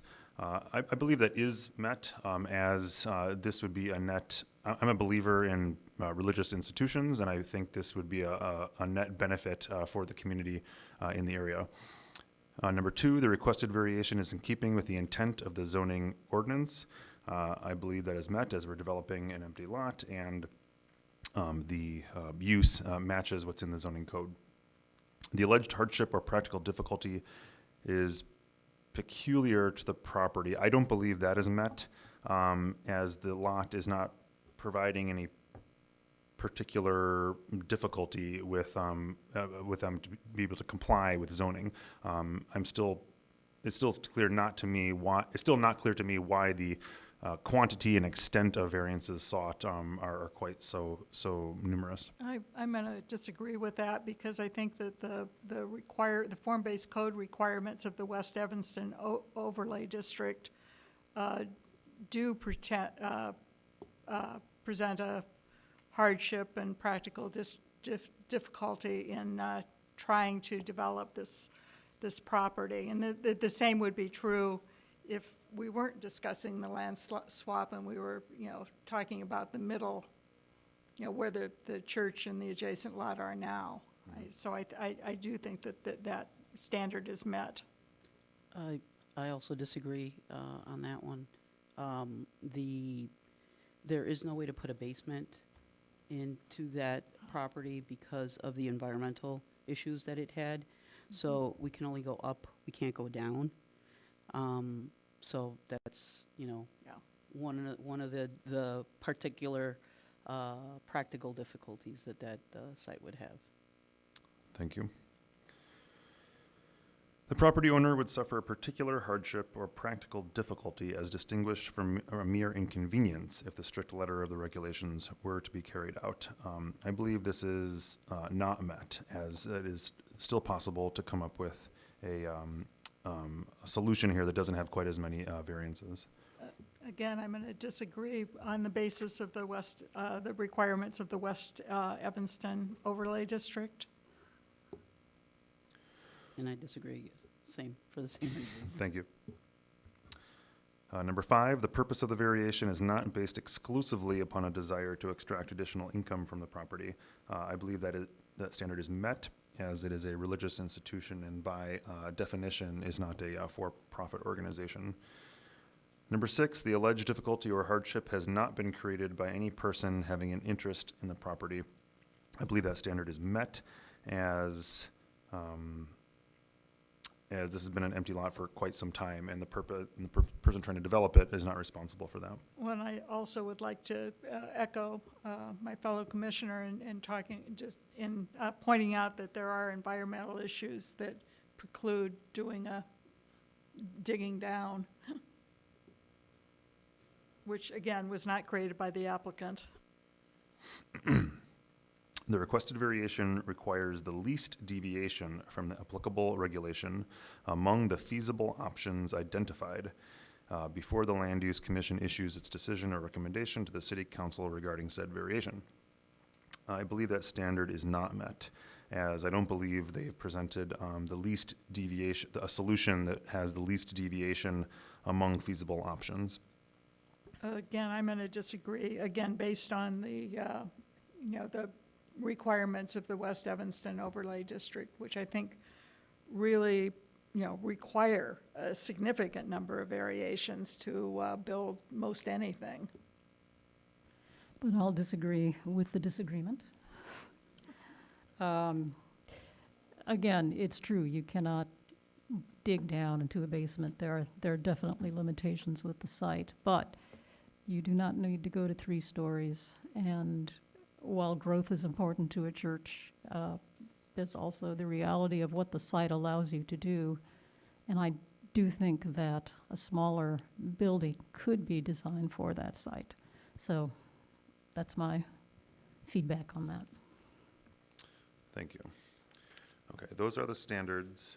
Could I please have a motion in the affirmative that includes the conditions highlighted by staff at the bottom of page 12?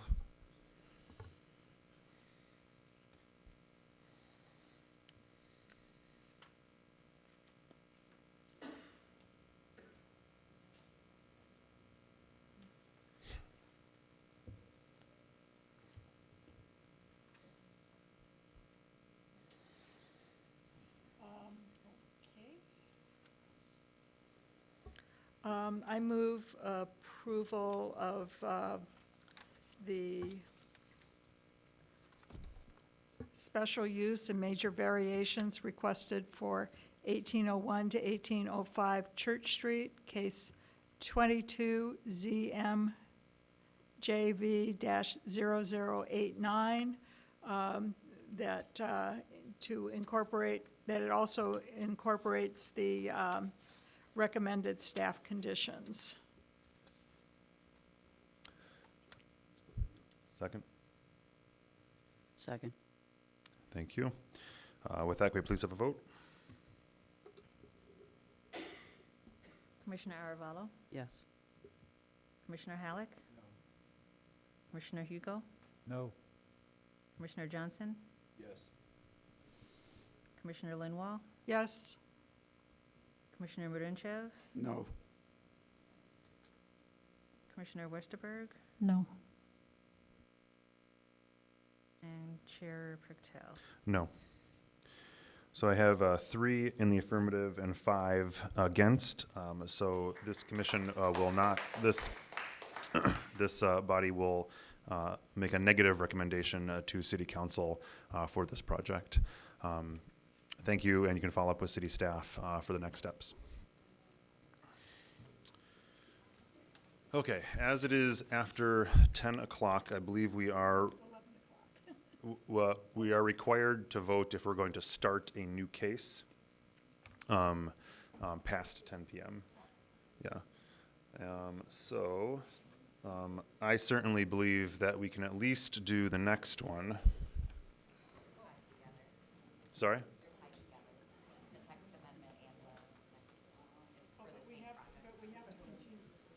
But do we not have to continue the text zoning amendment, the U2? Wait, the one for the university is already moving along. We don't have to do anything for that one. Okay. But Liz, are you saying that we have to hear the text amendment and this use permit and major variation as a single case? No, it can be heard as two separate cases, but it would be best if both are heard this evening, is what I'm saying. Well, that would be best. I don't know if it's feasible to get through it. I hate to make the applicant return, but it is pretty late. Just want to know, is there anybody that's speaking for or against this project in the audience? So this is the zoning text amendment and the special use permit and major variation request for the space organization. I just want to see a show of hands. Can you raise your hand if you are part of the public that plans to testify on this case? Please raise your hand. I only see one.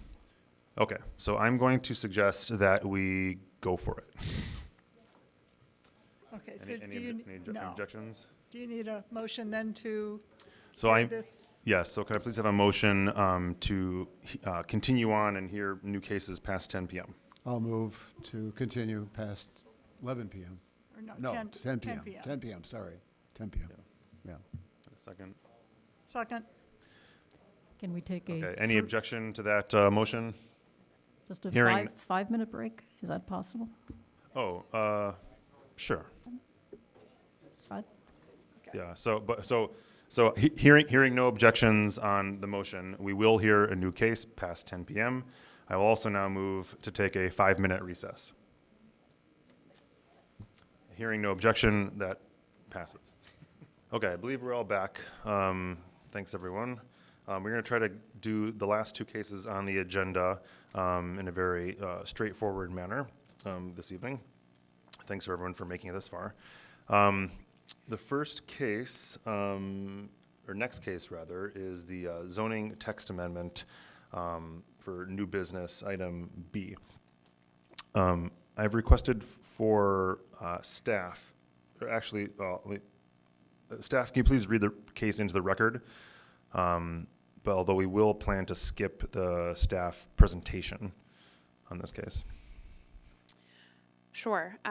So this is a public hearing for a zoning text amendment to the list of special uses in the B1 Business District, zoning case 23 PLND-0007. In conjunction with zoning case number 23 ZMJV-0008, Hannah Samuels of Blue Star Properties, applicant on behalf of 1243 Chicago Evanston LLC and Chicago Roadhouse, owners of properties located at 1243 Chicago Avenue and 1245 Chicago Avenue respectively, request an amendment to Evanston City Code Section 6923 to add performance entertainment venues to the list of special uses in the B1 Business District. The Land Use Commission makes a recommendation to the City Council, the determining body for this case, in accordance with City Code Section 6-3-4-6. And I know the applicant would like to do a presentation. They're technically presenting for both cases, so should I read both into the record now? Sure, or- let's do that. Okay. The applicant is also requesting a special use permit and major variation, specifically for the property located at 1243 through 45 Chicago Avenue. This is zoning case 23 ZMJV-0008. In conjunction with zoning case 23 PLND-0007, a request for an amendment to add performance entertainment venues to the list of special uses in City Code Section 6923 of the Evanston City Code. Hannah Samuels of Blue Star Properties, applicant on behalf of 43 Chicago Avenue LLC and Chicago Roadhouse, owners of properties located at 1243 Chicago Avenue and 1245 Chicago Avenue respectively, request a special use permit to allow a performance entertainment venue, City Code Section 6923, in a major variation to not provide one loading stall where one is required per City Code Section 6165, Table 16E, for an addition to an existing Type 1 restaurant, otherwise known as Union Pizzeria, in the B1 Business District. The Land Use Commission makes a recommendation to the City Council, the determining body for this case, in accordance with City Code Section 6359. Thank you. Can the applicant please come to the lectern and state your name and tell us about your application? One technical question. Do we have a click thing here? It's this one? Okay. So good evening.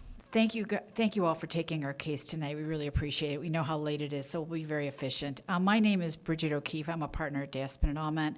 I'm here today on behalf of the owners of the building and property, Chicago Roadhouse and 1243 Evanston LLC. I'm accompanied by Hannah Samuels, who's the property manager with Blue Star Properties and is the formal applicant in this case. Matt Kupritz, who's a principal with K2 Studios and the architect on this case, and Davis Inman, who's the GM of Space. This one?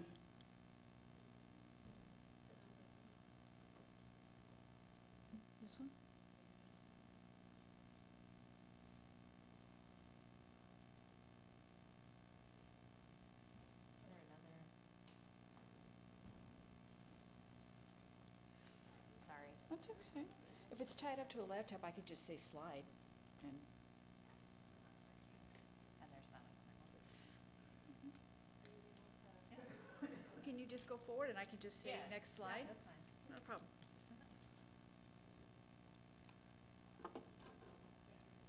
I can see next slide. Okay. Okay. Okay, so next slide.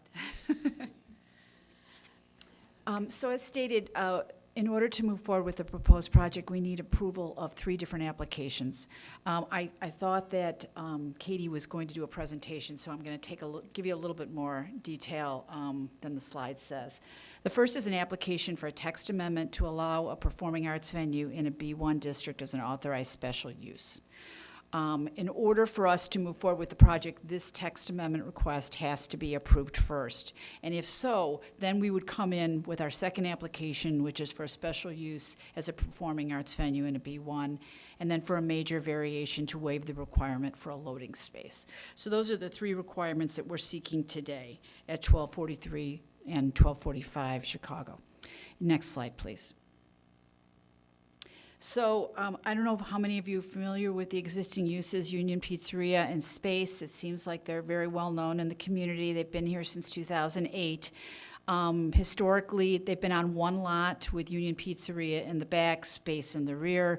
Union Pizzeria is a Type 1 restaurant. It was the predominant use on the property in terms of square footage, but as a result of the proposed project, Space becomes slightly larger than Union Pizzeria, which is why we need to it's no longer an accessory use, it now becomes a primary use, which is why we need to get the performing art venue special use.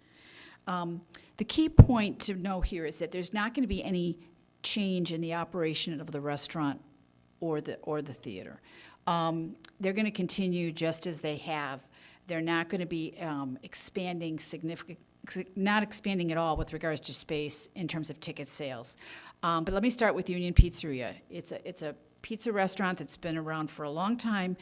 The proposed use, they bought the building next door at 1243. They ripped it down, and they're proposing to put an outdoor terrace, a small outdoor area, which Matt will walk you through the plans, which would be for outdoor seasonal seating, that just in the warm weather, a few tables to provide an amenity to the neighborhood. There will be no other change to Union Pizzeria. With regards to space. Can I ask you a question? Yes. Are you going to serve food there? Yes. So it's auxiliary, never mind, it's part of the restaurant. It's part of the restaurant. Okay. Right. But Space is not going to serve food. Space is just going to continue what they've always been, which is a small performing arts venue. Historically, they've entered the building through the pizzeria, so what we're doing here is they're providing a separate entrance, and they're providing amenities to just make a better experience for the Space customers, which would include a dedicated entrance, a coat room, dedicated restrooms, and an outdoor bar where people can come before the show or during intermission to have a cocktail. It's a very small space. You'll see the drawings in just a moment. With regards to Space, there will be no additional tickets sold. There will be no live performances outside, and there's a number of conditions that we'll get to in a couple moments. The applicant proposes to utilize the outdoor space with similar hours to the adjacent restaurant, which are between 11 a.m. and 10 p.m. They have occasional evenings where they'll go to midnight, like New Year's Eve, but predominantly they're done by 10. There won't be a significant change from the current business operations, which have operated successfully with their neighbors for over 15 years. With regards to parking, currently parking it's legally non-conforming with regards to parking on the site. The staff zoning analysis identified that 5 net new parking spaces would be required. Those 3 of the 5 spaces will be provided on site in the garage in the rear of the 1243 property. 2 will be provided at 1307 Chicago, which is the other Union restaurant, which is under common ownership. In addition, you'll see additional bike parking that's provided right on site, right in the front of the building. With regards to loading is also legally non-conforming. They're seeking approval of an application for a major variation to allow no parking on the property. Currently, the property in the front serves as a loading area for the trucks that come with the food and the liquor. This is the way it's always been. They either, put money in the meters for the spaces, or if they're long-term use, they will work out an arrangement with the city and pay the requisite fees. In the rear, the deliveries are primarily the music equipment, which will come in maybe a small van. They'll park adjacent to the building in the rear, and then they'll go in the back of the property. So the focus of the loading is predominantly in the front, leaving the alley in the rear available for the residential properties to the east. If I could have the next slide, please.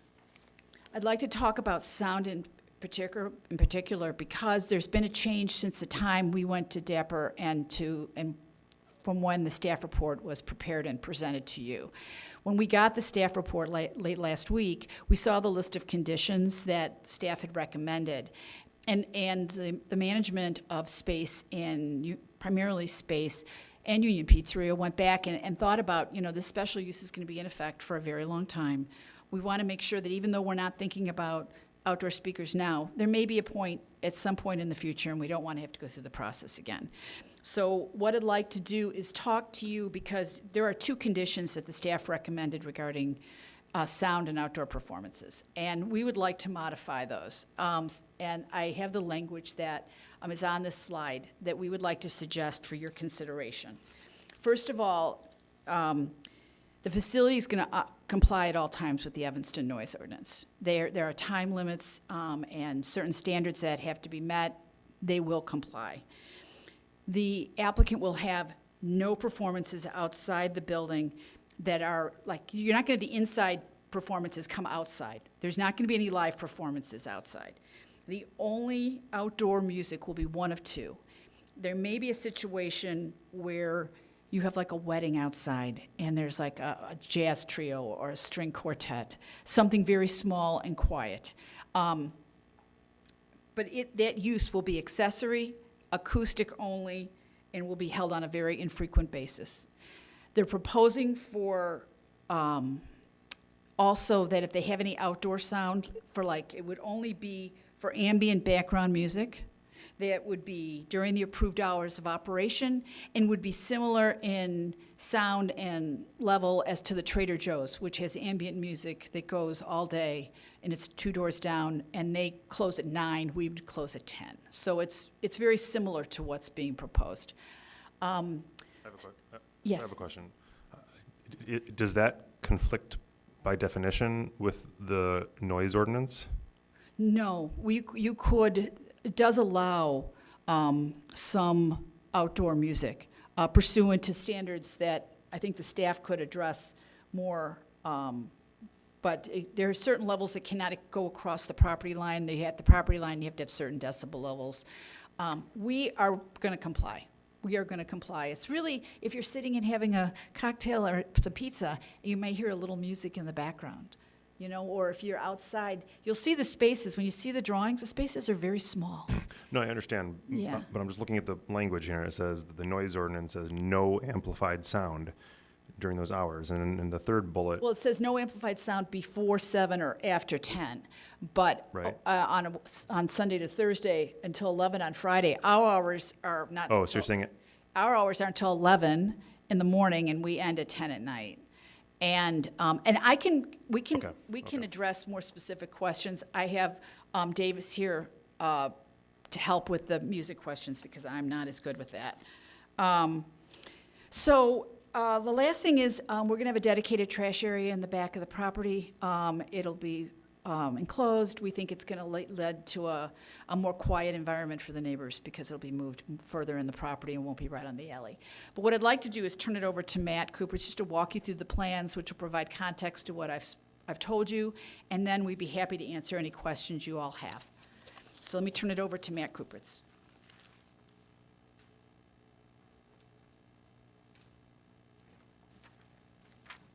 Good evening.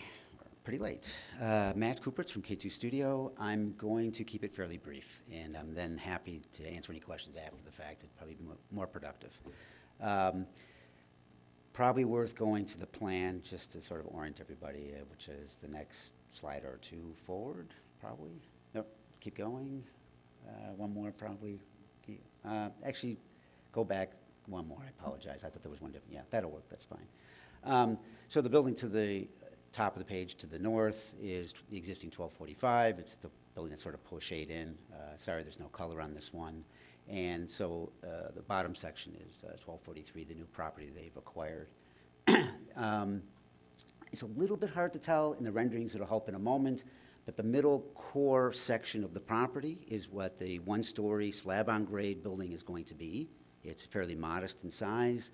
That front area to the left, that's the outdoor for the restaurant. It's all an open area. There is a small structure above it simply to create a little awning for relief from the sun. Again, you'll see in the renderings in a moment. So the middle section, which is a fairly modest footprint, again, as Bridget sort of pretty eloquently stated already, it's aimed at the sort of betterment of the experience at the venue. It is 100% dedicated to the venue. It is only infrastructure oriented, really, in the sense that it's, again, the coat check, additional toilet facilities that obviously go beyond what's in the existing facilities, and the small bar and lobby sort of waiting area for entry and intermission. So that middle zone, most significantly, also accommodates the ability to have now a dedicated entrance to the space venue. So in the drawing above the pochade sort of larger building up there, 1245, a little hard to tell, but it's the stage in that middle zone of that plan, and that's where the venue is. And you used to have to go down the corridor effectively through the restaurant to get to it. Now we've been able to sort of bifurcate that. The entrance for the restaurant stays what it always was, and now you come down into the property, set way back. That middle piece is the connector right at the theater space itself, so now you can enter more directly in. And it separates those out, which helps with things of the nature of like identity and all the rest, but it also just separates those populations out, so it's a little clearer. As a result, also, we've been able to ultimately enhance egress too. It's sort of more of a byproduct, but it's certainly a betterment as well in the sense that now the space was kind of landlocked in the original 1245. Now they can exit into the property to the south, go out towards the rear. We have an egress there, go out towards the front, beyond just the original exits that were of the original building. And then at the right, again, eastward, you get the outdoor space. That's dedicated exclusively towards the lobbies, just an expansion of that lobby waiting area for intermission and entry point. And then the garage that has always been there has remained from the original house, and that acts as a buffer off the alley and for that rear courtyard. We are proposing, and I'm going to just go to the renderings in a moment and kind of just make a few extra very quick points, but the entire rear courtyard is encapsulated by a fence area, and what you see to the very bottom right corner there is the setback, now centralized trash for everything. It's enhanced, it's larger, it can accommodate things that much more, and it sort of becomes that sort of back-end enclosure, including at the south property line, that fence sort of segregates and separates the whole courtyard from everything else. Maybe just move forward. That's simply just an enlargement of that rear area, and front elevation and a rear elevation from the courtyard looking at that sort of rear lobby space. That's what that bottom drawing is. The front simply is just simply showing what have is a small buffer zone, which is a planter for greening, and actually it had come up in the community meeting, the request for some bike parking. So we had, and I think it's the next slide will even show it, we had accommodated just the ability to have some bike parking.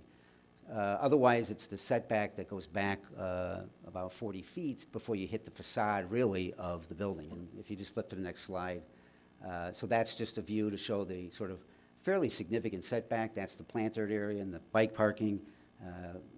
Again, that entrance, well, there's a better picture in a minute. Maybe go to the next slide.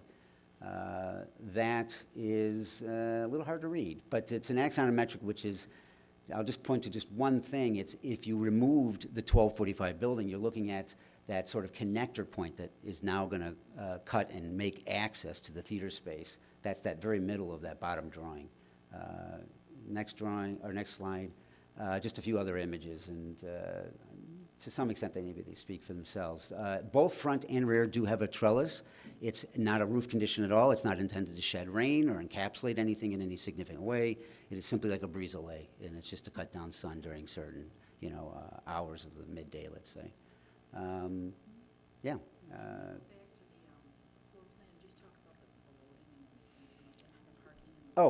Yeah, go back one more, right there. So you were not referring to the offsite, are you? The one before that, because it shows that one. I'm not sure it's what Bridget's referencing, but there are a few quick comments. Number one, on the building 1245, the existing building that's on the top of the page there is existing space back there that was used for parking. It is infrequently available for some drop-off, but right now that space stays as is. There's no change. What the addition is really, and the only thing being counted on-site towards parking is the 3 spaces inside the garage. The garage will be renovated, beautified. It's a little rough looking at the moment. That's all part of the new scope. And within it, you have one accessible space, which has a direct access through the rear of the garage and into the venue, and then 2 regular sort of spaces. And these are spaces, of course, that never were provided before. And again, the seat count and the ticket sales, they don't increase. So all we're doing is really adding parking that's just an enhancement to what was originally there with a facility that's not expanding in terms of occupancy. I don't know, is that addressing? Yeah, but it will also allow bands that are dropping off their music who maybe historically have parked in the space behind the existing building. They can now pull into the garage and drop off their equipment. I'm sorry. They can pull into the garage and drop off their equipment. So it allows a little bit less use of the alley. And we think it's an enhancement. So I think that's our questions. Let me make sure I caught everything. Yeah, I kind of did a speed round there, but I'm happy to back up and answer I anything. think the last point, in the interest of time, we did prepare significant application packages, and each one we addressed all the standards that are required by code for the text amendment and the special use and the variation. So I'm not going to go into them in depth, but they are submitted as part of the record. And if you have any questions, we're happy to answer it. We have people here from Space if you have any specific questions regarding Space. But we would really appreciate your support for the project. Thank you. So just to be clear, that was a presentation for both items remaining on the agenda. We're doing it all together, at least at this point. Are there any questions from commissioners? I first want to make a comment that Space and the restaurant are a real asset to Evanston. So I'm glad you guys are expanding. It's great. Did you ask the neighbors across the alley? Do they know about this? And I'm thinking about the noise Are you the neighbor? He's one of them. We Oh. had a community meeting that was sponsored by the council person, and she notified the neighbors, I think, and we had, I think it was in January, and I think 9 people showed up. And then, after that, the notice went out, the legal notice went out, and we did not receive any calls, although I do believe the city might have received a couple, but we haven't received any contact.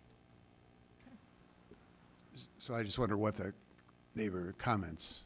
Well, in the community meeting we had, there were no significant comments. I'm not going to let this gentleman's going to speak for himself. And then, Katie, you received, I think, a couple comments. Yes, I can speak to that. So, with the written comment we received was after the packet, so that was why it was not mentioned in the staff report. I did receive a phone call from a resident, I believe 1326 Chicago, 1300 block of Chicago across the street. She just had questions to clarify that she understood the scope of the project. And she said that some neighbors had some concerns, but she must have shared the information with them, and it sounded like there were several of them, and they all got the mailing for the hearing, and they are not present this evening. If I may, I did also, this question came up earlier, and I did not have the information handy, but I wanted to clarify the noise ordinance. So they are required to comply with the provision that prohibits any sound hitting properties because they're within 150 feet of residentially zoned property.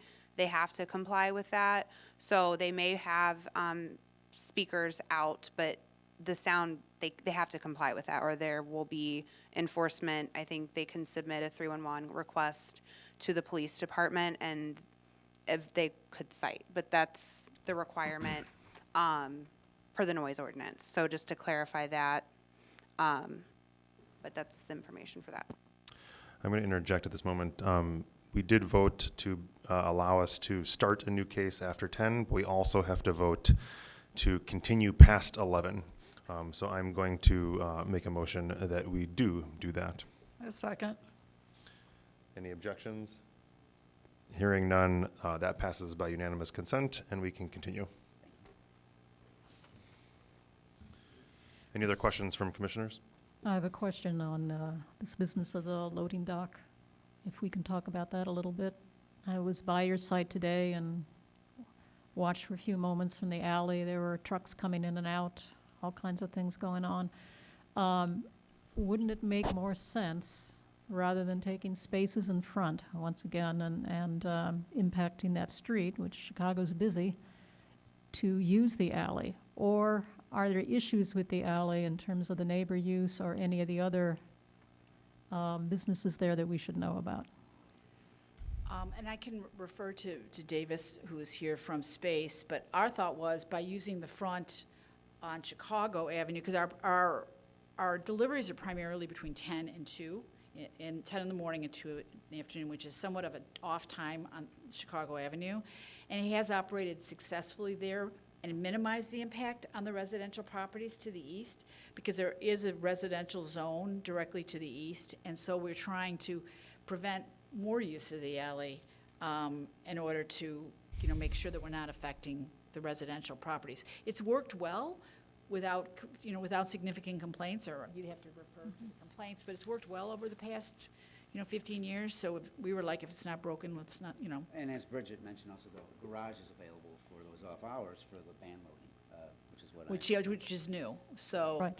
So could the garage accommodate, I guess, all your loading, or could that other space in the original building accommodate that rather than using the street? I think that's what I'm trying to figure out. Both are really effectively too small. The garage, we did look at things like auto turns and other stuff. It can't really accommodate larger trucks in any way. And by larger, they don't have large trucks. I mean, they're all small box trucks, but this doesn't really fit.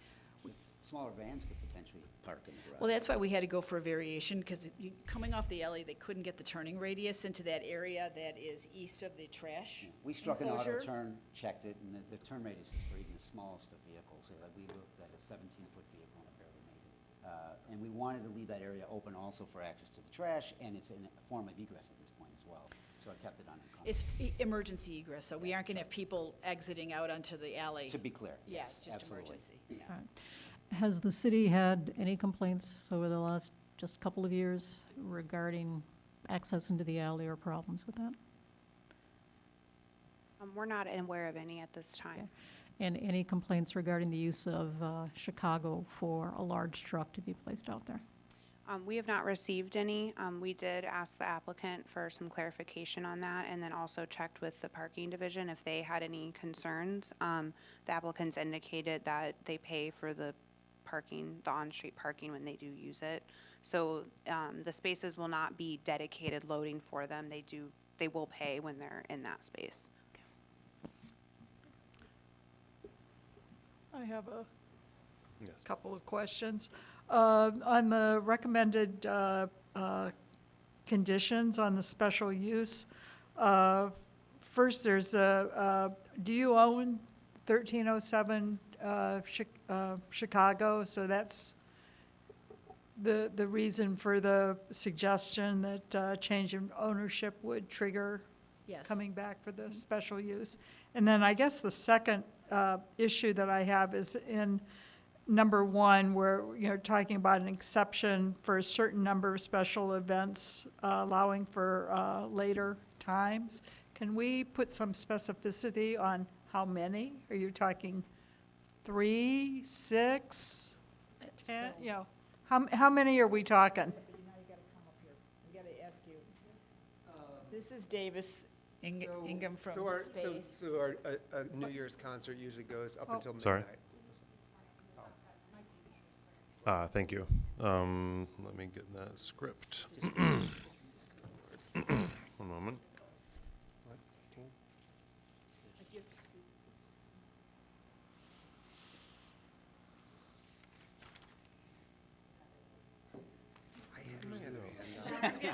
Here we go. Somebody told Here we me go. the other day. Do you swear to affirm to tell the truth throughout the course of these proceedings? I do. Thank you. Let's see. So we have New Year's concerts that do run up until midnight, and then usually the encore is like right at midnight. That's pretty much the latest we're ever going. Most of our shows are over by 10. So, yeah, but we're, you know, I'm uncomfortable, but with saying, well, with the exception of a certain number of events, I'd like to put some number on it. No. They're saying their hours of operation are basically 11 to 10. Wasn't it 11 to on Yeah. on the Thursday through Sunday? Is there, this is the staff. I'm just trying to, No, I just want to show, because he Oh. hasn't seen the Are language. we talking Oh. the indoor space or the outdoor space? Indoor space. So, let's see where the condition is. it's on page 6. Here, that the hours of operation be 11 to 10 daily, with the exception of a certain number of special events allowing for 11 a.m. to midnight. So this is for the indoor space. Do they have many events that are just 10? I mean, really, the 12 a.m. is one a year. That's a New Year's Just event. one? Yeah. That's really the only time we're going that late. What about between 10 and 12? Between 10 and 12, I mean, there are concerts that do get out a little later than 10, but 10 is like a normal sort of stopping time. Can we put how many, I mean, it's hard to have a condition that says with the exception of a certain number of special events per calendar year without having. For years, Yeah, right? I I mean, it's operated this way for years with no complaints. Well, I think that's Yeah. why his concern is that it ends at 10, it spills out a little bit later. Yeah, And I think that's- he's afraid to say every time at 10, dead on the Monday night. Yeah. Maybe if there's some capacity to give a little latitude, I understand the shows end at 10. They might extend a few minutes beyond and people Are leaving are and- exiting and in terms of any late committed shows, it's the one a year. Question for staff. What does that quarter, what are the hours of operation for other businesses? Meaning, I know that their hours of operation stop at 10, okay? But the rest of the quarter, what do they? Trader Joe's, I know, closes at 9. And I think Jewel is open pretty late. Yeah, Jewel's open at, so those are the closest uses.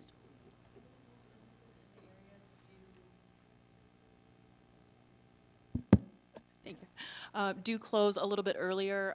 Special uses specifically for type 2 restaurants in the area have been allowed to be open until midnight on weekends. That was my point. And I guess to also clarify the crowd spilling out after 10, like that's exiting. I think it just is the event stopping at 10 p.m. So it's not that we would be enforcing if people are still kind of leaving at like 10:20. I think at Dapper, staff had kind of tried to nail a number. I had initially contemplated drafting 6, but I know that Dapper didn't provide a number. So I think that's what Commissioner Lindwall is looking to do.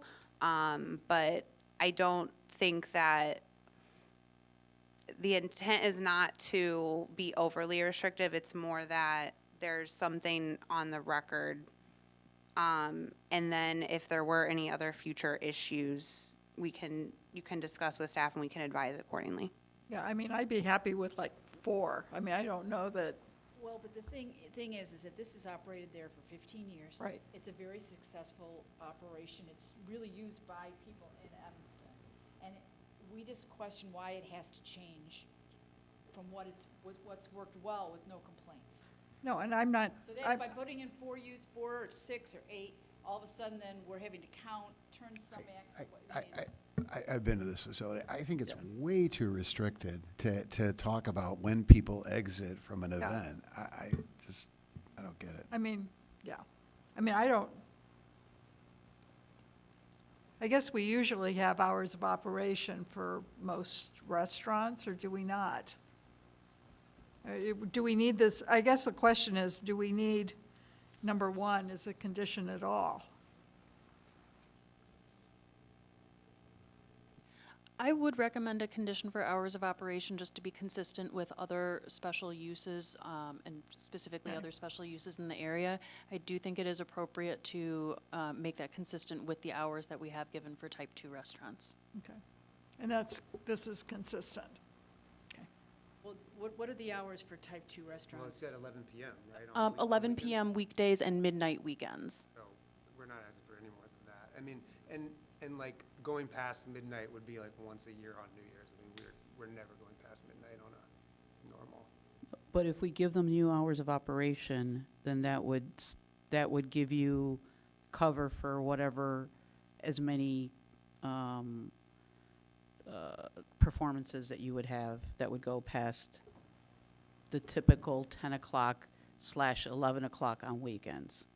So if we change their hours of operation, even if they don't use them, then because that's usually what we would do when we were on zoning. We would give them hours of operation from such hour to such hour.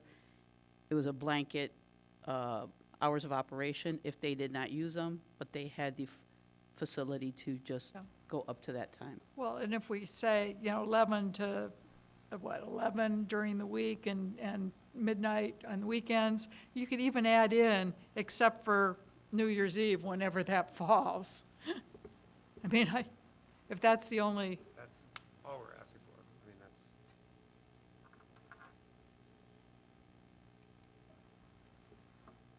so what are the standards? It's 11 to 11? No, but on the rest, typically on another plate in the quarter, it's 11 to 11, and then 11 to midnight? Correct, to midnight on Friday nights and Saturday nights. Okay.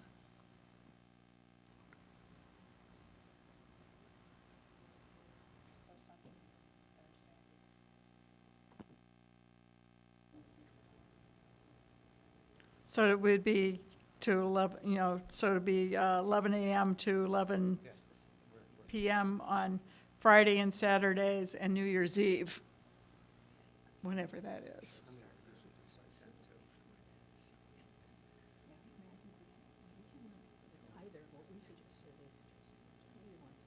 Yeah, Fine with keeping it consistent with the type 2 restaurants. Yeah, I think that's all. That's Just treat it like more or less what we do. more comfortable because that there's a consistency. That's okay. Yeah, I mean, that's Yeah, that sort of works. the way we've operated Okay. until now, so. That's great, thank you. Is there any other questions?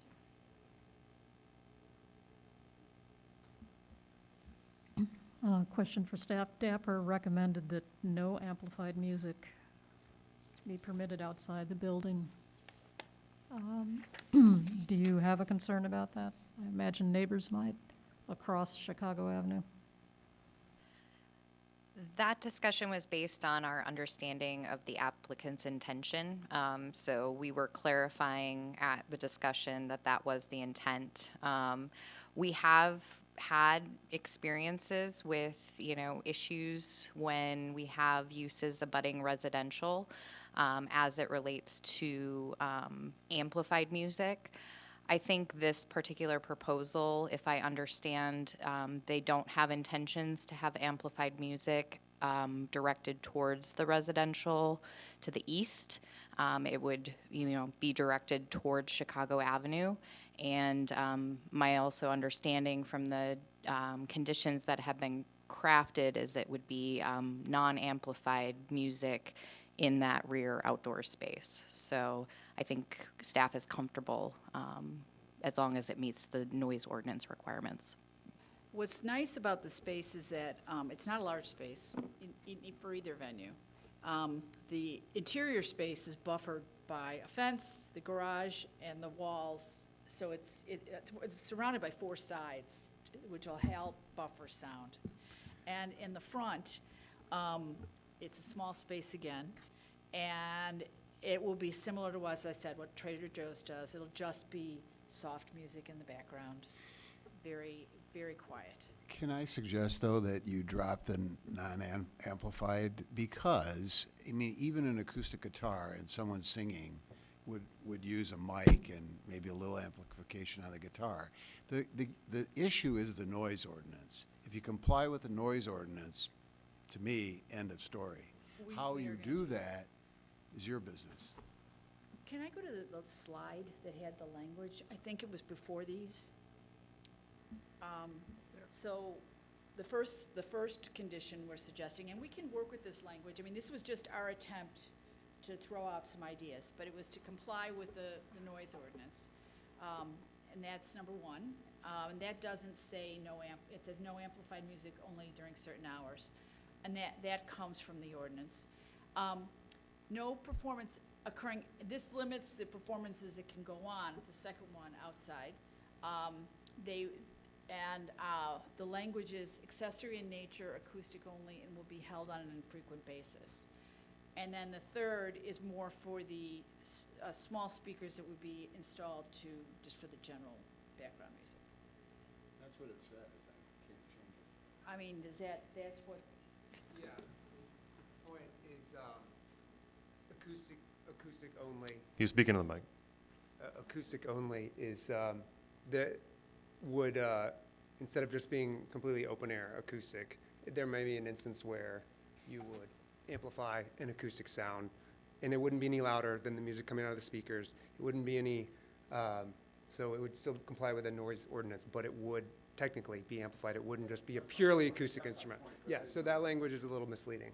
Well, the language, we say acoustic only. That doesn't say, we don't say no amplification. We're just saying we'll comply with the ordinance. We really don't intend to have. He's speaking to the mic. Oh, I'm so sorry. Yeah. It's gotten kind of informal, I apologize. So that's what we propose. Does that work for you, the language? Yeah, I think it's about the noise ordinance and just staying below that, whether it's a acoustic instrument that's played open air or plugged in at a low volume, or speakers playing pre-recorded music. I just don't want somebody to come over to you and say, you're violating because you've got a mic or a slightly amplified guitar. So it would be amplified within the noise ordinance. So essentially what you're proposing are these bullet points instead of number 2. Number 2 and 3. 2 and 3. Right. That's what we're proposing. I think it would strike the acoustic only. What do you want to do? You want to strike? Acoustic is like opposite of amplified. Well, do you want to take out acoustic only then? Probably. That would make it a little bit more. So if we more could then, on straightforward. the second condition, third line, that says any outdoor performances shall be accessory in nature and would only be held on an infrequent basis. And take out acoustic only, and you'll catch that with compliance in the noise ordinance. That would be our suggested change, if that would work. I have a question, actually 2 questions, if you don't mind. First, how will be the access to the outdoor space that will have the music? Are people coming first through the restaurant and go out, or they will go directly from the open pavement and go to the outdoor space? We can go to the plan. Yeah, Can we go to the site plan? yeah, pull up the, keep going, right there. Yeah. I wish there were a way to enlarge it, it's a little hard to see, I apologize. So right now, that hall that originally connected the restaurant to the rear theater space is still in place, but we've closed it off. So it is literally only dedicated as an emergency egress. Yeah. And hence, the only way to the theater proper, that is through the new entrance, separate from the restaurant, wholly dedicated. And How about the garden where the music will be played You go through on the sa- Chicago? Only way to get to that space is through the entrance that's to the theater. You go through the lobby, and then you enter into the rear area. It's the dedicated And- space to the theater only. Okay, and how about the space that is on Chicago? That's The front- restaurant space? That is just, I'm going to point. It's okay. That's the plan. So you just, it's open otherwise. Just come in. Okay. There's But- no enclosed fence line. or So somebody will have to say, go to this table or go to that table, or no? absolutely. Yes. Yeah. My point is, do you need a fence? I think the objective is to be open and inviting, and like most of these outdoor cafes, I don't think there's been any discussion to Okay, quarantine I it would anywhere. prefer, Oh, yeah, sorry. Apologize. That's because clear. if you want your patrons to come through the restaurant, through the pizzeria, and then go to the outdoor space, you have to make them go there and go out. They will not go directly to the garden. Well, there's a small conflict that could maybe be accommodated, but that main strip where I was just pointing is the main Yeah. sort of thoroughfare that gets you to the music venue. So if we start to Yes. fence that off, it sort of fights against the whole idea of it being its now own sort of, The whole point is, I get the concept and I like it. The whole point is that you may come to us after 6 months and tell us we need a gate over there and a fence. And I I'm don't- afraid of that happening. yeah, so now I understand your concern. I guess I can't predict the future, but I will say we've had conversations about operations. Everybody sort of looked through it and vetted it, and I don't believe that's a concern in any way. Quite the opposite. They Okay. want it open and inviting. Thank you. Second question, is everything ADA accessible? Absolutely. Well, So you will lower the current level of the so adjacent the site property? currently, right now, right, when they had raised the existing Yeah. house, a lot of spoils were left. That is all gonna be cleared out. By definition, we're gonna have to do it because we need to get the level of the new entrance to the theater low Yes. at the slab Yes. of the existing Okay. building.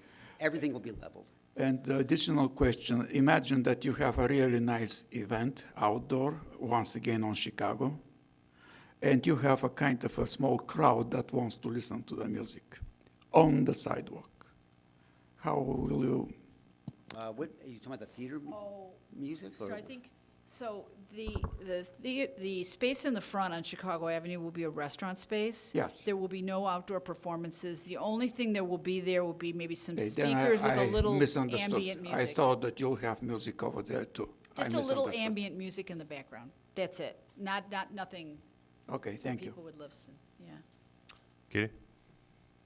Just to clarify for you, Commissioner Miranchev, staff does review for Illinois Accessibility Code and our own building code compliance with regard to accessibility.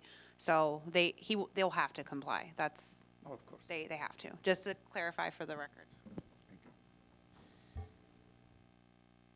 Okay. Any other questions from commissioners for the applicant? Okay, seeing none, we will move on Thank you so much. to public comment. That is John Green.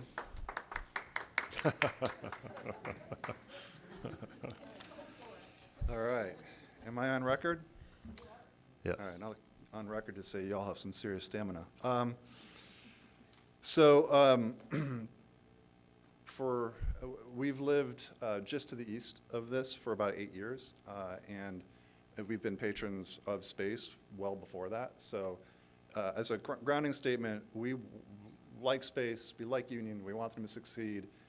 The questions that I have, and I didn't know how these things work, so I was going to ask questions, but I guess I have to make statements. We just want to make sure the experience of the residences, especially to the east here, are taken into account, frankly, a little bit more than it has historically and is in the current proposal. So I've got 3 things, and y'all are going to give me on time here. So the first thing, and it's helpful that this is up, because a lot of the conversation today and a lot of the language in the proposal has to do with the loading between 10 a.m. and 2 p.m. for food and drink and whatnot. That's really not a concern for residents.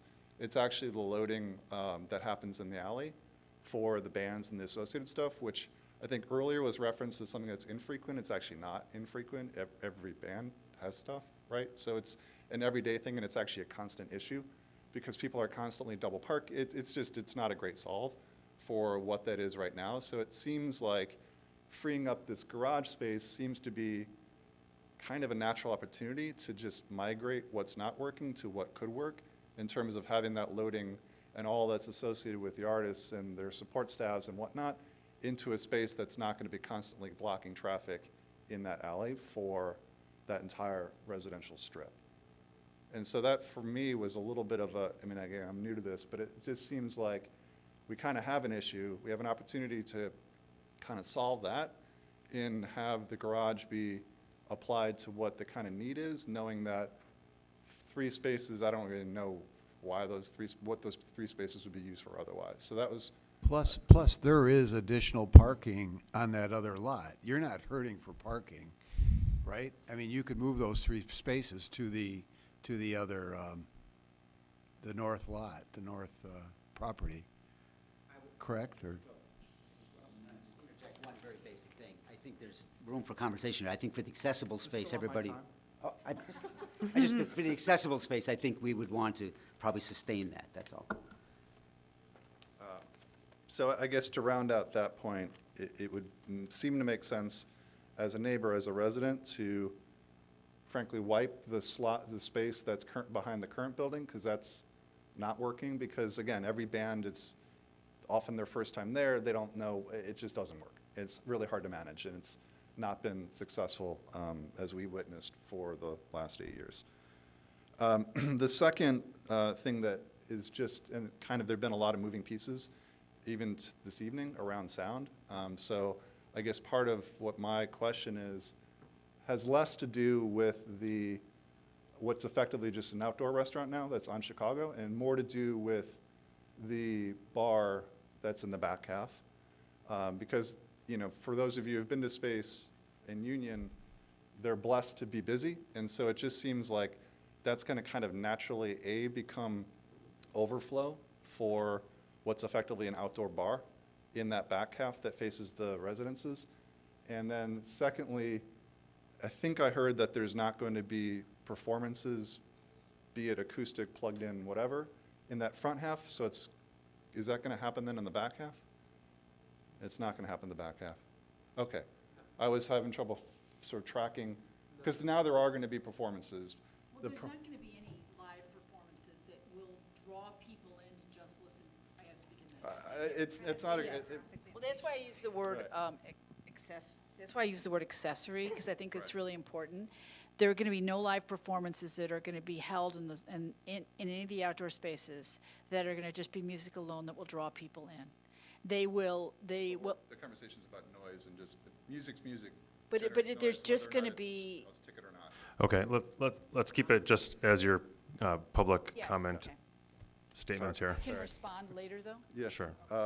So, and then the thing that I guess is just a clarifying question is, the shows end 10 o'clock-ish. Egress of people, let's grab another drink. I just don't understand if the 10 p.m. time means in that back half especially. Is that last call? Is that everybody got to go home? It just seems like it's kind of designed to be a post-show gathering space just by human nature, and that would be a noise concern that I think the residents would have. And then thirdly, and this is something that I think got clarified this evening, is what the egress to the east is. Is that only in case of emergency, or is that going to effectively become a pretty significant pedestrian egress into the alley that's frankly a lot harder to manage than just egress onto a major street such as Chicago? End statement. Thank you. Okay, would the applicant like to respond to those questions? With regards to the parking in the alley, I think we agree with Mr. Green that the use of the garage provides an opportunity to move things off the alley and have the musical instruments, et cetera, unloaded in the garage, which I think that should accommodate a lot of the issues that maybe he's experienced. We would be opposed to removing the space adjacent to the building, which has been there for years. It's used for quick drop-offs, so we would want to retain that. With regards to the second issue, which is regards overflow for an outdoor bar, there will be no overflow. The only people that can go in the outside area, in the middle area, are people that are patrons of space. We anticipate that it'll be used prior to a show or during intermission. We will, follow the hours of operation if you decide for a Tier 2 restaurant. But this is not going to be a standalone bar where people can go in and order a drink. You have to be a ticket holder for space. And it has to be part of your going to a performance. And do you cut off, you don't sell liquor after the show, the performance is over, correct? I would have to defer that question. I don't know the answer. So the hours that are set will follow. Next, outdoor music. As I said, there's going to be no independent music outside where people are going to come and listen to a performer. It will either be ambient music like you'll get in any kind of outdoor restaurant, or if there's a special event like a wedding or some kind of special event there might be something very small, like, as you said, a trio. But once again, subject to the noise ordinance. And then your last hours for... Well, the access is just emergency access to the east. The people will not be using the alley to get out after a show. After a show, they will go out via Chicago Avenue. So as I said, I met Mr. Green right before tonight, and I got his email address. And I'm going to send him my contact information so that we have the opportunity to talk also. And if there's any further questions he has, we'll be happy to address them. Thank you. Okay, I assume there's no other public comment. Correct. Okay. Yes. Does the applicant or staff have any closing statements or wish to respond to any comments provided? No. Okay, thank you. I will now close the record and move to commission deliberations. Any thoughts on the proposal? Do we want to do this one at a time or just all together? let's- I think it's a good project. I think that the suggestions regarding the using the two of the three parking spaces in the back for kind of equipment and stuff makes sense. Looked like on the plan that for 1307, it looked like there were a couple of extra spaces there anyway that were not, not used for anything. So I'm supportive of the project and both the text amendment and the special use and the variation. Let me interject. Let's do deliberations on the whole project in entirety, but we'll do votes individually.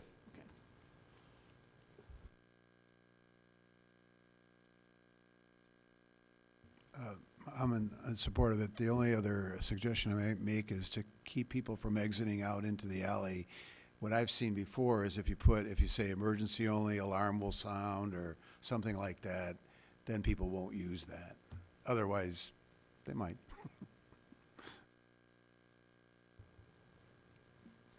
Any other deliberation? The only other comment I'd make, and Space may be doing this already, but to keep an open line of communication with neighbors. This may not seem like you're expanding that much, but, you know, noise can travel no matter what. And I think it's important. You've been such a great neighbor there and such a great operation, so hopefully it can continue to happen that the neighbors don't have problems with that. And just a note on that noise, it's we've all been talking about music, but people make noise, you know, talking, screaming, laughing.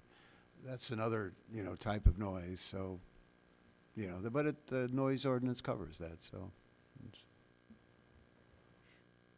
There can also be a sign put up, you know, be respectful of your neighbors as you're leaving the premises.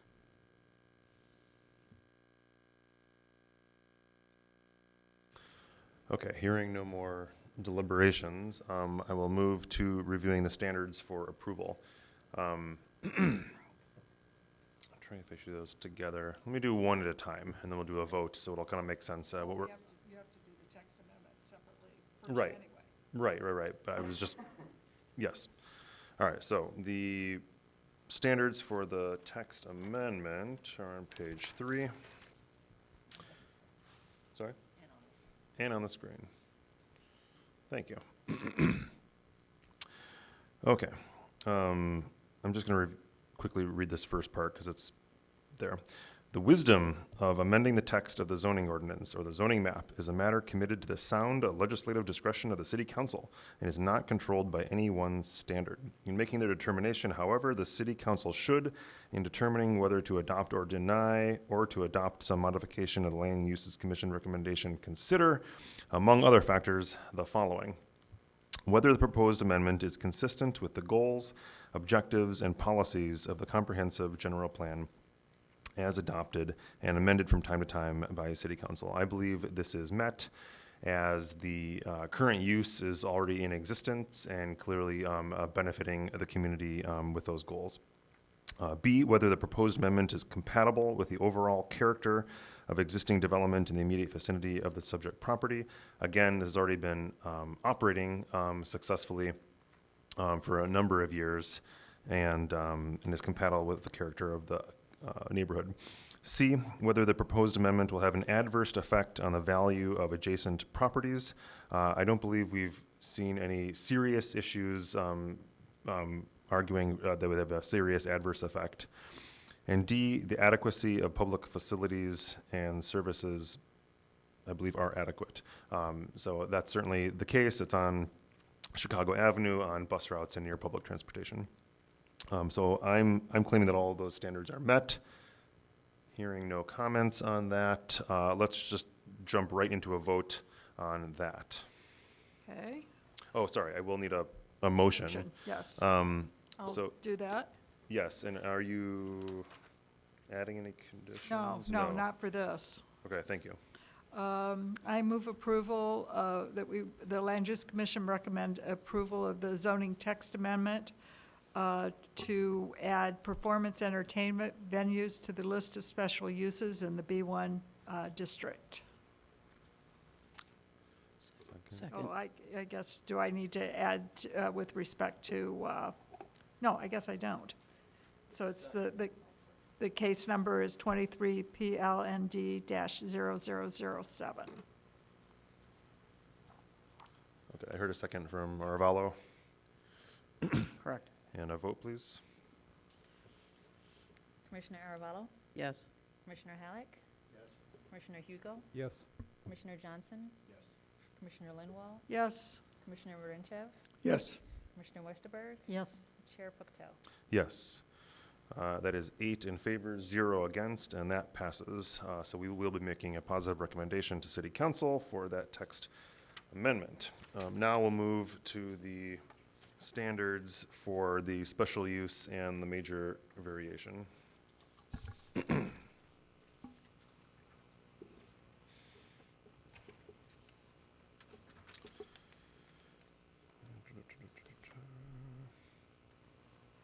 And there's 2 sets, okay. All right, so we need to find that, that the proposed special use do the following. It is one of the special uses specifically listed in the zoning ordinance. Assuming that the text amendment is approved by city council, then it will be. Number 2 is in keeping with purposes and policies of the adopted comprehensive general plan and the zoning ordinance as amended from time to time. Same argument as prior, that is met.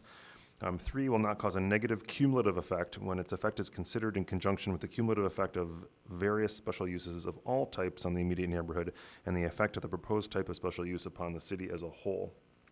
We've not come to any kind of conclusion about overwhelming cumulative negative effect. 4 does not interfere with or diminish the value of property in the neighborhood. If anything, is probably an increase to be close to this resource on Chicago. Number 5 can be adequately served by public facilities and services.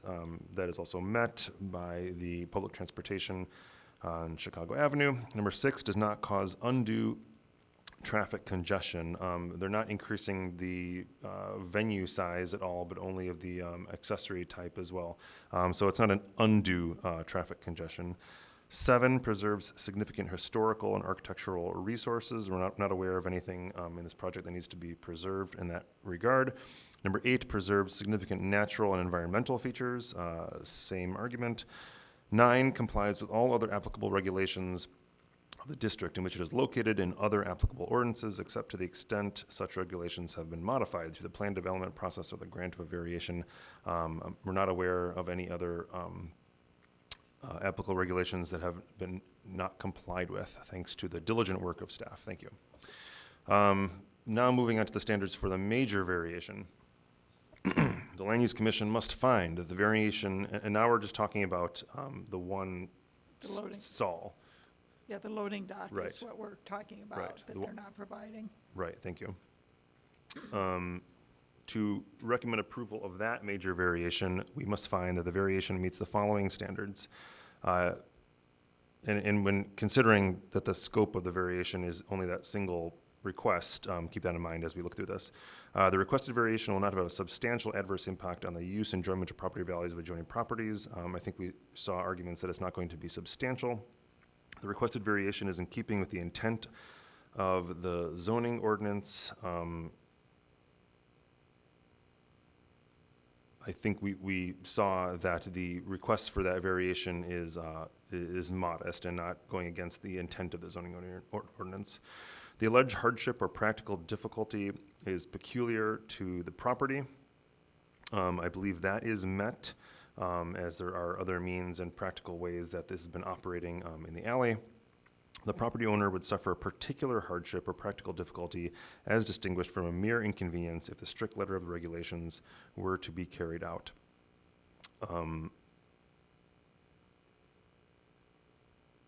I think we've heard from the owner that that they're making do with the situation in the alley, and are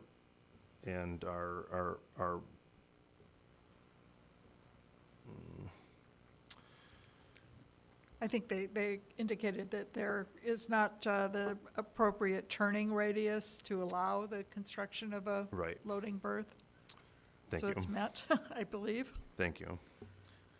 Number 5, either the purpose of the variation is not based exclusively upon a desire to extract additional income from the property, or while granting of the variation will result in additional income to the applicant, and while the applicant for the variation may not have demonstrated that the application is not based exclusively upon a desire to extract additional income from the property, the Land Use Commission or the City Council, depending on final jurisdiction under section 6382 of this chapter, has found that public benefits to the surrounding neighborhood and the city as a whole will be derived from approval of the variation that include but are not limited to any of the standards of section 6363 of this chapter. I think we've seen that the request for the variation is not based exclusively upon a desire to extract additional income, but rather just a practical request. The alleged difficulty or hardship has not been created by any person having an interest in the property. This wasn't something that they created. 7, the requested variation requires the least deviation from the applicable regulation among the feasible options identified before the Land Use Commission issues its decision or recommendation to the City Council regarding said variation. This is only one variation and relatively modest, and therefore I believe it's a least deviation. Okay, so I'm claiming that all of those standards are met. Any? Hearing no more conversation, let's have a motion, a motion for a. All right. A motion, thank you. What, we have a staff or no?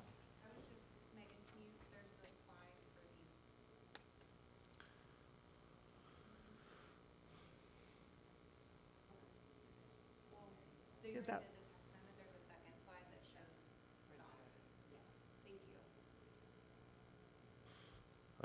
Right, okay, because the motion, we do want to include some conditions as noted in the packet and additionally modified by the request of the applicant.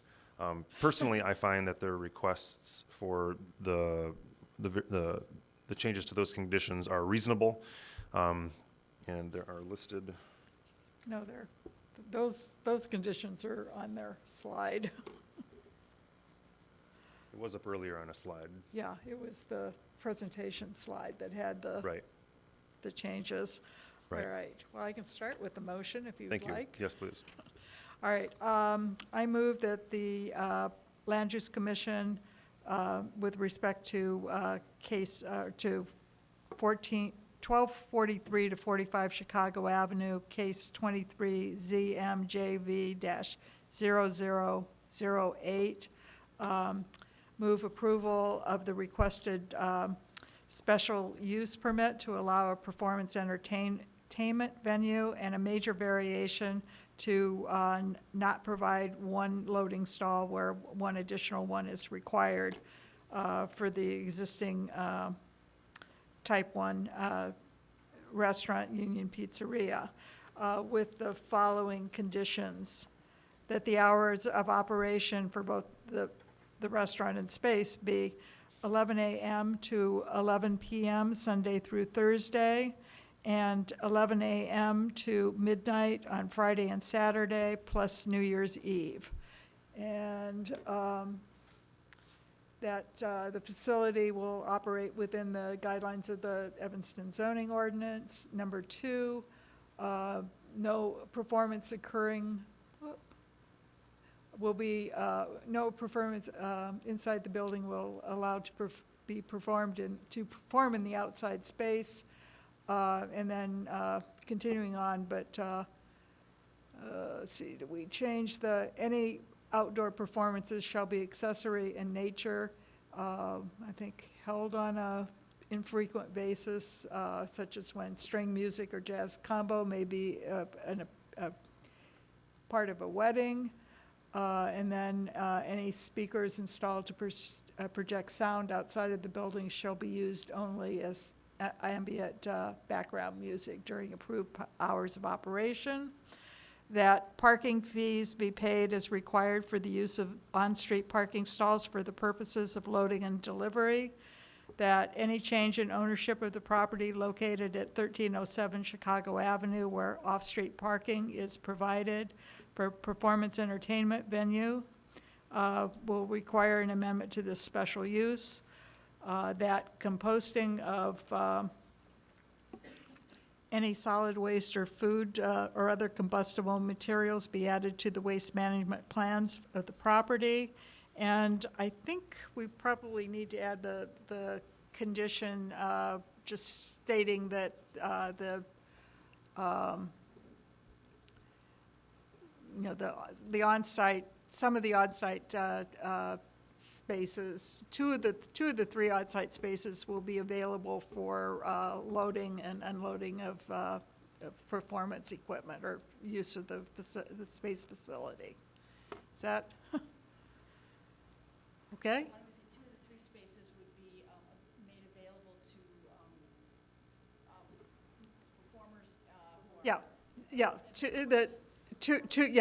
Two of the 3 on-site spaces will be available for performers and their equipment.